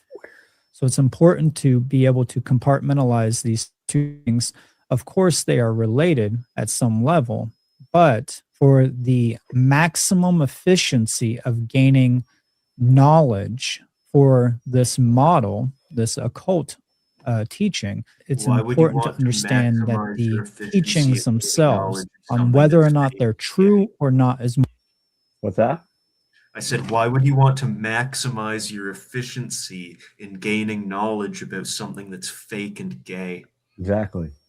Yeah. the whole topic of the day is people being distracted by fake and gay bullshit. I gotta max out my stats in the Dungeons and Dragons, guys. What he literally just admitted was like, yeah, they're related, but you got to compartmentalize that if you're going to take this in. Like, okay, so maybe I don't want to be taking this in. I'm the dungeon master. More important than focusing on the flaws of the individual. Crowley does not equal thelema. Oh, yeah. That is very important to understand. This is something else as well. Thelema is not solely about sex magic. Sexual symbolism and practice are one aspect, but not the core of thelema. Reducing thelema to solely sex magic is a misunderstanding popularized by sensationalism. Whoa, everyone and was news lying media, about Crowley. Got it. Hollywood, Well, or it could be in forums. the He was a book. great guy, actually. Is it a part of That it? statement Yes, isn't just like any exactly magical order. wrong. Sex is a very It's not only about sex magic. There is a hell of a lot of sex magic in it, though, right? Like, yeah, it's not only that. That it's technically not an incorrect statement. Right. Again, But that- yeah. But what about that doesn't Crowley mean- literally telling people to eat a soggy biscuit in their ceremonies? Yeah. Well, like I said, it's Yeah. so heavily involved But that, it's like, not all about eating soggy biscuits, though. right. There's other Only nonsense half of in it. there. Yeah, it's also about the Antichrist and becoming a and star gray and all aliens. kinds of crap. It's not about Yeah. Crowley. Yeah, he climbed a mountain once. Yeah. Sick mountaineer, dude. I'm such a Crowley mountaineer fan. He's like this painter guy. No, he caused the last mountain he climbed, he like caused some guy to fucking die because they had to like drag his ass out of there or something. It was Oh, pretty like He just funny. goes and pushes people off. Yeah. Yeah. sacred Here's a ritual. act, and we will talk about that later. But that is not the sole Wait. meaning. Just like any magical order, sex is a very sacred act, and we will talk about that later. Oh, but yeah? that is not the sole meaning or purpose of thelema. Yep. And a lot of people see sexual symbolism and they immediately get turned off, usually because they have tell some an sort adult. of puritanical I get turned mindset, on some by sort of sexual puritanical That program, symbolism. and a lack Some of get turned on understanding with about me. what When a it guy in a actually wizard means, hood the context of that sexual wants to symbolism. talk sexual Thelema is symbolism not with you, a you go tell an shortcut to adult. enlightenment. This is Yeah. very crucial to understand. There are no shortcuts to enlightenment on this journey, and anyone telling you such is a charlatan. Thelema does not promise instant awakening, knowledge, or I will power. strike him It down with demands my discipline, saber. self-honesty, Charlatan, self-mastery, charlatan. ego disillusion, and long-term inner work, I will light you on often fire. uncomfortable and destabilizing for a time. I am not claiming that thelema is the exclusive path for the spiritual journey. In fact, I advocate for an eclectic study of all the occult traditions and mystery schools. It's too much Thelema shit for a has slut. a particular More disposition mixing towards stuff. autonomy, More mixing symbolism, and Eclectic. self-directed inquiry, which may not be applicable Mixed or up until appealing nothing to fucking all makes sense. individuals. I am not advocating for anyone to join any clandestine or secret order or society. That is very important to understand here. This is I call not it the an network. advocation or a promotion to go out and join a lodge or join an order or get involved in any secret society at all. Another thing here is that I will not be covering the conspiracies or sensational drama circling around thelema. This Oh. is specifically I don't about want, I the am not going root to be answering teachings the of VGT thelema. podcast Now, with in all this that being said, let's presentation. get right into the work That's all because I'm going to be talking about. I have a lot of having to stuff do to with cover the here. podcast. To understand Okay, thelema, you you're going to stuff. have to have some prerequisite knowledge. You're gonna Knowledge have to know of some stuff, you Kabbalah. guys. You're going to Gonna have get to real understand Jewish. Freemasonry and You need to know specifically Kabbalah. the tarot. These are the three foundations, Oh, I would Lord. say. Let's And ultimately, guys, these are I don't mainly think Crowley was ever a Mason. He Yeah, joined a clandestine lodge in British Columbia, Okay. or Mexico. There, Do we it's know what degree debatable. he made it to? It's debatable whether they had a UGLE charter and it was a Scottish Rite thing. Basically, probably did butt stuff with people who were kicked out of other groups. Okay. Yeah, Okay. yeah, Didn't Okay. Parsons blow himself up? yeah. After Yeah. L. Ron Hubbard took off with his wife. Yeah. Yeah. And I find it very odd that he Pasadena. chose to use the tarot card from the Rider-Waite deck instead of Crowley's Thoth deck there. Oh, But which doesn't make An much sense OG. because Jack Parsons was a pretty good-looking dude. He probably could Yeah, have gotten but he some might shit. have been like an autist or something. Fellas too. Like he was more like, I don't know. Hubbard was a shyster, so he probably just told his wife like, whatever, we're gonna get rich and stuff. You know. Mm-hmm. No one fucking likes you. All right. I wouldn't say no one, but stop inviting all these American people over. Beautiful people, not just girls, but you know, the fellas as well. That was too. Rough go though. Like he got fucked by a stolen valor fake veteran. Yeah, that's pathetic. Charlatan. Yeah, cult leader. The three most important mystery traditions, and I would put Freemasonry at the forefront of all three of these. But That's really important. quite Coming a from lot of someone who other doesn't things know that you anything need. about it. There's quite a lot of other knowledge that comes with understanding Communism. the lema. And I would say that this Okay, is a so short but concise list that in there, could aid in a Hermeticism, student if they wish much to newer fully teaching get the than maximum knowledge. anyone actually. Hermeticism's much newer than people want to pretend. It's not Yeah, that it's so ancient. It's written somewhere around like 600 CE and came to Europe in the 13th century. The Golden Dawn, I mean, Crowley came from there, whatever. Gnosticism, we have very little writing from them because they were wiped out, and what we do have is not homogeneous. The different Gnostic groups disagreed with each other significantly. So, like, you're not going to get any kind of unified knowledge from that. And I don't really know what any of this would benefit you. I've read all of this shit and it's useless. Yeah, like looking at this, like, yeah, I'm familiar with these things. What about them? Yeah. We spent like a year fucking banging our heads together on the wall with that one. Oh, longer than that. Yeah. Way longer than that. And then we're like, wait, so this is just how to get a one up on everyone around you. Okay, so It's how a is story this? time religion, and you just listen to some jerk off tell a story. You cash up him some money and takes off. And then the Kabbalians just like just like Scientology. It's no different. It's just some made up shit, some Western bullshit. Yep. Yeah. They didn't even have the nuts to put their name on. At least Hubbard. Yeah. Yeah. At least Hubbard signed his. Yeah. Look at Some tumbling dill historical hole. founding, some historical knowledge, meaning world history. Tumbling dill hole.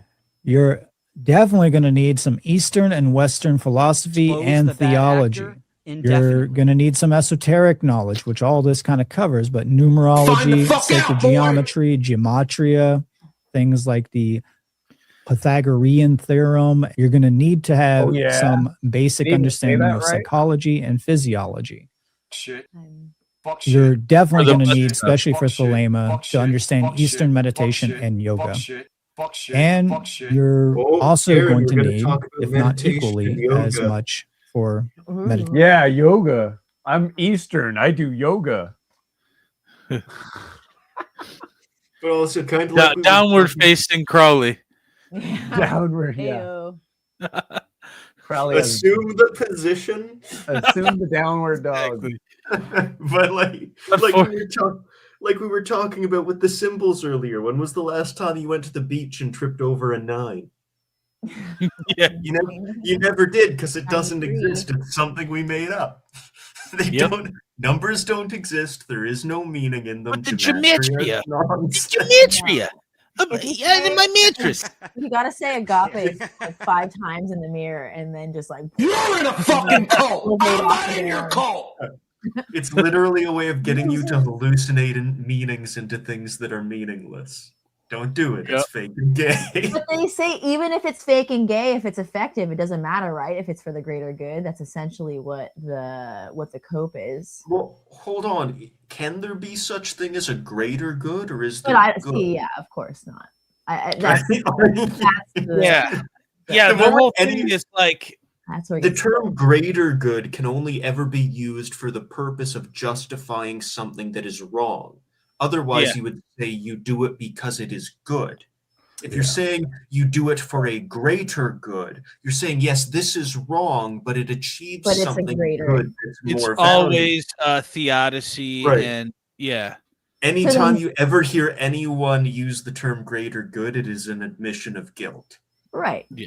Because it's comparing and ignore or making an excuse for. So then Mark should call it the greater work then, because it requires the sacrifice of the self, right? That's really what it should be. Yeah, The one greater work, yes. The greater good work. The one fake Network. The one fake warrior network. The one stepwise progression up Jacob's Kabbalistic ladder. Yeah. Hallucination network. Like, dude, it's never ending with these people. Like, what are you Yoga. building? Thelema. They're building Thelema. Understanding ritual magic, meaning Solomonic, Enochian, and others. And I would say that understanding shamanism and psychedelics is Shamanism, crucial as well, crucial. and both dark and How to light do drugs. occultism and esotericism, which kind Dark of is and covered in light. all this. So these are Know the what things that the I would say local Home you're going Depot to need to has in look their wood into to section? fully extrapolate the most meaning and most Extrapolate. value out of the thalamic tradition. Extrapolate. Right. So if you're So extrapolating I always start out with of it, this. you're Most of you already actually know this, but if imagining a meaning that doesn't exist, you're pulling things out that weren't there. You're extrapolating theories based on a set of symbols. It's a not feature anything schizotypal disorder. Yeah, and kind of like we were talking about with Hermeticism, I don't know if you're familiar with Enochian magic, but it was made up by John Dee and Edward Kelly at the end of the medieval, start of the Renaissance. It's really new and it's fake and gay. They were basically just pretending to channel angels so that they could ask them how to make gold because alchemy, among other things. But yeah, that's where you get like the black mirrors and other stuff too. That's all Enochian magic, and it's A lot of nonsense. tossing off. A Yeah. lot of incantations. Yeah, making a solution of alcohol with monoatomic gold and either blood or semen in it, and painting a polished piece of obsidian with it, so that you Yeah. can stare into that to channel angels. Or was It's it like nonsense. didn't they like do it to like they scried into like the black glass or the black mirror to see like naked chicks? Supposedly they could see like women changing in the Yeah, rooms. John Didn't we Dee, watch yeah, something about yeah, that? yeah. Yeah, like they literally it was like Well, they also went around to royalty claiming they could use it for like clandestine spying purposes Right. and stuff. Yeah, there was a whole lot of grifting going on back then. Whole lot of grifting going on. you don't And now the CIA does it with remote viewers. and the natural law movement. Hey, It's grift or be grifted. yeah. Hard out here in these streets. Yeah. So if you don't, this will be a good introduction. Nice. So what is the occult? A lot of people have a very negative view of the occult. Well, the word got occult some is derived from the regurgitated Latin parts, adjective occultus, meaning hidden from sight, which comes from the Latin verb occultare, to hide, to conceal, to keep secret. Both are in turn derived from the Latin noun oculus, meaning eye. Occult knowledge constitutes both the knowledge of the workings of the human psyche, meaning consciousness, and the knowledge of natural law, both the seen physical laws and unseen spiritual laws or metaphysical laws. Very Or- crucial to understand that. Other theory. Or It's something occult imaginary. because And you can't see it because it's fake. Your imaginary friend. they're still in this dualism of not understanding right from wrong, moral relativism. In fact, a lot of them don't even believe in right and wrong. They're completely, utterly destroyed, and what did Crowley believe in? they don't have any foundational. Right was whatever the strong were willing to do. Yep. And whatever happened to the weak was what happened to them. Consequentialism. Gay. I just read it earlier in his own words. Gay. Healthy worldview. We're going to talk about worldviews a little bit too. Oh, yeah? Okay, cool. Fuck yeah. One of the main things, and has been one of my main goals, is to remove the stigma around the occult. Though The stigma some around occultists Rally. have argued that that stigma is a good thing. I don't think it is, because the knowledge that is My butt, what? and pertains to what we're going to be talking about and this issue about how people think about occult knowledge, the sin which is unpardonable is knowingly and willfully to reject truth, to fear knowledge, lest that knowledge pander not to thy prejudices. This is ultimately, when it comes down to it, if there is such a thing as this idea of sin, which really is just violations of other people's liberties, but if there is a sin to the self, to you, it is to willfully reject truth. He said it, and it is true. This is true. And yes, people who fall from the path, and yes, people who have done bad things in the world can speak truth. Hitler could speak a truth to you. Whoa. You know, and if I say that is true, it doesn't mean I support Hitler. Very two different things. I support the truth, not Hitler. So we're going to be talking about magic and sorcery. Mainly, we're going to be talking about magic. But what is the definition? What is magic itself? And I like to put these into two categories, just like many other people. I've always thought this way ever since I was a kid. Anymore. Even before I only have like a 10-minute tolerance for that, dude. What was the this Go ahead. talking point they always bring up about it's not the lowercase will, it's the higher case will. I don't actually remember Crowley ever making that distinction. I don't recall Crowley saying, like, no, it's the higher will of all creation, not your will. I mean, even when we go through like the stuff about becoming a star and becoming your own god, the whole fixation of Thelema was about the personal will. It is basically a cult of self-worship.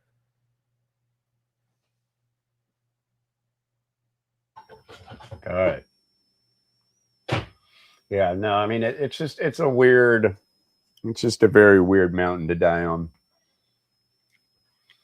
And this guy just like I've messed with him about it, and instead of like actually listening, he's just doubling down on everything. It's pretty funny.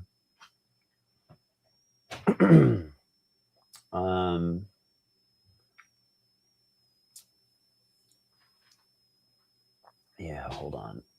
Where to go? Oh my God. His presentation 2 hours. And I hope that have some, innate gift for it. You might be more skilled than others with correlative thinking. You might have higher intelligence levels. That's true, but there's still work to be put into it. Really, I say there's no prodigies of the occult, because even a prodigy, even if you're born with an aptitude for revealing these things, if you don't work on it, you lose it. It's just the same with everybody. If you have like some biological and maybe consciousness ability and experience, the experience might not even be there, but just the aptitude for it, right? To pick up on it intuitively, right? Like picking up a guitar when you're really young, or drumming, as a child, and you got it, or playing a piano. If you don't work on those things, you're going to lose them. You're not just going to be gifted for the rest of your life with that. I hear people say this stuff all the time, and they don't understand. People who are skilled worked at it. We work at it. That's the thing. That's why I know the things I do, because I work at them. I dedicate my time. I don't, there's a part of me that really enjoys understanding the occult stuff, but when it comes to like trying to set humanity free, I don't want to be doing that.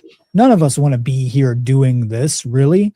We would all be wanting to do our own things, Yeah, He absolutely. We'll talk about a chose little to bit of sit that there later. I don't dressed want to like get a too much wizard on a in front of tangent here. webcam. Let's be clear about that. Yes.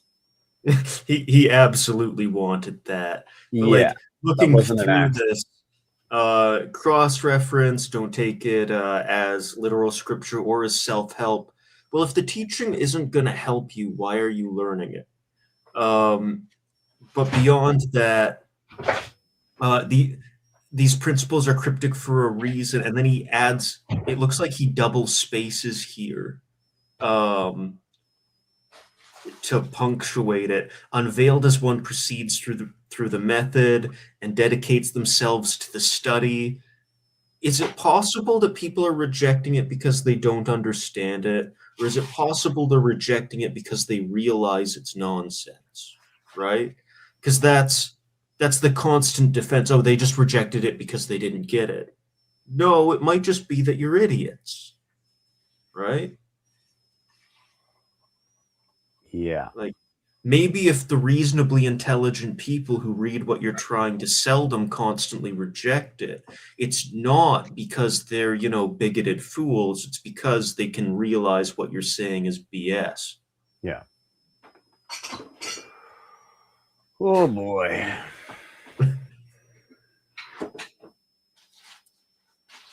Yeah.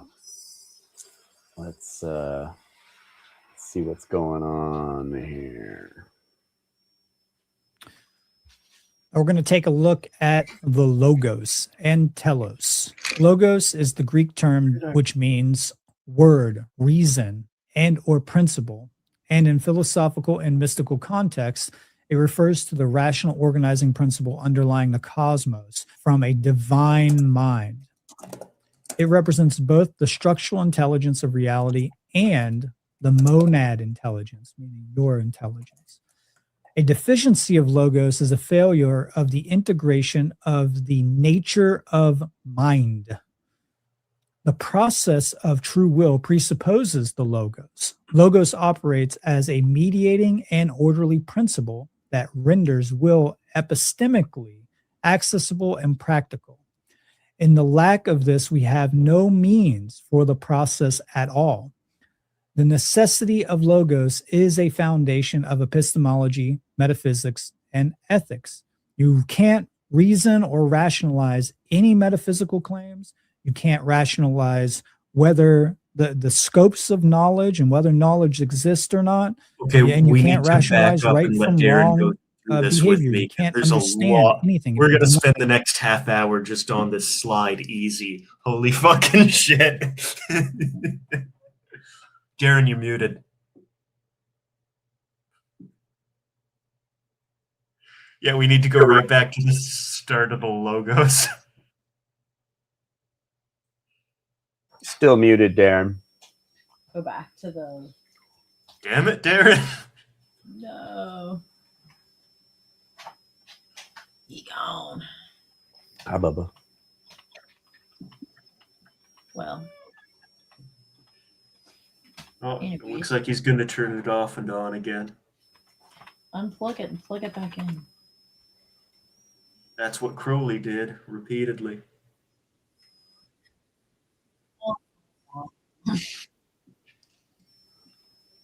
What was that?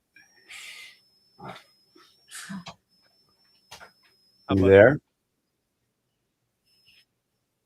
Good. Yeah, loud and clear. Okay, we're good. All right. Yeah, my bad. Maverick booted me up. He knocked. Okay. And then this also applies to ethics as well. So could this one? Okay. Yeah, go back to the start of that. Oh boy, we're going to be here a while. The meaning. My symbolism. My meaning. Understand. People who are skilled worked at it. We work at it. That's the thing. That's why I know the things I do, because I work at them. I dedicate my time. I don't, there's a part of me that really enjoys understanding the occult stuff, but when it comes to like trying to set humanity free, I don't want to be doing that. None of us want to be here doing I want to be this, bowling. really. We would all be wanting to do our own things, We'll talk about a little bit of that later. I don't want to get too much on a tangent here. We're going to take a look at the logos and telos. Logos is the Greek term which means word, reason, and or principle. And in philosophical and mystical contexts, it refers to the rational organizing principle underlying the cosmos from a divine mind. It represents both the structural intelligence of reality that's not what it and means. the monad intelligence, meaning your Gonad intelligence. A deficiency of logos is a failure of the integration of the nature of mind. The Mind is process gay. of true will presupposes the logos. Logos operates as a mediating and orderly principle that renders will epistemically accessible and practical. In the lack of this, we have no means for the process at all. Okay. The necessity of logos Now let's is a pause foundation here. of epistemology, Because metaphysics, and without ethics. the mind, You we can't convince you to reason send us or money. rationalize any metaphysical claims. You can't rationalize whether the Yeah. Now, the term logos and the obsession with minds and structures and words, do you see the animals in nature around you needing to engage in any of that? No, that's pathological, neurotic human shit. Yeah. Now, why would the cosmos need you to know any of this crap? And if it does, why were you not just born knowing it already? Right? Yeah. If other people need to put it in your head, it's not something that exists in nature. It's something we made up. Yep. Right.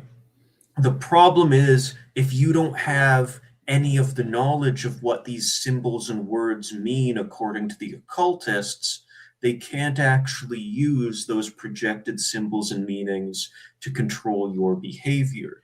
This is where, like, when, you have Madonna do the Super Bowl show and she's dressed as a golden cow on top of an Aztec pyramid with half-naked men with animal headdresses on dancing behind her. And then I go on BitChute and Rumble, and there's all these, like, Christian accounts freaking out about, like, what's the meaning of the satanic ritual at the Super Bowl? The only reason they're freaking out is because an entire doctrine of symbols has already been ingrained into their mind. So you can then use those symbols to cause the freak out. None of it means anything. When you're projecting that meaning onto it, you're the one giving it your power. All it is nonsense. They need you to believe in the nonsense, or you're just laughing at a clown in a stupid bathrobe with a, Etsy Thelema star on his chest. Like, Yeah. Right. Yeah, and this bullshit about divine cosmic mind. This is, I mean, yeah, their doctrine is about apotheosis, and Marcus said a bunch of times, like, oh, this satanic idea of apotheosis, but that's exactly what Thelema's about. To become a god, to become a star, Well, to rule. If you're recognizing a divine mind, then the universe should already be whatever that divine mind wants it to be, in which case there's no need for you to exert any change in accordance to the will to begin with. Right. Because things as they are already in accordance to the divine mind. Right? The only reason you could ever be trying to engage in any alleged magical practice would be to try and force your will onto that of the divine mind, making it an intention to usurp that position. Apotheosis, you're trying to become God. Yes, it's It's the only 100% reification of the ego. Yeah, it's the only reason for these losers to ever participate in ritual magic. That's the entire point. Faking gay butt stuff. Exactly. And totally against yoga, totally against the yoga. Eastern traditions. It's actually a complete subversion and perversion of it, which is all these people know how to do. They all just agreed with you. Did you see that? Grifty butt stuff. The clapping, They all just yeah. agreed with you. Yep. Yeah. Look at Will. Look at Papa. Papa. Papa peanut butter. Papa peanut butter. I don't Mr. Peanut understand Papa. how Will could watch so many people do reggae music and rap and not want to join in. Like, that just doesn't make any sense to me. I've never wanted to join in with those things. Yeah, but he's a rapper and a reggae performer. So, like, what the hell? Oh, yeah. So there was this awesome performance. I don't know how sarcastic that statement is. So this guy was actually pretty good. Like, he was a talented guy. He had like a bass lyric.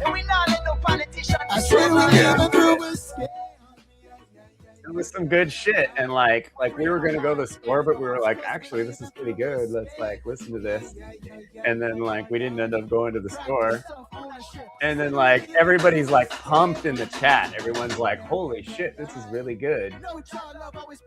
Like, wow, right? And then we get the Palema wizard.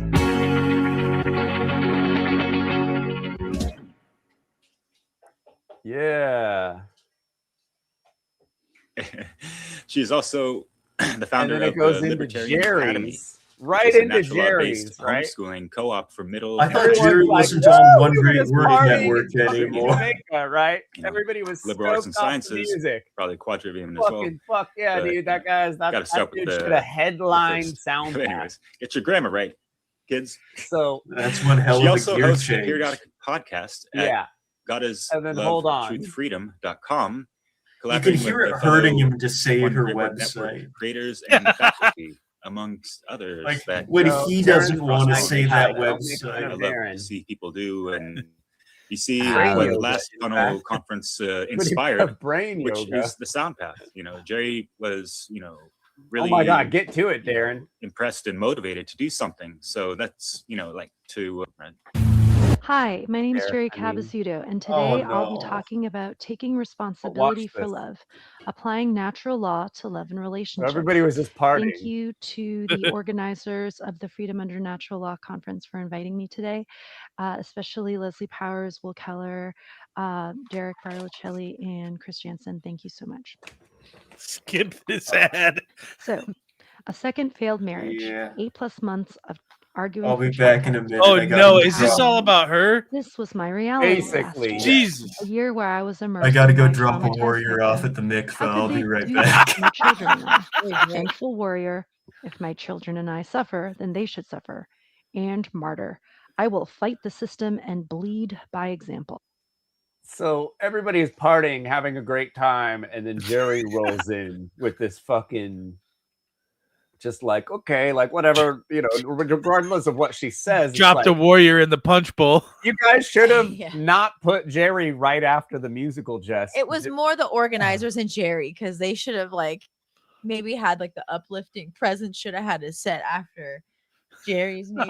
But it was a bummer. I can't think for of her. a good place for it, to be honest. It was like a total emotional dump because it was like, oh, Yeah. this is actually fucking good, and then oh god, I know. I Jerry, just Jesus feel Christ, like what are you I'm on talking a about like right a now? horrible come down, after Most just depressing shit you've ever heard in your life right after something like really fun and uplifting. It's like, what did the organizers do to organize this event if they don't even look at the fucking cohesion of the topics of the day? It doesn't really make any sense, but whatever.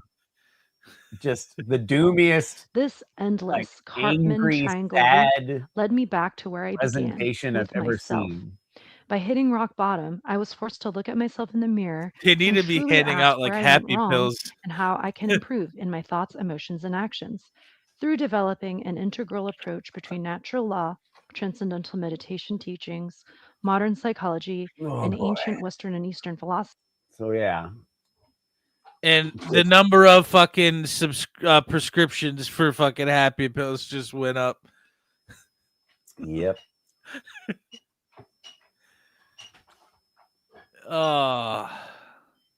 It's just weird how it's anecdotal thing about marriage drama.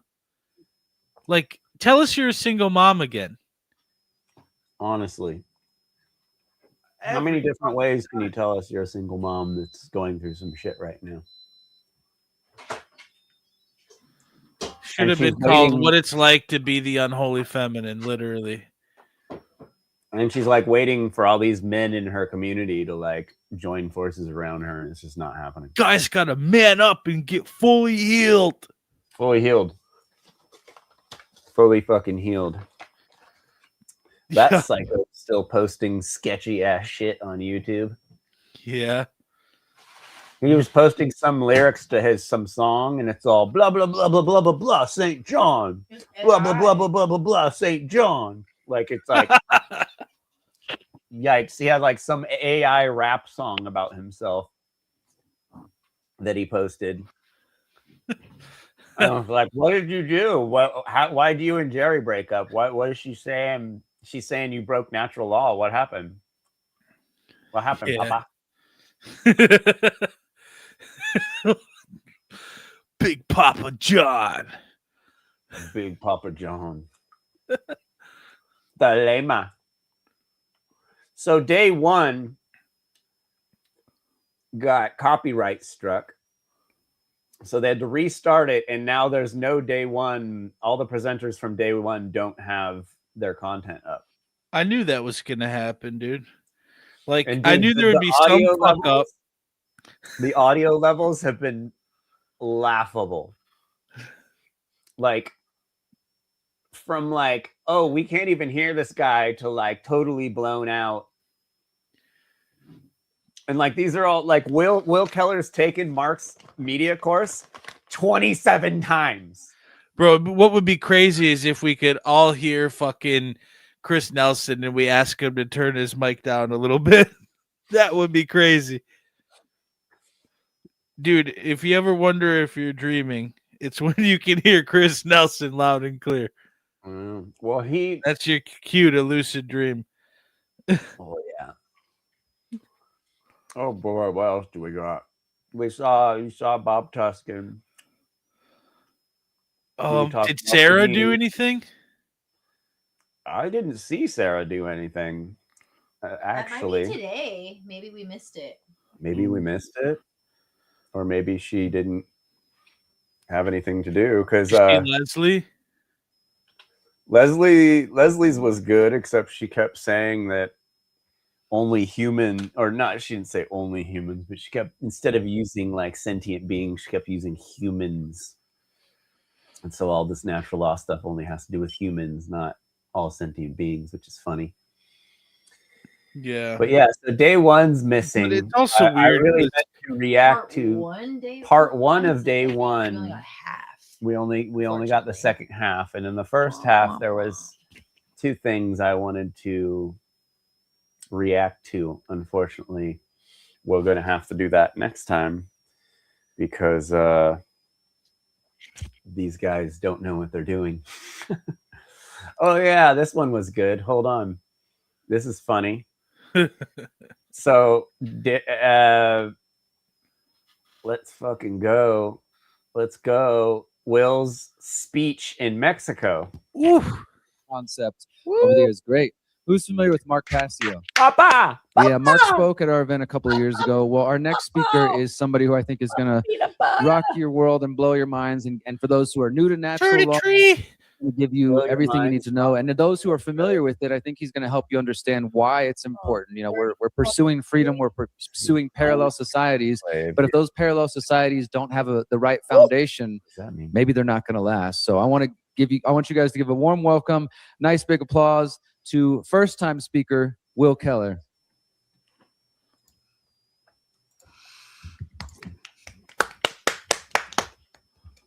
Pretty quiet in there. They have Mark blocked. Not a lot of people. A lot of missing All right, chairs. let's give it up for Will one more time. Will's gonna blow your minds, guys. Chia, Will. Awesome. Gee.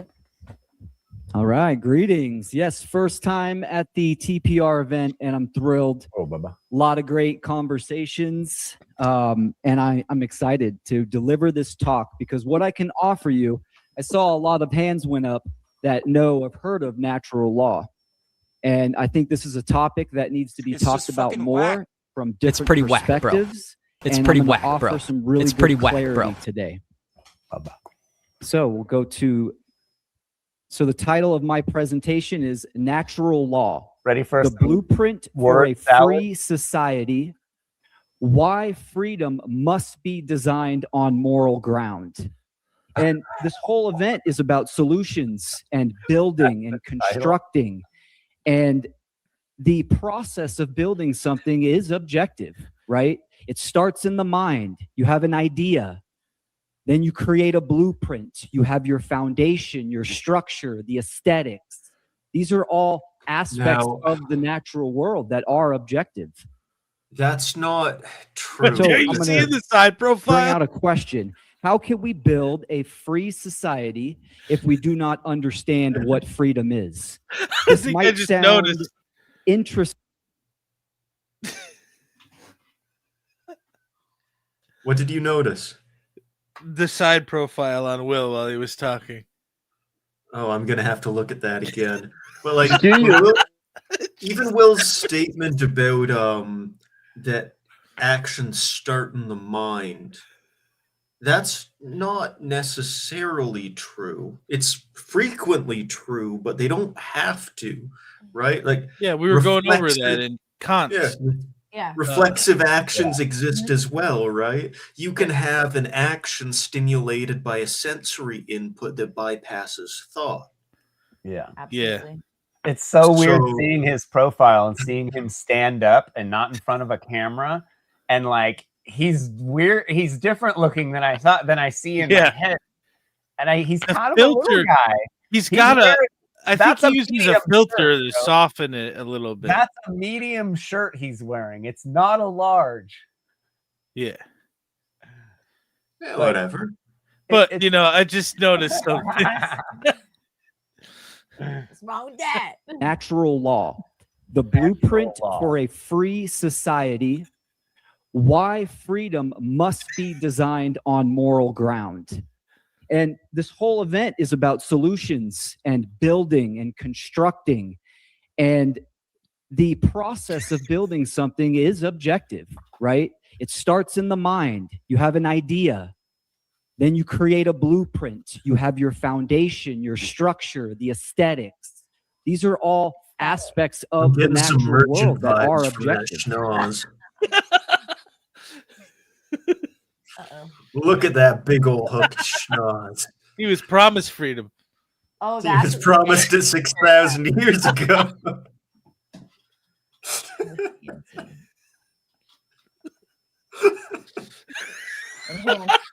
Enhance.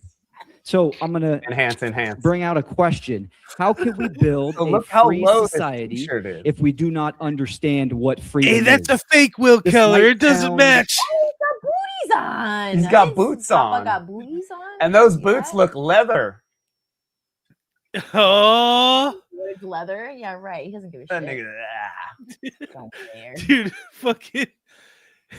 It's a fake Will Keller, like the fake Elaine Maxwell. AI, like AI, or like It's a doll, hologram. an action figure. Start the theories. Yeah, it's a hologram. It's pretty whack, bro.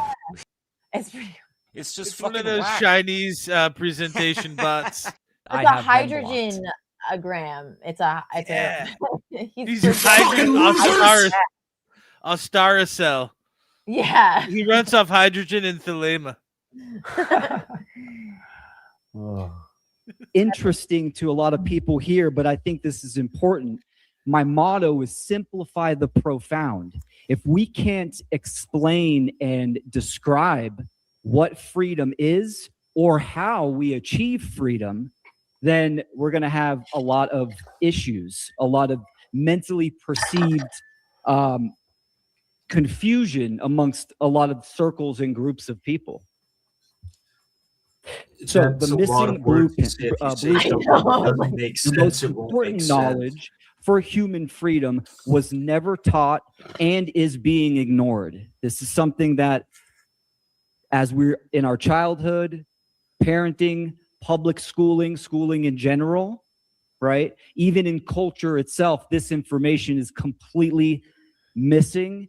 And Yeah, well, we the need it small for schools to amounts of teach Crowley's soggy teachers and biscuit butt educators. stuff.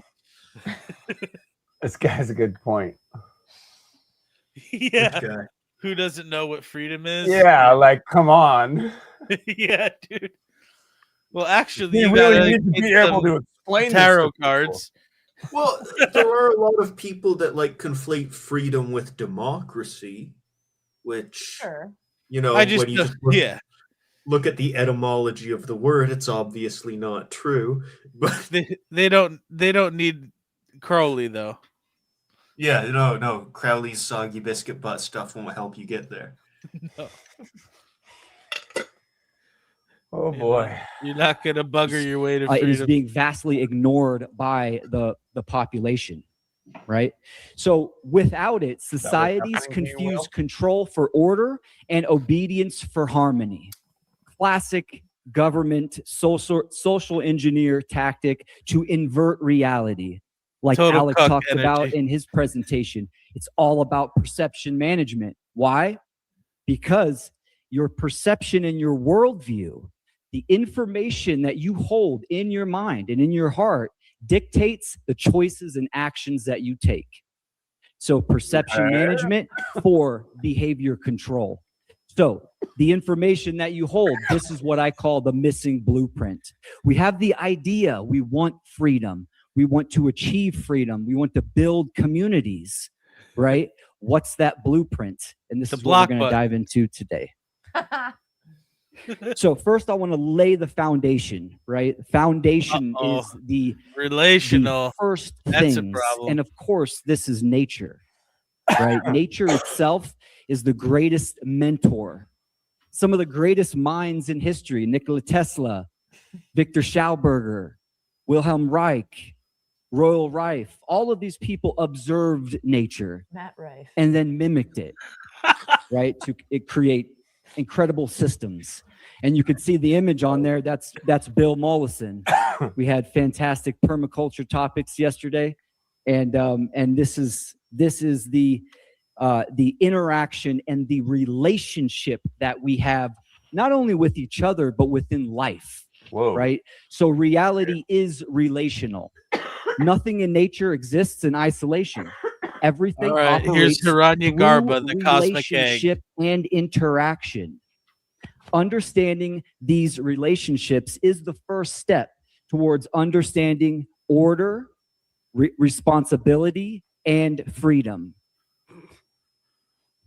Miriam started this whole event talking about relationships, right? Everyone and everything is interconnected. So this is the relationship. Relation to what? Well, relation to the people in this room, to my friends, family. It's pretty whack, bro. Excuse me, my daughter. But one thing that's not talked about is your relationships to principles, values. These things in the world are so easily discarded, left and right, for the majority of people. What are those principles and values? This is important because this is what lays the structure and the foundation. Oh, it's Mexico. Peanut butter. So as we're talking about nature and how everything is interconnected and it's based on relationships, what is the condition of those relationships? Peanut butter. Nature itself is lawful, meaning nature operates according to Lawful but consistent awful. principles called laws, not randomness or opinion. These Baby governing diaper. patterns are what we call laws of nature or natural laws. Fuck shit. Most Fuck people shit. understand the laws Fuck of shit. physics. Fuck shit. Even modern shit. science understands that these are constant governing dynamics, which is the definition of law itself. Law does not change. It is not whimsical. It is objective and binding. So But what we don't talk about is the metaphysical laws. Oh, Excuse me, give a drink some Astara water. Fucking hydrogen. hydrogen water. Hit that shit, boy. Oh yeah. Now, the metaphysical laws Yeah. obviously are energetic Start talking fast. and all water based hydrogen on water? consciousness. Yes, all water is hydrogen water. And shh, don't tell anyone. we need to understand our place in Down. reality, I in will lash- nature. I will There's bust so that much out. back and forth about objective and subjective. And here is the balanced and the truthful approach. We are each individuals having a subjective experience in an objective reality. That objective reality is the laws of nature. It is natural law. The governing dynamics that construct reality, Okay, I don't reorder actually the disagree basis with on how that everything statement. operates and how everything interacts. And we can call this natural law. Now, natural law can apply to all kinds of different things. You can talk about it in every category. Health, Okay. it's a science. People look really bored.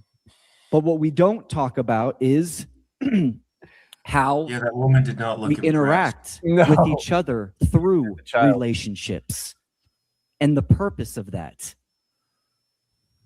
The principles she'd that stop respond talking to to like action Hands in and the not crowd. Everyone's perception. on their phones. This is the type of natural law that I'm talking about. We're talking about that natural law. morality.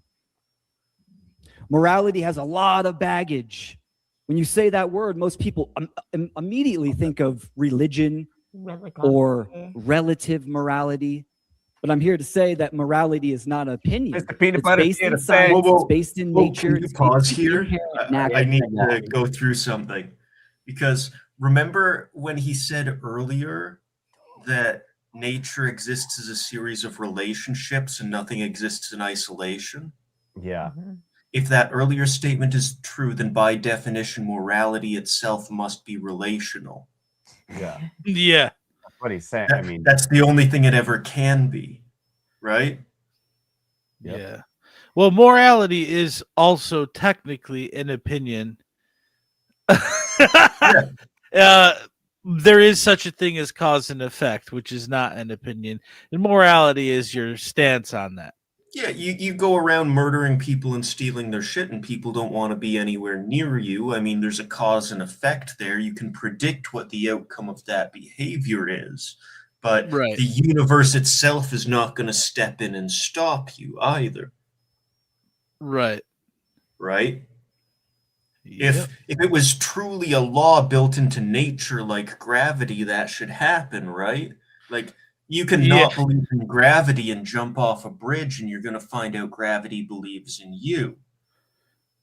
But none of these rules apply that way because they're not the same thing, right? It's like wise and unwise behaviors. And here's another harsh truth that people don't want to really think about is you can do all the right things and still not succeed in your goals in the world. And even if we all were better, it's only a temporary situation. And even if we were all better, it doesn't mean Like hardships would this idea of disappear. permanence, or basing your happiness. Well, yeah, and happiness as like the highest value, and that being something that's like experienced individually. Like if your idea of freedom is pleasant experiences, you're going to be disappointed. Yeah. Yeah. Because what if you just have a great, perfect life and then you know you're going to die? Now what? You know? So the worst thing is that like it has to come to an end, but that's still enough to keep people trapped.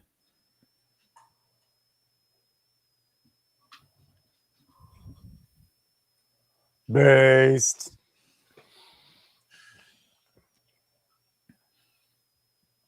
So right and wrong are not matters of preference or culture, time or location.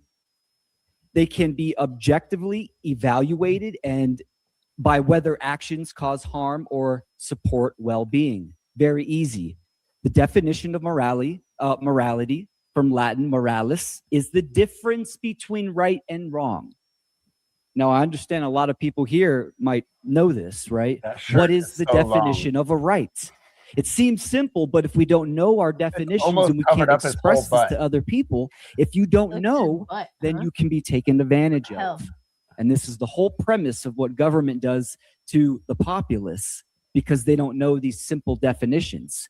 A right is any action that does not cause or initiate harm to another sentient being. Even the wrongdoings, we can look at that because there's an infinite amount of right actions that we can take.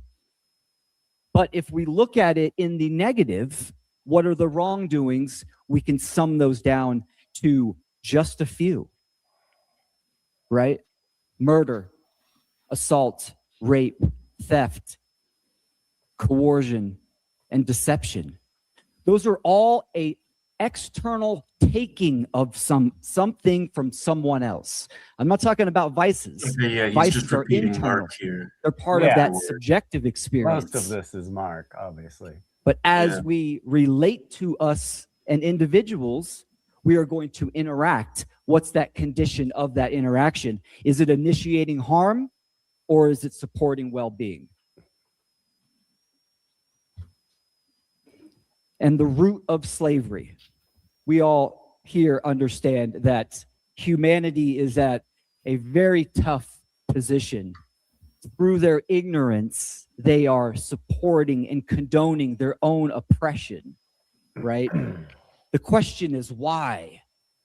Asking that question leads you on a quest. And that root of slavery is when morality becomes relative. There is no shared standard to identify harm. In that vacuum, coercion, domination, slavery take hold. So absolutely, morality is objective from that definition that I gave you. What does that give us?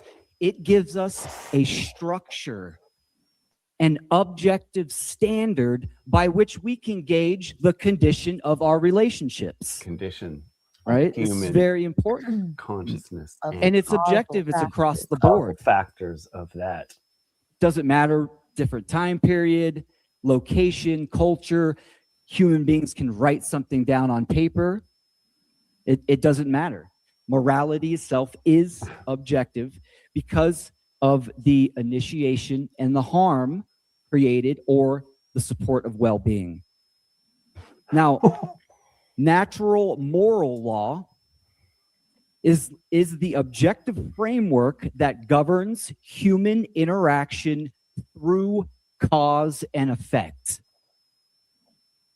It reveals how behavior produces harmony or disorder in a shared reality, right? So this is the natural law. If we're talking about electricity, there are natural laws that govern that, right? You don't want to touch a ground wire. You don't want to jump off a cliff. You don't want to touch fire. Objective laws say that the fire will burn you, you will fall down, or you will shock yourself, right? There is a cause and effect there. And from when I talked about what the rights are and the wrongdoings that lead to that objective standard, we can really sum it down to a phrase of don't steal and don't kneel. We understand the non-aggression principle, the self-defense principle. Both of those together and married, you have self-ownership, meaning you are responsible for your actions and behaviors.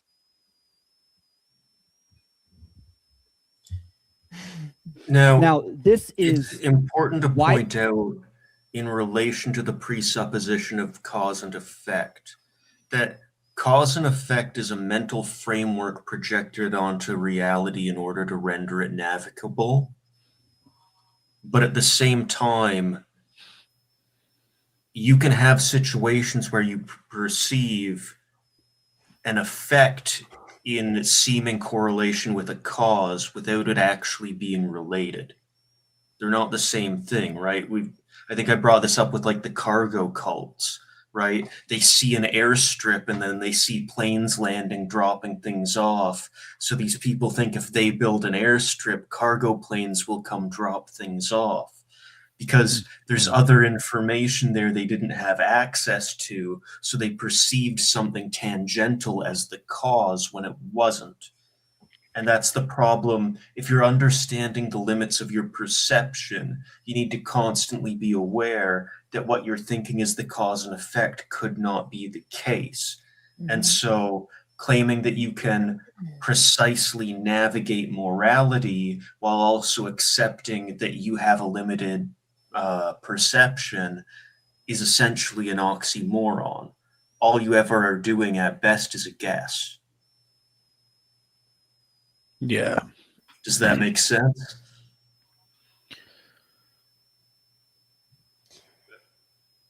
Just getting a lot of silence here. It's really not even that complicated. I mean, but yes, returning to the basics is fine.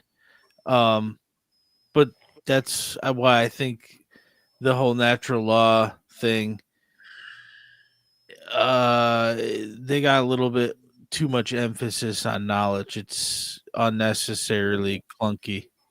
Well, and then you get that with like, well, things are relative, right? Especially if you're living in groups and, you know, nature, nothing exists alone. It's all relational. So like normally beating someone with a stick is wrong. Normally in nature, you have the right to poop anywhere.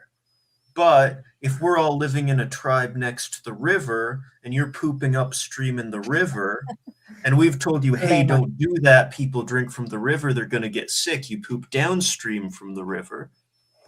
Yeah. And like, no, if I catch you pooping upstream in the river again, I'm going to beat you with this stick. Well, pooping's not immoral. No, but he's going to get everyone sick and he's been warned. So if I see him doing that, I'm going to beat him with the stick. Right. Is that immoral? Right? It's relational. It I guess always it depends on how hard you beat him. Yeah. It's still relational. Well, how many times have I caught him doing it?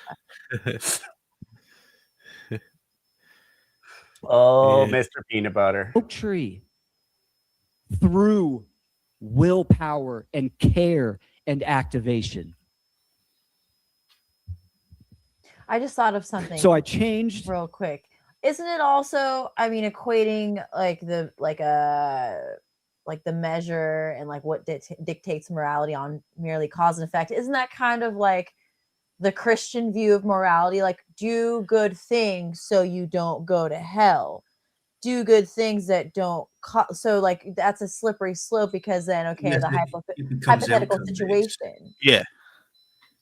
Like, yes. Yeah. If an action doesn't harm, like, okay, you have someone who is it still okay to abuse someone who is in a coma, no one will ever know and they'll never feel it? Is it then, if the effect is not causing harm, you know what I mean? It's like a slippery slope to just equate then the morality, and then like you said, take away the relational part of it and just look at it objectively. Then we get into the slippery slope, and then again, that's man's law. That's applying our projections of language, whatever constraints of a lot of time. our problems are caused by people not intending to do harm, but a little excess here, a little excess there. A little grifting here for getting a little bit of money. You but know, I don't want to do hurt that, anything. I just want to build a golf course here. Yeah, you know, yeah. and destroy like farmland or forest, or and then we're like, well, I just want to do this. I want to build this one factory. It's not hurting anybody. And I just want to have a TV. That's not hurting anybody. And they're dynamiting mountains and strip mining stuff, and then fighting a war over the resources. They're like, but hey, we weren't trying to hurt anyone. But it's like, yeah, still. Same line of reasoning, though, that gets you into that sticky situation. It's not a terrible presentation he's doing, Well, it's and basic. the argument from that could go even beyond just we're not hurting anyone to like, we're creating wealth, we're creating abundance, we're actually putting more good into the world, aren't we? More greater good. Right, your concept of good is a relational concept to the world and what you think it should be, right? Yes. If you think everyone should be rich and have cars and big televisions, and well, then creating that is a good thing. To hell with what it's doing to the rest of the world, right? Because you're creating that wealth. Again, like a blueprint idea. Yeah, it is a relational thing. They have an image in their head of what's correct, and good is relative to whether or not it's creating that blueprint. You're correct. It is all outcomes based. Yeah. And that's the problem. So then who puts the blueprint there for you? Yeah. The Archons. That was just damn, bro. Stole the words out of my mouth. This is my last slide, and I changed the words on it. Natural law. The blueprint for a free society is morality. Freedom. To get the goyim to follow the book. Can only be designed on moral ground. Right? Right. Right. Right. Thank you. Thank you. So understanding that blueprint, that nature has provided everything for us to succeed. It's on us to understand that our structure within our own individual lives, within the family dynamic, in our communities, must be based on that foundational structure of morality, but talked about and expressed and educating other people about this basic foundational information so we can pass it on to the next generations. I love how Derek touched a couple times on the 7 generations. This is an indigenous concept I very much align with, being an animist. This is also a concept that the social engineers very, very well understand and implement. If you can plan out the next 7 generations, then you have that condition in the palm of your hand. So what is the available like planning is the problem. Information being talked about today?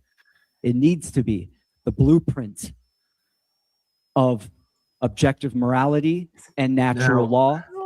So we can have the true people's reset that expands from Have you this ever 0 point. tripped over a blueprint at the beach? Do blueprints exist in nature, or does nature simply exist? Yeah, you're not going to stop people Dualism, from bro. coming up with little blueprints, you know? That's the thing. What are you going to do? Yeah, and there's police the there's universe. There's in the chat here, someone said, if you're not happy, what are you? Are you sad, mad, or neutral? And someone said, ataraxia or equanimity are solid. And they're absolutely right. Like, happiness and sadness are both manic and depressive states. You don't have to be either. You can just be calm and content with that without desiring to feel a different way, right? You can be not bored, not sad, not happy, and not have any strong desire to change that state. You don't need to feel anything. It's not necessary. Yeah, you can just acknowledge, like, yeah, so I'm happy right now. That's cool. I'm sad right now. Okay, yeah. You know, to be fixated on a certain state all the time is pretty weak. And you don't have to be connected to an idea that there's a state of mind that's correct, that you should try to stay in. And that's where thinking you just need to be happy. If you can always, you're not ignoring your feelings. You're acknowledging them. You're just not. You're just not placing a label on identifying them. with them. Yeah, exactly. Yeah, you're not identifying that you are your feeling. It's like, different how thing. upset do you get when it's raining out? Like, it's just a different stimulus. Hey, You Kramos may is, or may not like it. Kramos is back. Nice. Hello. What's Hello. up, Kramos? All Looking good. pretty How are scary. you? What? You got a filter on. It's pretty scary. Danner, your camera's Sorry. really messed up. Do you need me to change it? No, I don't. Okay. So it's not that scary. No. It's pretty cool. But yeah, so this video was pretty funny. Out The end into of it, the external the world. Q&A is really what I wanted to watch. And everyone here is an acorn. So everyone's an acorn. let's get it. There we go. Yeah, make some noise for Will Keller, everybody. In a nutshell. We're gonna take some questions. We still got time for questions. You down for some questions? Yeah, let's do it. Okay, all right. We got one over here. And anybody else, feel free I to wonder raise if your he hand. uses an Acer laptop. Thank you for the presentation, brother. Yeah, I really appreciate the slide about the moral relativism. I think it's important to bring that into awareness. Quick question, and forgive me if this is a little bit metaphysical, so it would be great if you can provide a response that's more grounded. So the ancient Chinese philosopher Confucius was quoted in saying that signs and symbols rule the world, not law and order. And I'd love to get curious to know what your thoughts on that about that. Yeah, absolutely. Great question. And I love metaphysical questions. I think a lot of times cultures and esoteric knowledge are talking about a lot of the same things just from different perspectives. So here's an example on how I would answer your question. Mathematics is a completely artificial, man-made construct. It's our interpretation of nature itself. Nature doesn't work in numbers. It works in pressure mediation and ratios. Yet we can find the golden ratio in everything, the torus field. So it's our interpretation that leads us to build a language called mathematics or arithmetic. Except you don't find those exact ratios. You just find something approximated. A part of nature's experience. And us as human beings, this is what separates us from the animal kingdom. I do not say human beings are animals. We are in a totally different category. We are an integral species of the mineral. Well, first, the element, the mineral, the plant, the animal, and we are the human. So we have that availability and the capacity to see the signs and symbols that are what?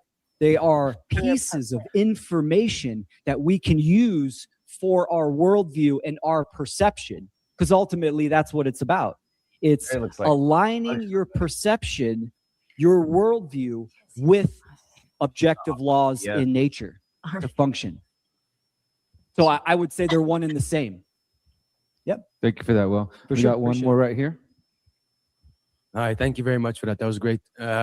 Just something I wrestle with myself personally. I have a question about how natural law would apply towards animal husbandry, animal stewardship, and therefore what would be the most ethical way to take an animal's life when we're living in this context. Nice. Great question. Absolutely. Yeah, when I had the definition of a right, I said sentient beings. So I'm actually absolutely talking. Asked Will that got Will throwing a temper tantrum about us and blocking Braxton and eventually blocking all of us came from Braxton asking him what's the most ethical way under natural law to kill an animal. And he just started going, fucking vegans and the stupid fucking podcast over there with Jeffrey Phillips. Fucking blah, blah, Couldn't blah. he have just like, whoa? Couldn't he have just completely judo thrown that by just saying in self-defense? Yeah, that is the judo. Right? Like, what's the ethical way to kill an animal when you're defending yourself? In self-defense. Yeah. That holds up. Talking about animals. There's so much division in the vegan. My face is in all his these brain different right types now. of realms. Like Jeffrey Phillips I is gonna myself see was a this. That's what vegetarian he's for thinking. 7 years. I do think there is a symbiosis that can be achieved. There's no handbook in life. That's what religion is there for. Oh, we got the handbook. What? Books. What? That's what religion is for? For real? He said that? Yeah. Wow. I do not just understand that we can come together and understand what rights are, what true stewardship is, and we can build systems that are in more symbiosis or in symbiosis with nature itself. Yeah. So we need to understand that there's a progression to the work that we need. And my work itself is just explaining, like, look, we need to understand what rights and morality is. And that absolutely applies to the animal kingdom. And how? Getting in a more balanced position, I think that's something that we can achieve later on down the road. You're wearing your but leather. also in our own individual Can I lives. ask you something? Yes, you may. Why is animal kingdom, but human is not a human kingdom, it's humankind, right? Well, it's also a question why we're separated from the animals as if we're not part of nature, right? Why is it humans and Separated? animals? Why are we not considered part of the animals? Yeah. We might are have mammals. Yeah, like, Said we weren't. I mean, this is a better than conversation. Darren and I in our first argument, I remember saying, like, I am one of the animals. I'm not separate from them. We're the same thing. Like I am an animal. That's not We are the worst animal ever, I think. right. But that Pretty much. you'll see that in all, whether it's the New Agers or different religious systems, this separation that there's nature and then there's man, and they're two different things. Whereas, like, if a beaver building a dam is natural, how is you building a house not natural? When does one become nature and the other not, right? Yeah, I understand. Do you know what speciesism is? Like Speciesism, yeah. Yeah, okay. There's Specious. 5 ways how humankind take advantage over the animal kingdom, right? Clothing, science, entertainment, company, and food. Right? Yeah. So we are eating and clothing and experimenting in this kingdom. Mm-hmm. Yeah, there's a lot of hierarchical thinking to that. And then it extends to the human realm too, and then people think they have the right to force, religions and governments on people. Yep. Thank you, Will. We got a few more here. Cool. I'm Great Jerry. presentation. I, in my own journey, wasn't able to hear these sorts of messages until I did the inner work, the shadow work. What are your thoughts in terms of any sort of prerequisite work one can do Not to the then bird be able hands. to understand Bird truly this knowledge and embody it in their thoughts, emotions, and actions? Italian. Great question. Absolutely. Yes. Oh my God, that's not. We are the 0 point. So it always starts with that internal ecology. Jerry mentioned thoughts, emotions, and actions. Unity consciousness. Thoughts, emotions is the metaphysical realm. That's the realm of consciousness and energy, which is the realm of causation, right? That's where everything comes from. Then your actions is what is the effect that goes into form. So it does, that internal work must come first. And this is what, we're here to take in that information, sit with it, process it, digest it, right? And then apply it into your lives. They say in heaven, love comes I agree, first. 100%. All right, here we go. Thank you. Super presentation. Question is, what are the first next steps to apply natural law as you presented? Very good. Very good. So what's next? Remember that This is natural what I hear law to everyone asking generate a condition, the effect of freedom, right? It's based upon numbers. This is why we are enslaved, because the majority of minds hold certain information, which they take certain actions. That generates the conditions. So it is not only quantitative, it's qualitative. Qualitative is understanding the truth and having that information and then applying it to ourselves. But also, so he's answering this question in the same way, the qualitative, not quantitative. When I was on the show with Bob asked him what he thought about what I had to say, and this is how he answers it. The dude just says whatever at any time to any question in any scenario. Like, this is not the same question. It's hard. Yeah, it's hard to answer questions when you're working off a script. Yeah, no, that's what I'm saying. Like, whenever you got the guy cornered, he has nothing to say. I called the Bob Tuskin show and presented him with a very deep idea, and his response was Epstein files. You should really read the Epstein files. And Mark didn't say that. And I It's like, disagree you're with the supposed to be caller, this based Jeffrey. guy. You're supposed to be this based guy who's thought about all this stuff a bunch. Speaking of quantitative, how many hydrogen water bottles have you bought? Jesus. Influencing and educating others, right? So we can amplify that Dualism. field. Continue doing what the oppressors, continue the tactics of the oppressors on them, back at them, back Well, at the other people. Get And donations beyond of that, fiat currency. if you're actually understanding the concept that experience is based on perception, why are you claiming you need to create freedom? That presupposes you're not currently free. Can you get up and do whatever it is you want to? Sure, people might take action against you, but you have the freedom to decide your action, right? So in what way are you not already free? I mean, why wear pants if you wear shirts that long? I just don't get it. Yeah. It's covering everything up. You might as well just not wear pants. It's actually actions that limit freedom. Yeah. Of influence to create, to manifest a certain condition. It's a profound fleet that we are trying to do, but absolutely in your own personal lives, understand the relationships that you have with others, with nature itself, and focus on that. And eventually understanding that education is where we need to go.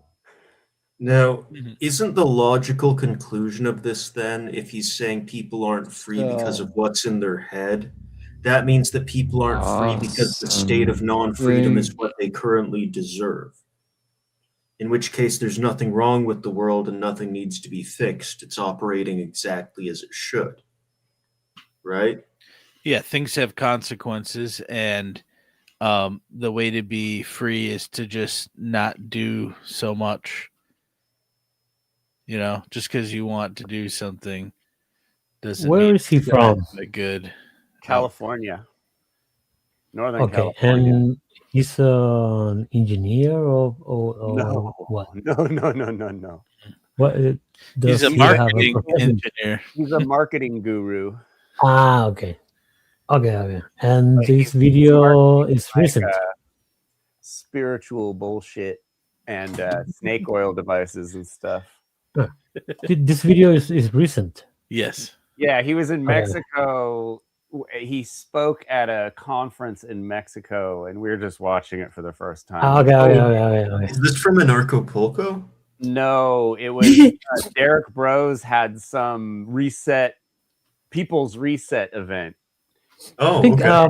I think it's interesting, and I came up here because I was listening, and this connects directly with the 2-day seminar that I saw yesterday and the day before. I'm gonna show you or explain you that later, but it's interesting. The Are you talking about ground. Funnel 5? Synapses 2026, India. Oh, okay. Yeah, what was that? Keep India. going, bro. I'm gonna show, That's not I'm gonna India. show you this. This will be quick. We got a couple more here. First of all, great presentation. I fully agree with you on everything. The question that I have is regarding how this applies to, for example, like most people. So, according to Will, what's next? Now that we know and understand natural law, what's next is go teach people natural law.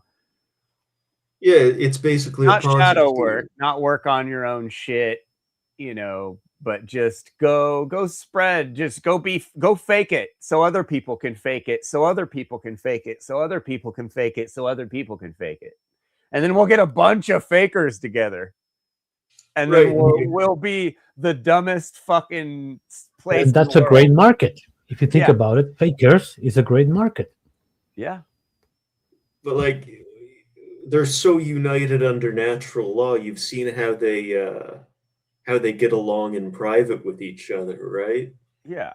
Like, yeah, they can't agree on anything. No, dude, I show up and like ruin podcasts that have been going for like a fucking year. I show up and like, I'm all, hey, you guys should be doing a little better here, and they can't handle it, and the whole thing falls to pieces. Like, that shouldn't be that easy for me to just show up and point at a couple people and say this guy's full of shit, and the whole podcast falls apart. Like, they never do another podcast again. And like Derek leaves the fucking the natural law circles for like 4 months. Like, people have to take a break because it's like, dude, people are so in their own world of bullshit, it's not even funny. So when someone comes along and pokes a hole in it, they can't handle it at all. And it seems like a dick move until you're in that space and you see how much time and energy it sucks from people. It's very harmful. Yeah. No. But it's moral. It sucks because day one. It's harmful, but it's moral. So okay. Yeah. Here are upstanding citizens and everything, but Of course we constantly, for example, since we're here, it proves, since we're at this event, it proves that we're all upstanding citizens. That's a big fucking flaw with this movement. Everybody just thinks because they've come to the conclusion that they're based or anti-government or whatever, that they're suddenly this fucking perfect ass person.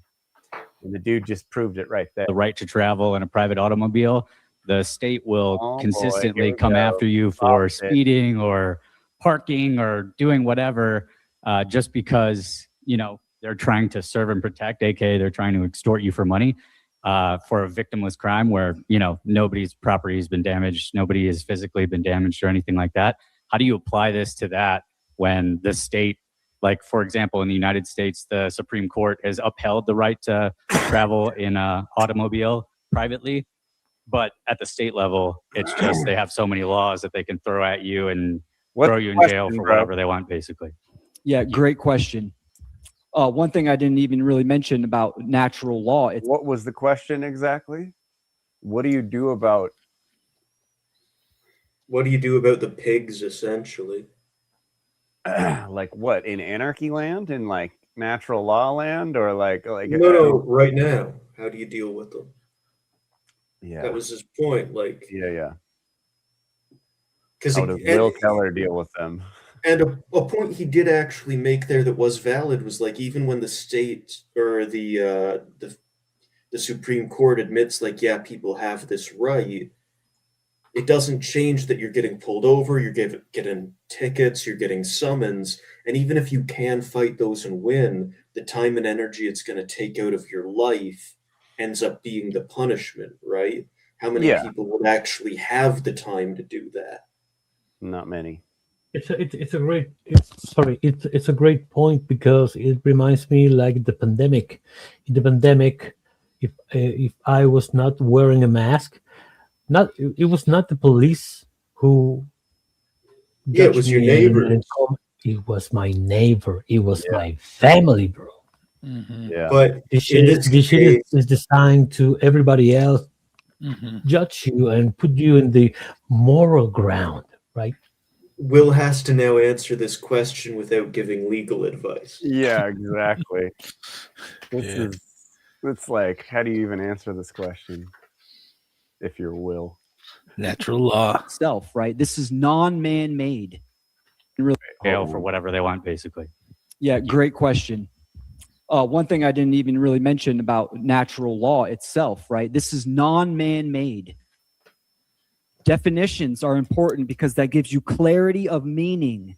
Natural law, natural from Latin naturalis, which means inherent to creation. Naturale. Non-man-made. And then law is an unchanging, governing dynamic, unchanging, right? So yes, in Are you gonna answer the this question, condition that we are in, one of slavery, and it's good to have an accurate perception. You have to have an accurate diagnosis of the problem, which is why Derek Rose's documentary series, Pyramid of Power, is so important. You need to understand the position that we are in. Because yes, do you have the right to travel? Absolutely. If a goon pulls you over, right, an order follower, and is trying to extort you, in nature, you have the right to defend yourself. Would that be wise in that time? Or What the congruent fuck, for man? health? Defend Not yourself really. how, Will? You have to make that. You have to use your own In discernment, nature. right? To How what many degree? people understand objective morality and natural law in the populace?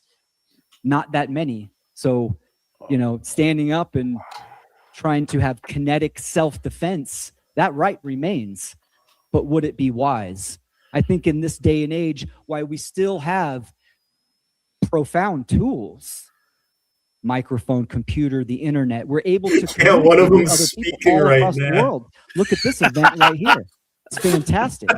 We need to utilize these tools for Profound education tool. of objective morality and natural law. Profound Awesome. tool. Yeah. Wow.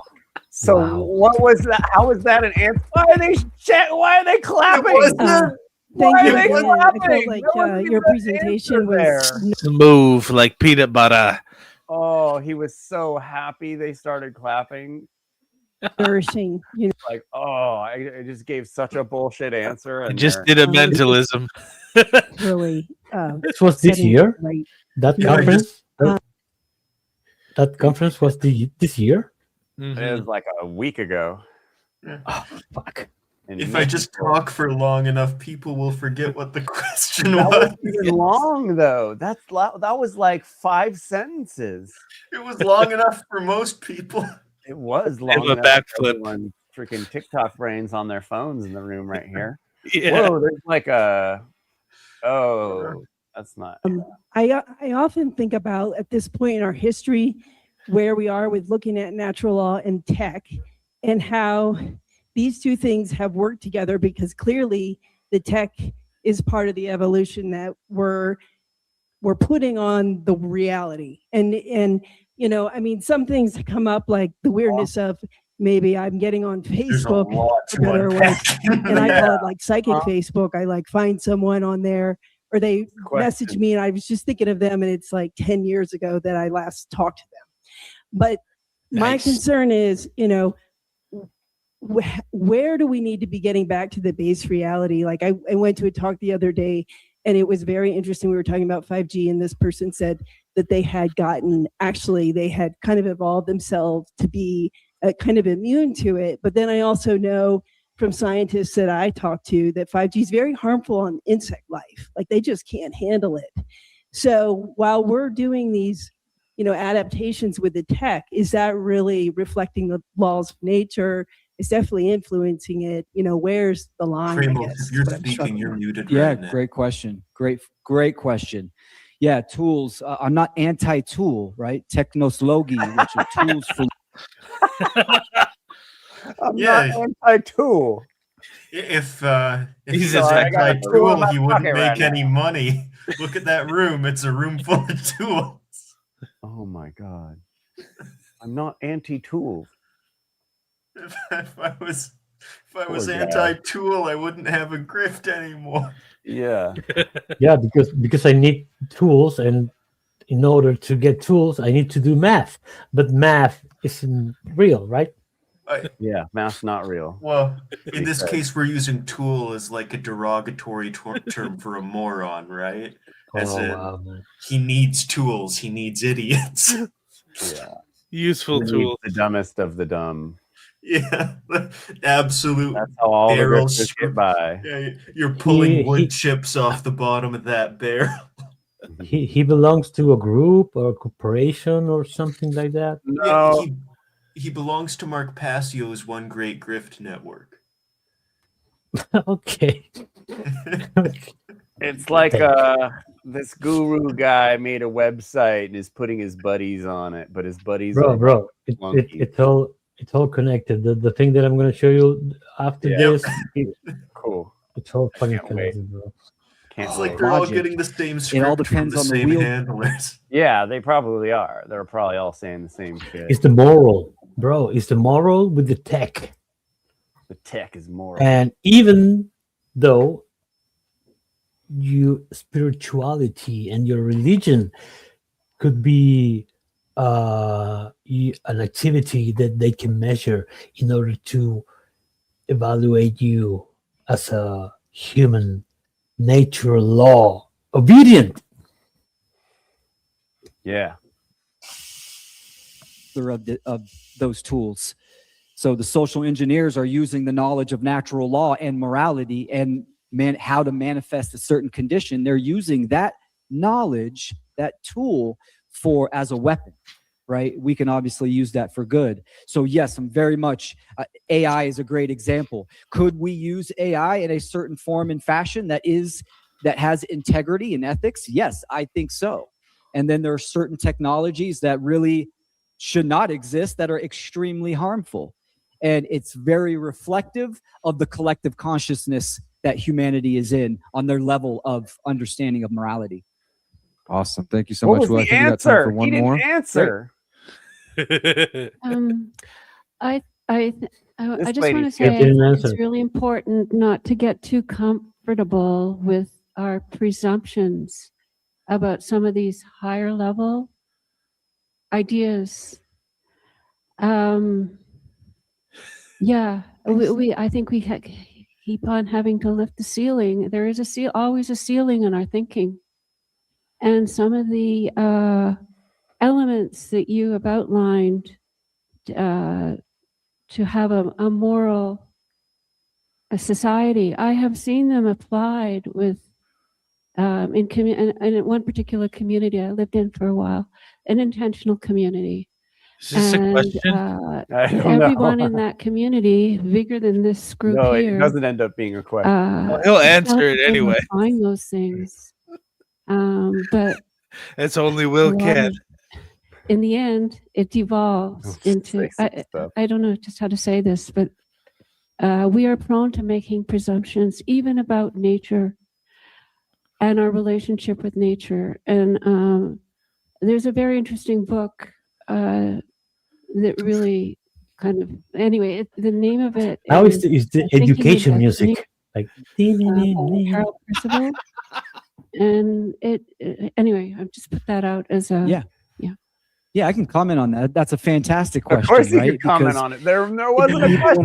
That's a fantastic question. morality. That's why I told think him to it's read a important book. to understand murder. There wasn't a always question. wrong. Rape, always wrong. Assault, theft, coercion, and deception, always wrong. Now, is it that cut and dry? Yes. Well, of course not. I mean, we're living in the world. This is the process of being human, where you have conflicting stories in a society where a transgression has happened, right? So yeah, we need to come to find the elements of truth. And there's all kinds of gray areas. It's not so black and white, but with those foundational cores, think about that. Think about if more people in the world understood those basics. Black and It's white not just cores. understanding them within their own life. Well, I don't kill anyone. I don't rape anyone, right? Excuse me, bro. There is Easy with the R government word, bro. institutions. There are people that All right, I'm done with that. I'm done. That means he's a cool dude. Bro, Adrian, can you hear me? Yo. Yeah. Adrian? Okay. You having problems with your neck? With my neck?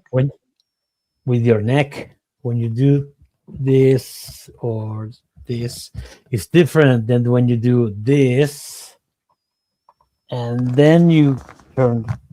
You're having problems with your neck. You were. Oh no, that's like I have this A tick a tick. Okay. But yeah, I have a. Why are you such a dick, Kramos? No, I'm just giving advice because when I have problems with with my neck. So when I do this, it's different than when I do this and then I pull. You see, it's like crunchy. Yeah. Does it crunch? Yeah. The sad part is that I enjoy the fucking crunch. Oh, sorry, but Yeah. Oh, Kramos, you got to see this guy. You got to see this guy. Look at this guy. Here's another one of these guys. I was watching about logos, bro. Look, let me be very, very honest with you. I really appreciate this space because you're exposing things that I'm exposing here. I'm in Chile, bro. I'm in the fucking asshole of the world. I'm in South America, and these things are happening here because if you think about it, there are channels of YouTube, there are Instagram accounts, there are TikTok accounts, maybe not TikTok, but YouTube and Instagram and Facebook.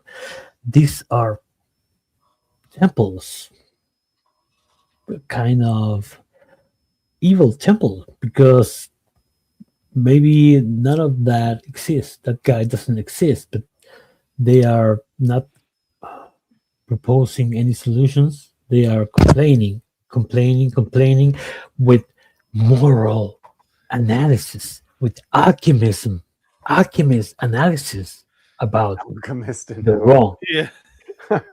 Yeah. You can put any word before analysis. Religious analysis, astrological, the tarot of the communism, whatever, bro. But it called my attention because here in Chile, bro, and I see everywhere, it's happening the same way. It's a fucking similar way and kind of channel. The kind of content, the frequency of the videos, the frequency of the live stream, the frequency of the podcast.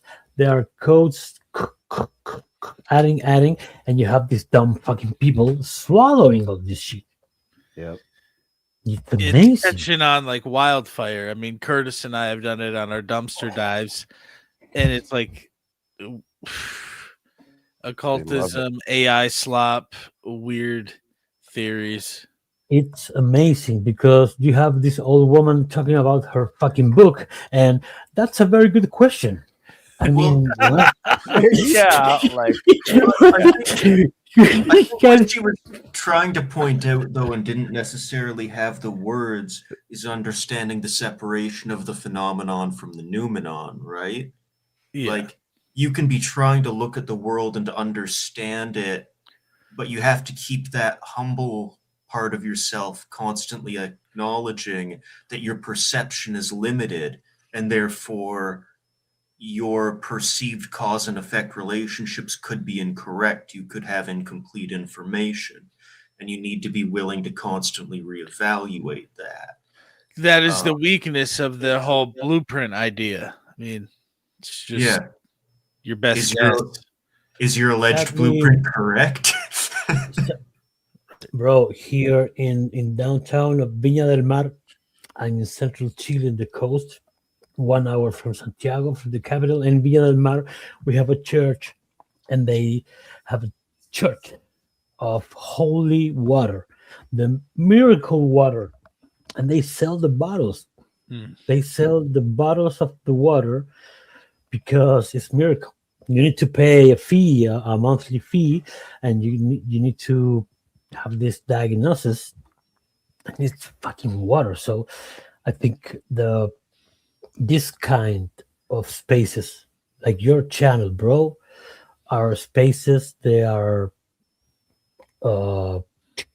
turning on lights because darkness want to extinguish all that in order to be informed. It's different. The point that the friend was talking about, the interpretation or the real fact. So which which amount of society are swallowing this because they don't inform themselves. Just that, to inform. I will learn things here in this panel because I'm interested in in study and Now- receiving things, but people they don't want that. They are like to have interest. A point to be made there is that even when you are trying to inform yourself, what are you taking in that isn't just someone else's perception, right? And is their perception any more accurate than yours is? That's the problem with people wanting the objective truth. And I've used this example before, but it's a good example, is that like bees see in ultraviolet and we don't. And when you look at a flower in ultraviolet, many of them have concentric rings leading to the center. So when a bee looks at a flower, it's literally seeing a bullseye showing it where the pollen is. We don't see that. There's a truth that is the whole flower. It's every single trait about it that exists separate from us. And then there's our different abilities to perceive it, right? The bee and I are both seeing the same objective object. What we're interpreting is completely different. And that's where you can never have objective knowledge of the world around you because it's always being filtered through an imperfect sensory apparatus. And that was the point about staying humble about that and always being willing to reevaluate what you do and don't know, right? So like beyond the statement, I think, therefore I am, if I'm having thoughts, then a thinker must exist. So on some level, I must exist. Beyond that, everything else past that is not objective. It's just probabilities based on perceived likelihoods. I appreciate the analogy of the bees and the flower because it's very practical to be aware of how I see some things and how other beings, animal kingdom, are watching the same thing, but most deeply. And now even two people perceiving the same event will perceive it differently. And that's kind of where I was going with this, because now it gets even worse. Because beyond just your senses being limited, and therefore your perception already being limited, if you've indoctrinated yourself into all these symbols and numbers and meanings and what they mean interrelated with each other, you're actually further flawing your sensory apparatus. You're giving yourself assumed meanings that are being projected, that are influencing your perception based on nothing. You're actually further retarding your ability to understand anything when you start delving into symbolism and implied meanings. Teleology, all that. Whereas like freedom is actually casting off that stuff and trying the best you can to perceive things as they are without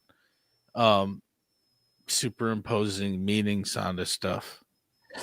Bro, when the guy was saying like math is not real, mathematics is not is invention, I was like, oh cool, because I sucked at math when I was a little kid. I suck. Yeah, because it's fake. Okay. I was feeling kind of good. You should have just told your teacher that. Yeah. Bro, I love numbers. I know how to play chess. My father taught me, but I suck at mathematics. I don't do equations.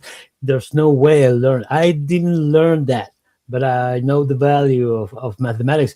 This fucking guy was saying like, isn't real.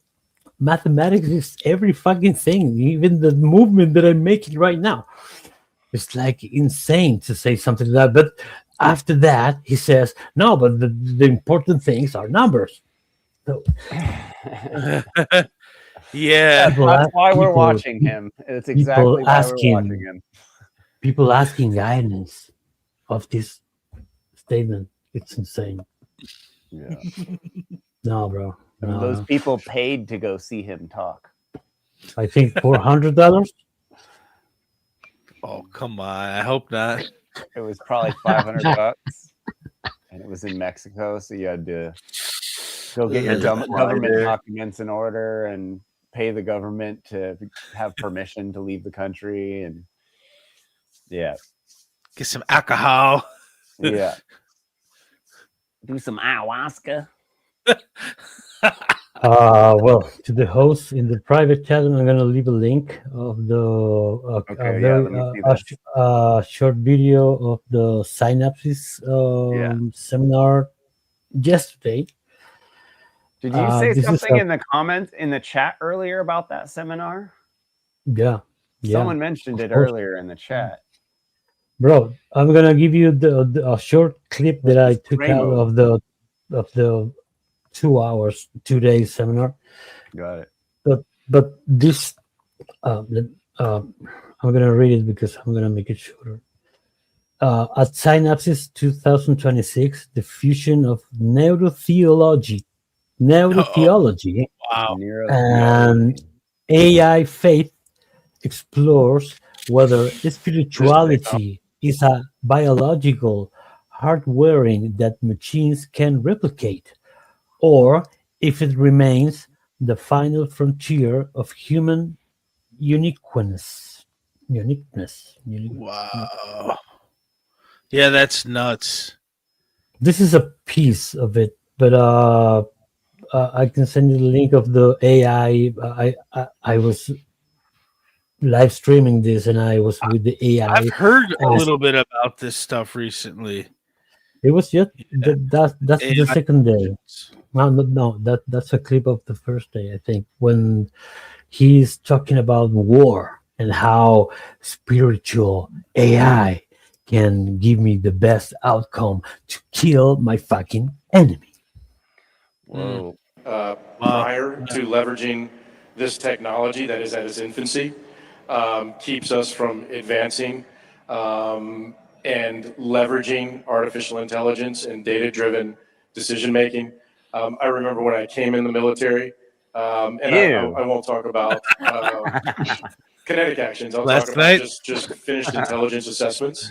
It was PhDs who were coming in and reading reports and telling generals generally what they thought based on a cup of coffee and 5 reports and a current event. That's actually what brought me into the field of data, because I thought there was a mathematical way that we could bring more precision to intelligence assessments. Frankly, it was just old school Pearson product correlation coefficient type stuff in Excel. And so I hope that we understand the future of using math. Where did we the just future hear of about using this? technology? They're gonna basically like use AI to fly drones above us and just take people out. Palantir? Yeah, Israel Palantir. used that shit, and Gaza. That's the 1% of what you said. Yeah. Of what they are using and of what they are going to use. That's the 1%. To the person in the chat who said math is a universal truth, no, you've got the cart ahead of the horse there. Math was something we developed to try and make sense of the universe. That's why the perfect numbers that exist in our mental construct that is math don't apply to the universe, because the universe doesn't actually work that way. It's our attempt to approximate it. That's why, like, you can try to measure out an inch, but you're always going to be off by a fragment. It might be, to the 5th or 6th decimal, but you're never going to perfectly measure an inch. It will just be as close as makes no difference relative to what you're doing. Yeah, I see Abe's comment there. Yeah. Thank you. Yep. F only gives you a limit perspective of reality, although it does have some limited predictive ability.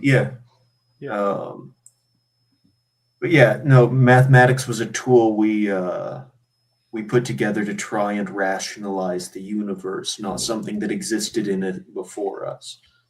Mathematics exists before mathematics existed. Before mathematics existed. It's a meta for what? Mathematics. Metamath. Mega mouth. Will continue to improve both our ability. Why is there like a weird tone in his on his? He's audio? got 2 microphones, dude. Oh. Yeah, I failed with my microphones because I failed. I'm a videographer, but technically I failed. So I was like, okay, he has a fucking echo, and I was this close to make a rap sound, but I didn't. It's funny because it's tech, and it's almost like they like put a robotic voice on him, like it's like kind of like. Because it's this one because I'm using voice emitter and okay, but you can understand the voice. I noticed that the little there's a bunch of hexagons on the stage. You know, it's that like a little AI beehive. 1 second. Before there was matter, there was addition, subtraction, multiplication, etc. symbols. Okay. The thing is, I read enough insane things in a given week when I'm going for material for the dumpster dives. I don't know if this person is being serious or they're very not serious person, so I'm not. There's a cosmic soup, and you stick a ladle in it, and there's like the quadratic equation. You're like, yeah. But I mean, seriously, I read people telling me that your hair is actually an antenna that connects you to the ether. Like, the stuff I read is so much crazier than that I don't have a metric to measure it with.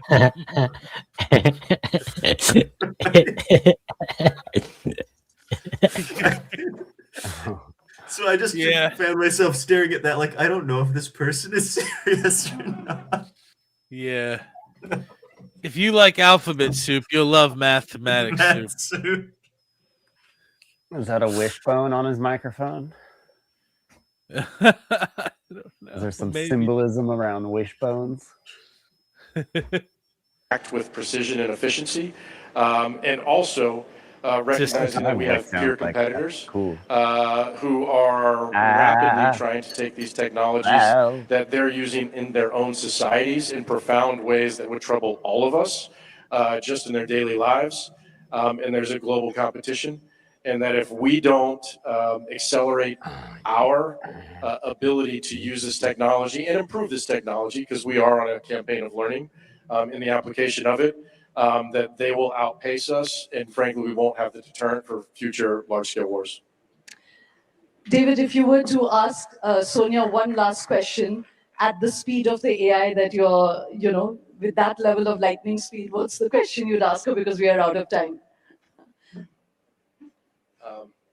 I need to think about that. We didn't prep for this one. She and I did have a wonderful conversation in the green room, and we're going to follow up. I think my question would probably be, if you were in my seat for a day, what would be the next step? How would you improve what we're doing? Yeah. Do you want to leave that a rhetorical question, or do you want to answer that? No, I'm happy to answer that. I do think it's actually at the core of what I was saying about bringing different stakeholders to the table, that I have experienced, this kind of siloing of there's the military and they're looking at military, operations, and then you have human rights organizations and researchers and scientists. And I think it's very important to bring the people together, because it also increases the pressure of what I think is important in the design of these systems and continuously review is the civilian harm mitigation, because we don't want to go back to the times of carpet bombing, as you mentioned. Like how good is technology if it brings us back to the times before the Geneva Conventions, where there were large-scale there was large-scale civilian harm, and the reason we have the the Geneva Conventions, is that we want to prevent this type of future. So we don't want to be heading, with this type of speed into like an AI-enabled new, mass destruction weapon. And that's really what I would want to continue pushing the military and governments in. We need regulation, and we need to have civilian harm mitigation that is in the design of these systems, because otherwise, if the weapons are not more accurate, what are they worth? David, I just want to end with saying that, you've said freedom isn't free, and that when you hear the word regulation, you run out of the room, but I do want to share one quick experience of our own back to that Maoist conflict, and I really appreciate the Indian Army, because there was discussion at a point that the army would be brought into the heart of India, to quell that uprising. And we were some of the few journalists that were really going in and reporting from the ground. And the army actually reached out for a kind of consultative conversation, and I'm sure there were many other reasons why eventually they decided to go with the police really quelling that rather than the Indian Army, because the Indian Army's psyche is different. It is to kill an adversary. A police is a more domestic security situation. The psyche is different. And that consultation, amongst many other things, I'm sure the Indian Army did, kind of change the strategy, whereas some of what one is hearing, and we understand what the complex realm you're in, the seat you sit on, but without consultation, you might be just reinforcing your own bias on a lot of things, and there's a lot of that, they're the lefties, like with Palantir and the ICE raids. The discourse in America has become so polarized that I don't think it would be possible in an American situation for the two of you to sit in the same room and talk to each other, So I really hope that's going to be possible. Thank you very much, both of you, for the great insights. Thank you. Yikes. Bro, only to give you a very short context, this was a 2-day seminar, and that was the part of war, but inside this spiritual AI cognitive assistant and support and even guidance on your religion and your spiritual activity. That was the core, that was the core. But war, I don't know why, isn't it? It's pretty creepy. People want to incorporate AI into that, teach it that. Clankers. It's almost like the Tesla cars. Yeah. The Tesla cars make. I hate being a clanker, dude. Well, and with trying to teach AI to experience awe like we do, well, do I experience awe the same way Adrian does or Darren does?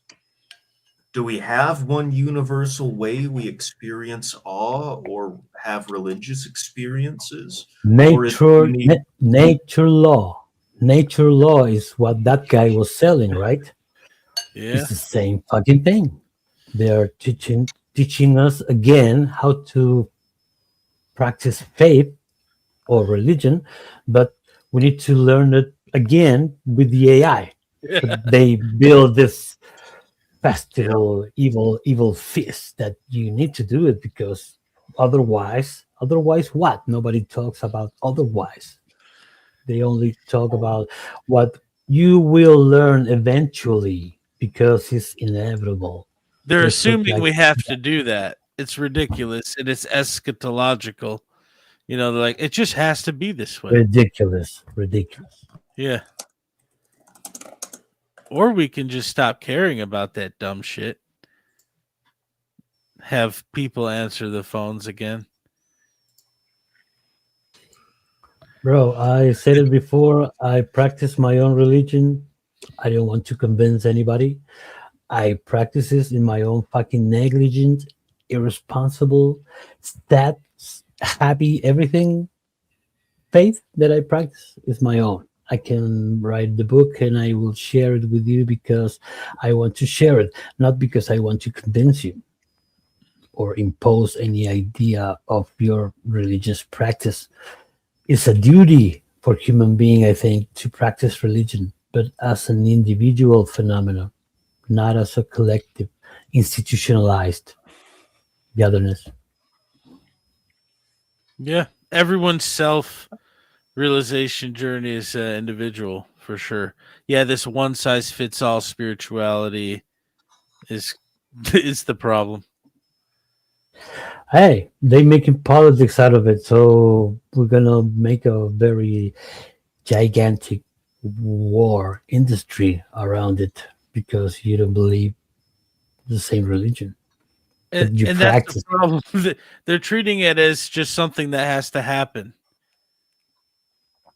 Now, how are you going to make It's somebody not think that way? it's weird because there's two very big units, and they are built of many fucking little units in every place in different shapes, corrupting or being infected and getting away from the religion, getting away from the God and being corrupted. But they are practicing the religion, but there's so many from those big ones.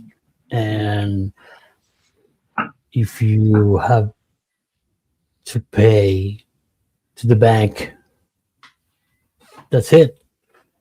All your life is around your debt. Without debt, this system will fall like this. Mm-hmm. Yeah.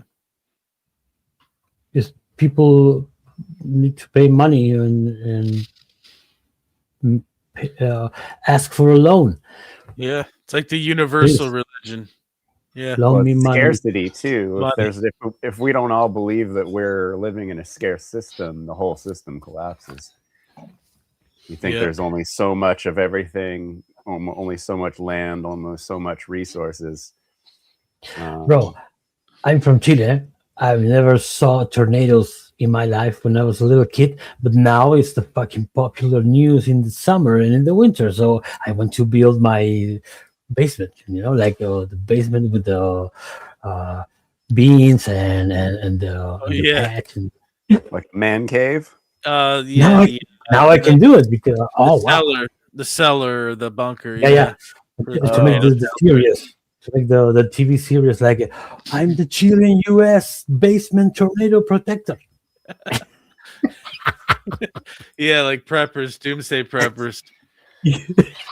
Ozone closes and opens? That's crazy. I've never heard that before. Here's a funny piece of information that most people don't know. There's no ozone hole right now. You have to wait until July for it to open again, as it does every year.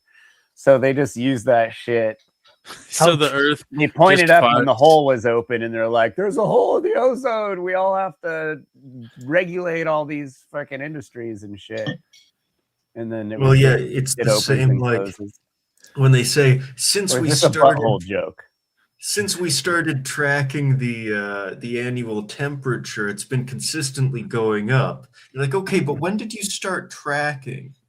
And you're like, oh, the time you started tracking happened to be in the middle of a period known as the Little Ice Age. Yeah.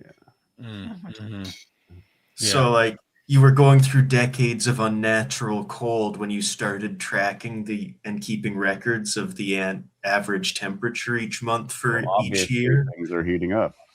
So yeah, we're getting out of that. We were talking about the magnetic poles earlier too. People like to reference that, and it's like, okay.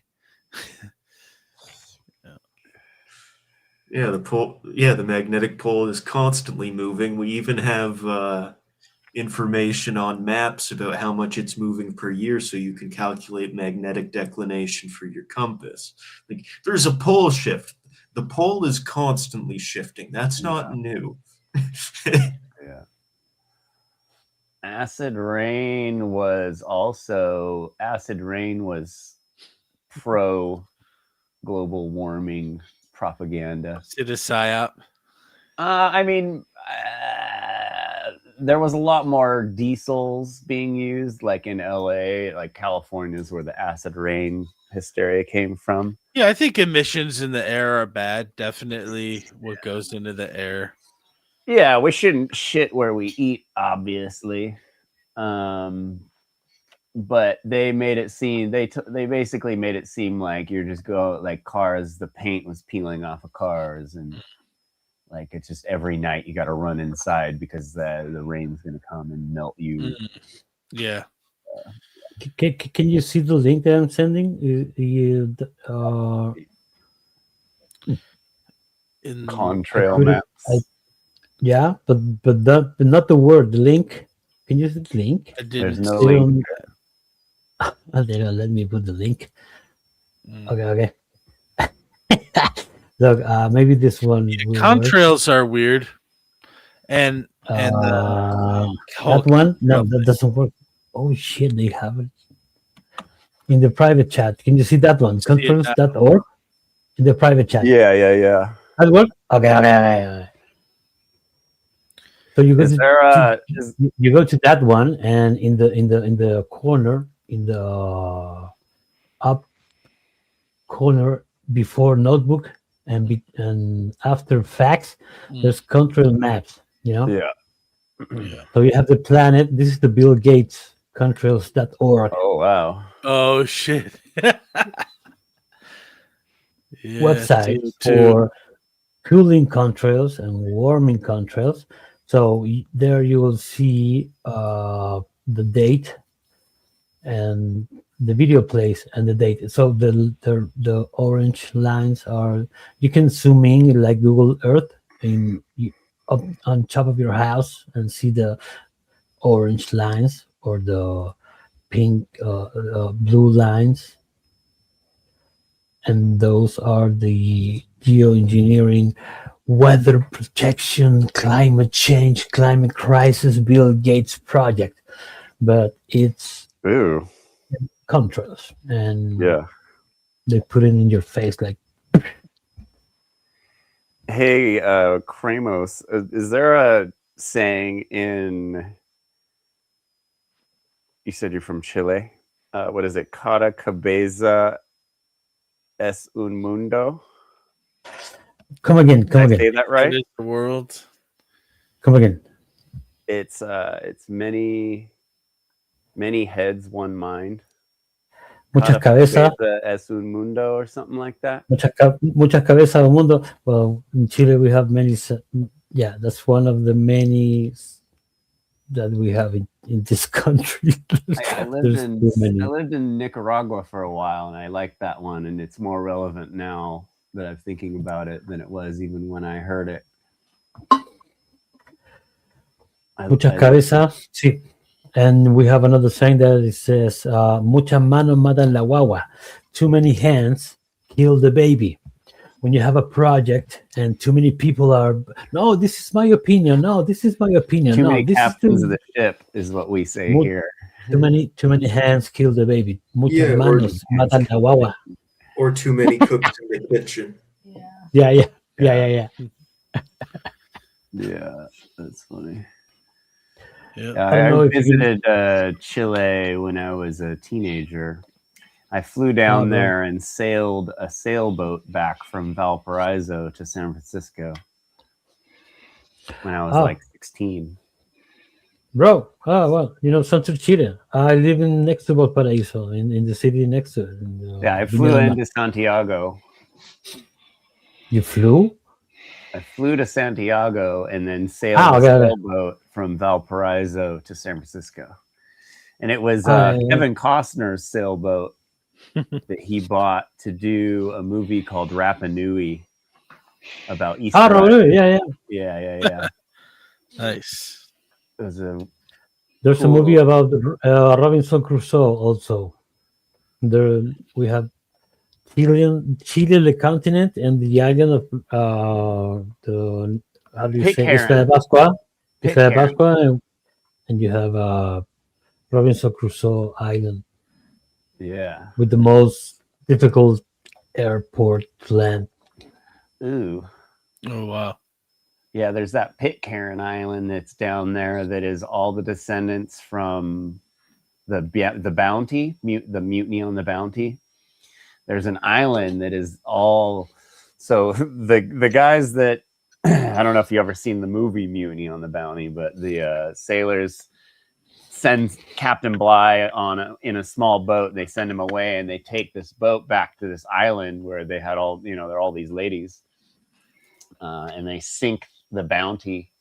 And so it was like, how a dozen white guys on this island with all these natives, and they ended up warring with each other, and everyone killed each other off, and there's only a couple guys left over, or there was only a couple guys left over, and then they changed the whole bloodline of the island, and you still go there, and it's all descendants of those mutineers from the 1600s or something like that.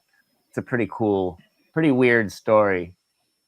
And they were like, it's actually, it's really trippy. You should actually look into Pitcairn Island, because just hearing the story of what happened there is pretty nuts. And the mainland, I guess it's Argentina, or no, Pitcairn might even be a Chilean island property, but the people on the mainland didn't know what to do with the warring and inbreeding factions that were living on the island. So they were just they're like, what, do we throw these guys in jail? We go there and build a jail and put them in it? Because they're, they had no idea how to deal with it. Yeah. It's just these... we have many islands. Yeah. Here, bro. There's too many. Even I saw a fucking penguin down there. That tripped me out.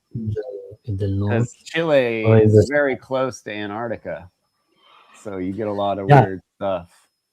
I put a link in the private chat because we have an island that is called Friendship. The Friendship Island is in the center south of Chile, and no, that's the Bill Gates. What? That's the Bill Gates chemtrail map. Chemtrail map. But the Friendship Island is in the center south of Chile, and it's like the weirdest stories and disappearance of airplanes and shit. Yeah. This country, I think, was the airport of these friends. Oh, weird.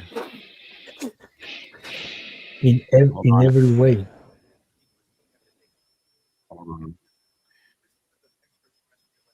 Mysterious beings and unexplained phenomena echo through its fog-covered cliffs. Locals speak of strange lights dancing in the night sky, vanishing ships, and eerie whispers carried by the wind.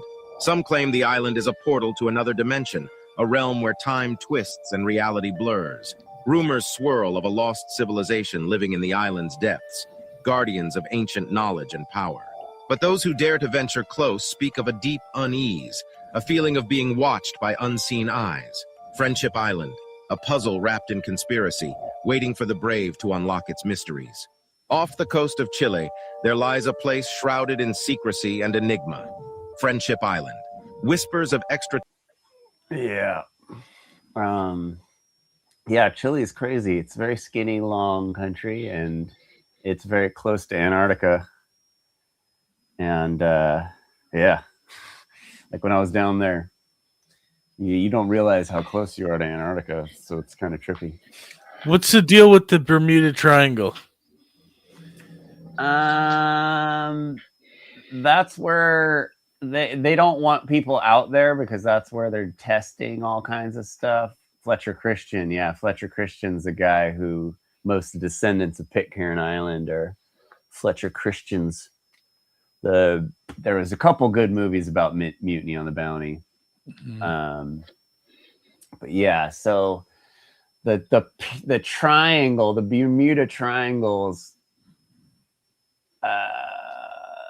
allegedly they just kind of tabooed the area because that's where they were launching all okay, so when they launch the space shuttle up into the sky, right? They aren't actually launching something into the sky, so it has to land somewhere, right? So they don't let anyone go in that Bermuda area, and then they taboo it and tell stories. Oh, if you go out there, your engine's gonna go out, or your they like tell you. Oh, that you won't. Your compass is just gonna spin and blah blah like blah. the boogeyman. Okay. So no teleport to another dimension. There. So when they're lying to us about launching stuff, they have a place for all the rockets to land. Because they go up and they go out and they go down. They convinced us that that's actually them going out of space, but they're actually just landing in the ocean. That's what I think. They get far enough away, the engine burns out, they fall into the ocean. Yeah, exactly. They scoop it up or sink it. No, yeah, it's just a tube. It's just a pipe full of gasoline. Bottle rocket. Gas. They don't even need. Yeah, it's not like super high tech shit like they've convinced us it is. There's the tax dollars at work. That Elon Musk money. Yeah, actually, we're gonna live on Mars. Oh wait, we didn't go over Logan Hart's. What are they called? Impressions. He did Mark Passio. Oh yeah. Nice. Which was okay, and he's all, "You're all trash." And he stopped saying ape because he's the trash ape. He's all trash. But anyway, yeah. So next, it sucks. The first half of yesterday's seminar got copyright struck, and it's not anywhere, and it sucks because there was so much stuff I wanted to go over in those. But we're at 6 hours, and these mics are still working. Damn, we got these little DJI mics, and that's 5 hours not plugged in. These things have been working. 6 hours they've not been plugged in. They're still working. But anyway, is there anything else we need to look at? No. I know you guys are gonna hit this shit hard on the dumpster dive. Yeah, we're thinking of dumpster dive on Rumble. 2 for Tuesday, double feature. Yeah, we're gonna do 2. We found another one this week. Oh boy. Yeah. What are you up to these days, Adrian? I'm like learning about like my methodology of like interpreting reality. I'm running tests to grasp reality better and to like humble myself so that I can just get it right, Sick. Don't get too What worried. kind of what kind of project? What kind of project are you building? I write books, and I do my best to accrue knowledge and to like verify it.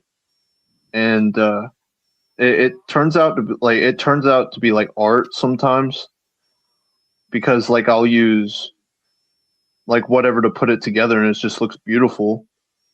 And it's also like educational and probably could save your life, like if you happen to like, have to fight somebody or whatever scenario is going on, just to use your mind and to like operate in your environment for the best result possible. It's like the Tao of Jeet Kune Do. It's a good book. Yeah, something like that. It's like a system, right? Yeah. Like a system to not provoke fight, but to defend yourself, like a system. But it's the art of fighting without fighting. But Jeet Kune Do is more, bro. The book of the Tao of Jeet Kune Do. That's what enlightenment. Yeah. It like I've reached enlightenment, right? So what now? I'm seeing like from my experiences, like if it's real, verifying it, and just like being in a humble position, like keep myself accountable to like make sure that this is real, so that whenever it comes time to maybe transfer knowledge, I can give you the real deal. And just living life in general, you know?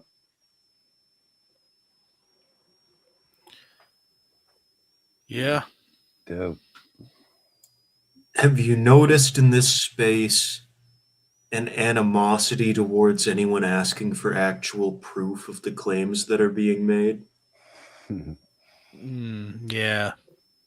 You mean in the whole like freedom thing? Yeah, in the griftosphere.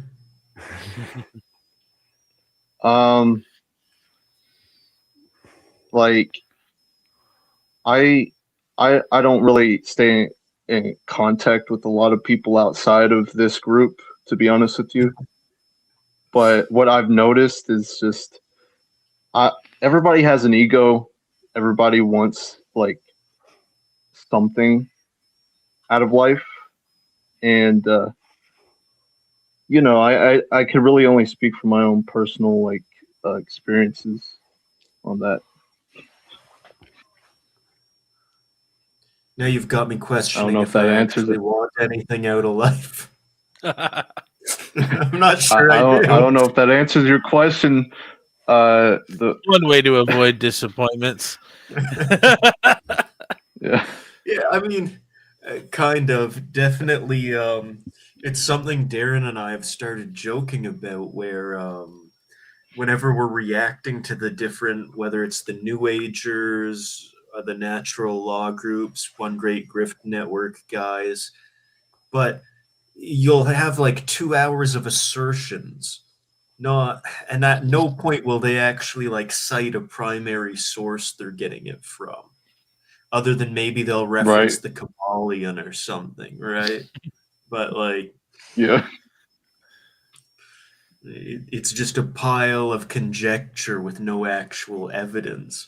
And it's whether it's like the star seeds or the 5D ascension cult or Marconics or whatever, all these different grifts we've gone through. And there's always these same consistent patterns, and that's a dominant one right at the front.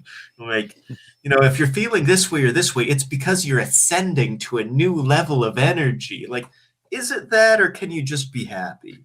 Like, maybe you're happy because you're happy and you don't need to ascend anywhere. Like, but they'll just make that assertion with no proof. Yeah, it's improv hour. If you've ever felt awkward or misunderstood, it's actually because you're an alien soul from the Pleiades. Is it? Or maybe you're just awkward. No luck with the ladies, you're from the Pleiades. God damn.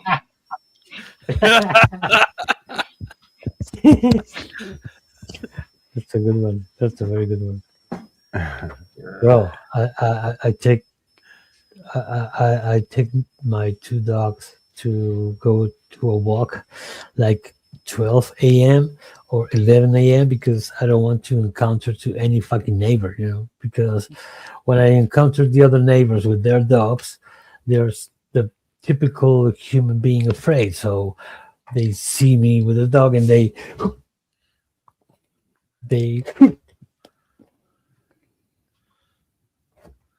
pull the string of their dogs. So conflict because that fucking human is transmitting his own fear into the dog. So Yeah, that happens. I need to say, "Hola, vecino," and then the dogs come down, and I lose, and I lose my dogs, and they go and they're afraid, always afraid, bro. And we are in the fucking same condo with the same fucking backyard and the grass for the dogs to enjoy, you know. But they are, oh, he's gonna kill my dog. It's fucking. So I don't participate in that community shit because it doesn't exist. So I take my dog to a walk when it's too early or in the middle of the day or too late. Because I want my dogs to enjoy the walk, not to be hearing a fucking afraid human. Right.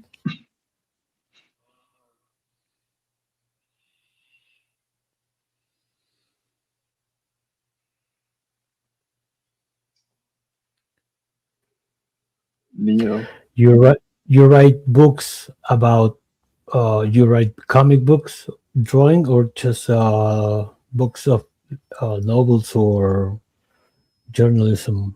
You know, I journal, you know, whatever my thoughts, whatever ideas come to mind, I just jot down, and I do bullet notes, and I also like try to formalize maybe like a grand idea of like what I'm on about, or I just draw what comes to mind, what visualizations come to mind. And I've showed Jeffrey and shoot, your name's Darren, you know, some of my work, you know.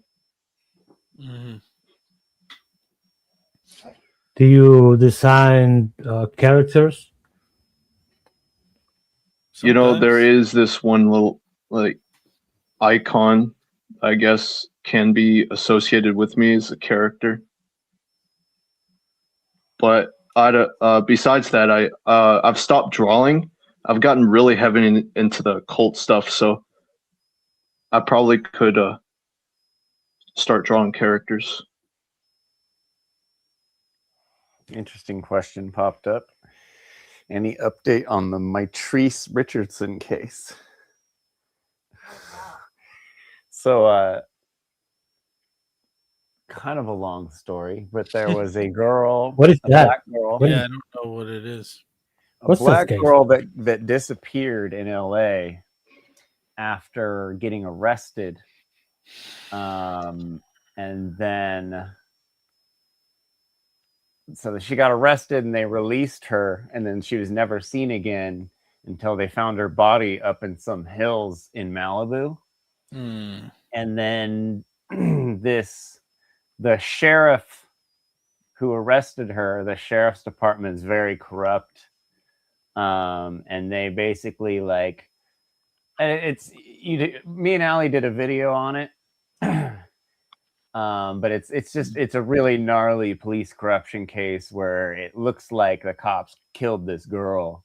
Like, she was like a cute black girl, but she had mental health problems.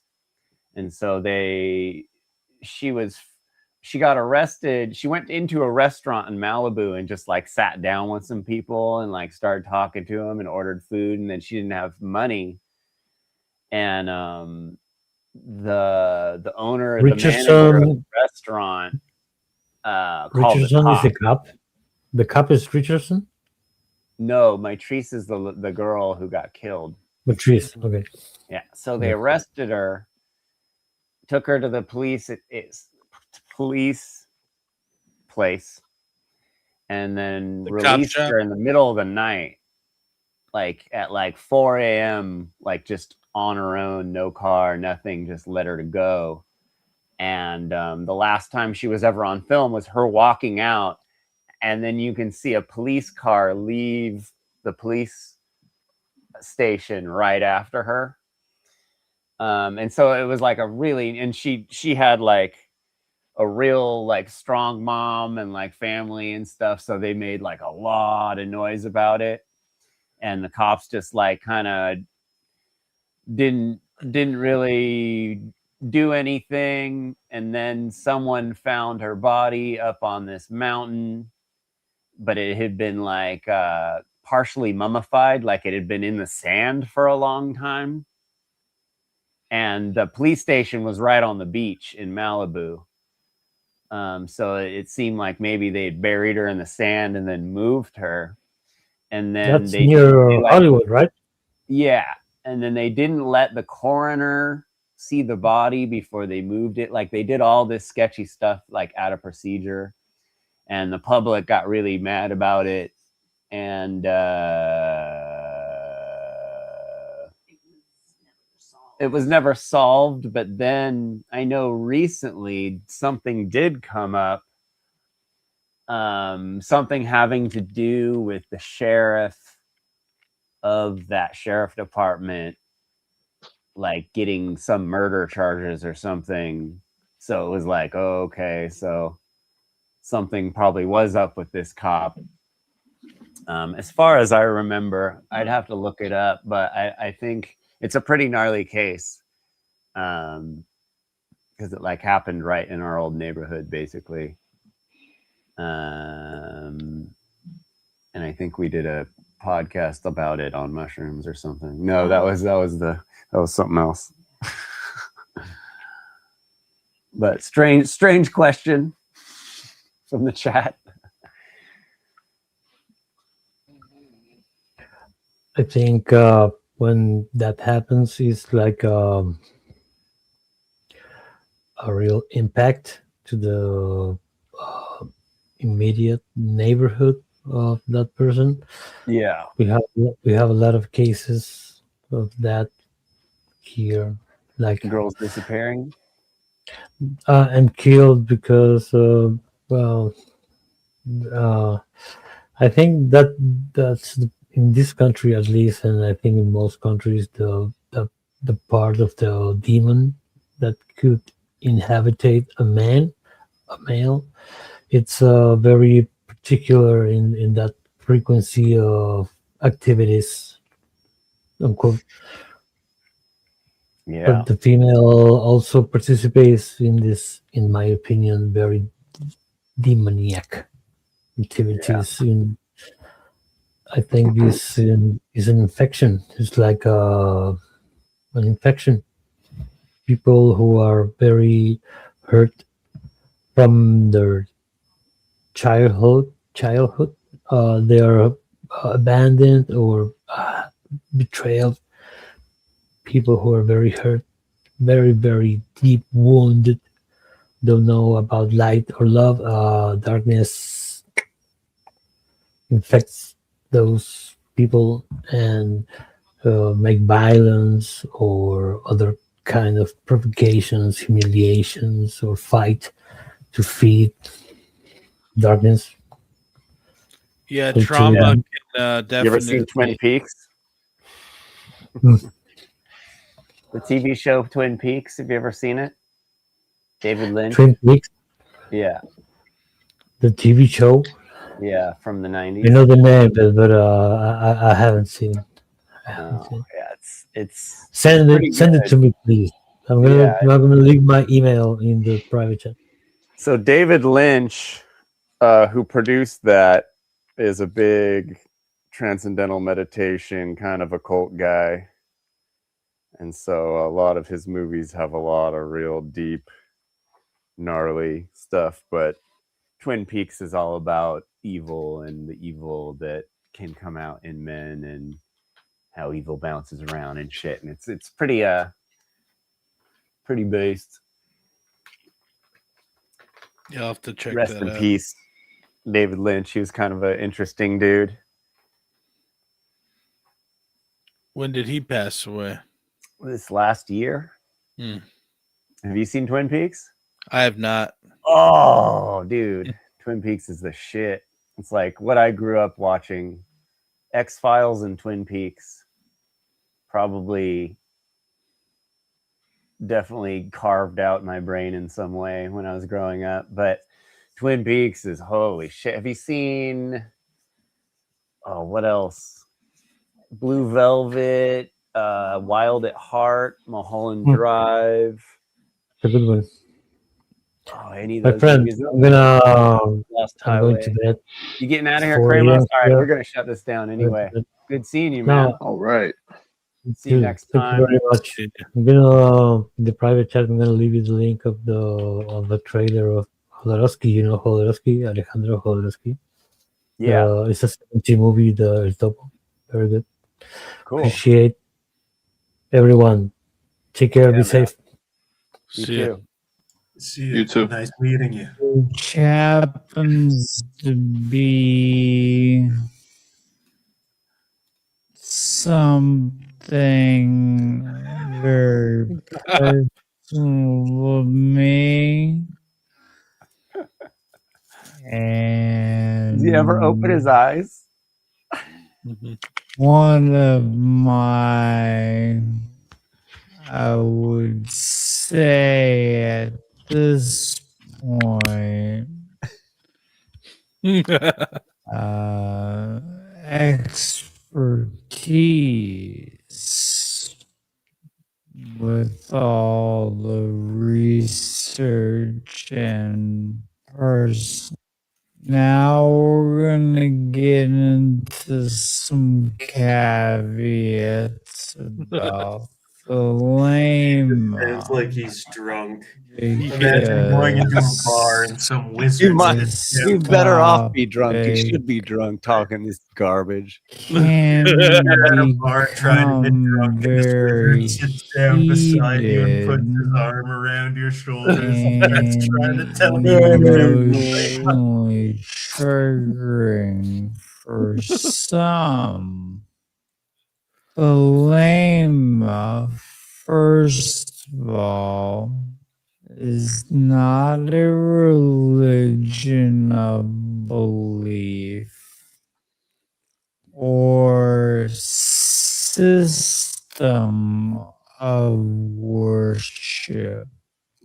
Again, with the linguistics, I didn't really point it out earlier. It's not a religion of lame does not require belief.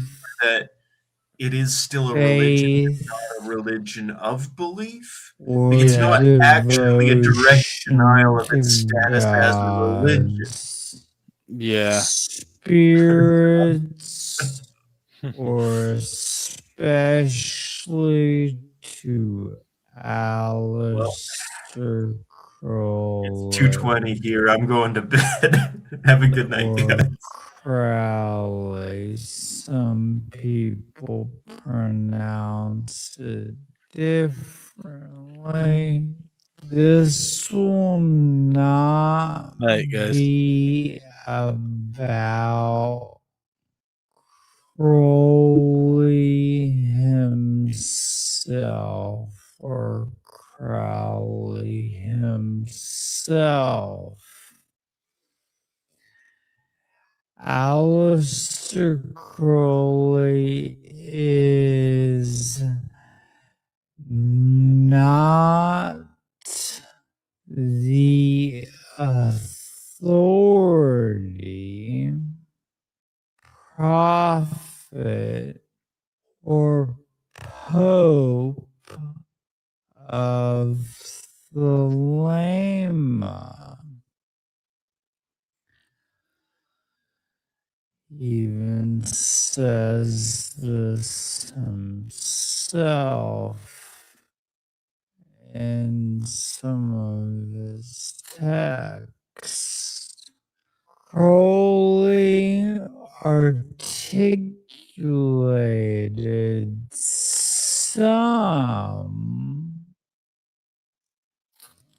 of the system,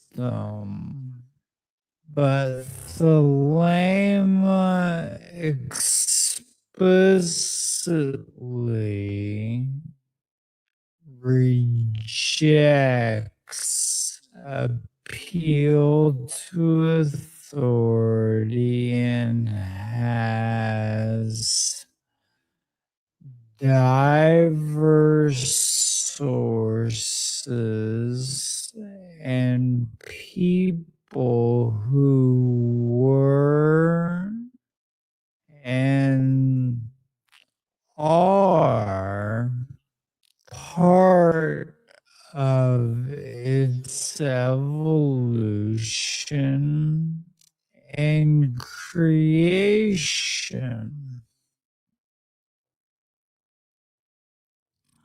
Aleister Crowley is treated here as one of the sources and systemizers not as an infallible authority.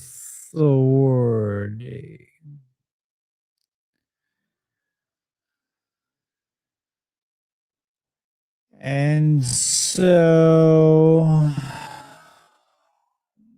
when we're talking about this topic, especially in the realms of the occult, people really want to focus on the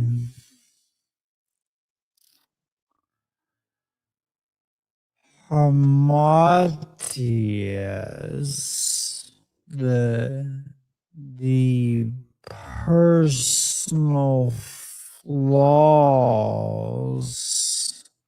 of individuals who happen to either be part of the foundation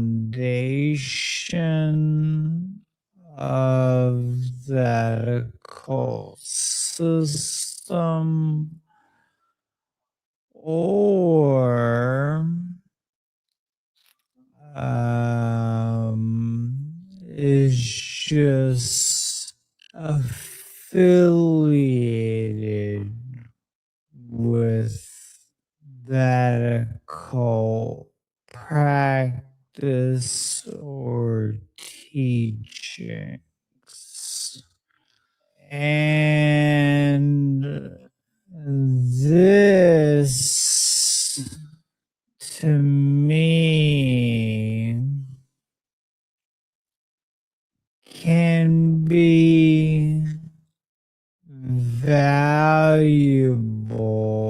in certain areas depending on the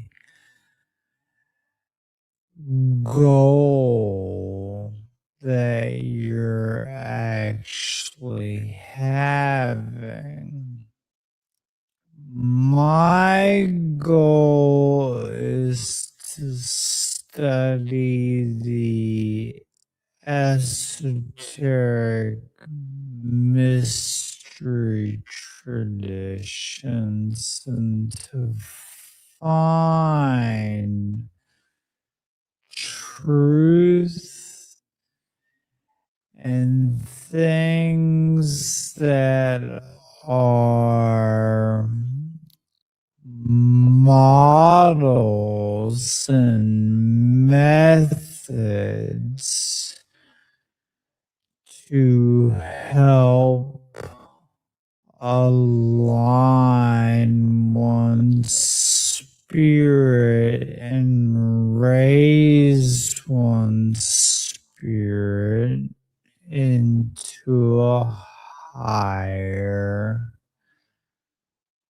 plane of existence and expand consciousness and ultimately to bring freedom. That's what we're really trying to do here.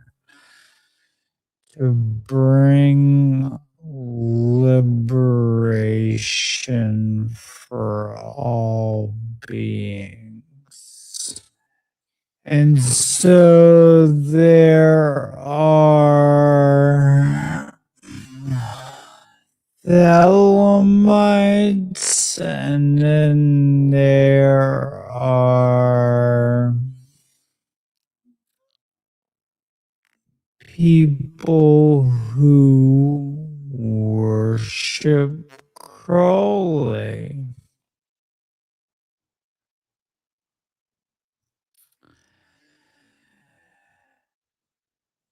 So Crowley was a very flawed individual, just like all of us. And just with all my information, I do not ask people to live like me. I am fallible. I have my own flaws. I am a human being. The process of awakening, the process of enlightenment is to work out these flaws in yourself and to persevere in the work on yourself. So this presentation is not at all to advocate to live like Crowley or doing as Crowley did or others who did, meaning the others who followed him. His/their personal life, flaws, and opinions. Cheers to the people who did wake up and activate and become peers in the great work. Nothing but admiration and thanks. And this forced shadow work has not been for you. It has been for those who did not respond to the fucking call of freedom. And you guys already know that. I don't even need to repeat that. But I will say with my Vienna lager here, cheers to the people who really did the great work. The ones who really activated, the ones who spoke out, the ones who put the message of freedom publicly out into the world through the creation, the creative expression that came from within themselves to publish and communicate it to those in need of that knowledge. You're my brothers and sisters, and you're my peers in the great work, and thank you. To every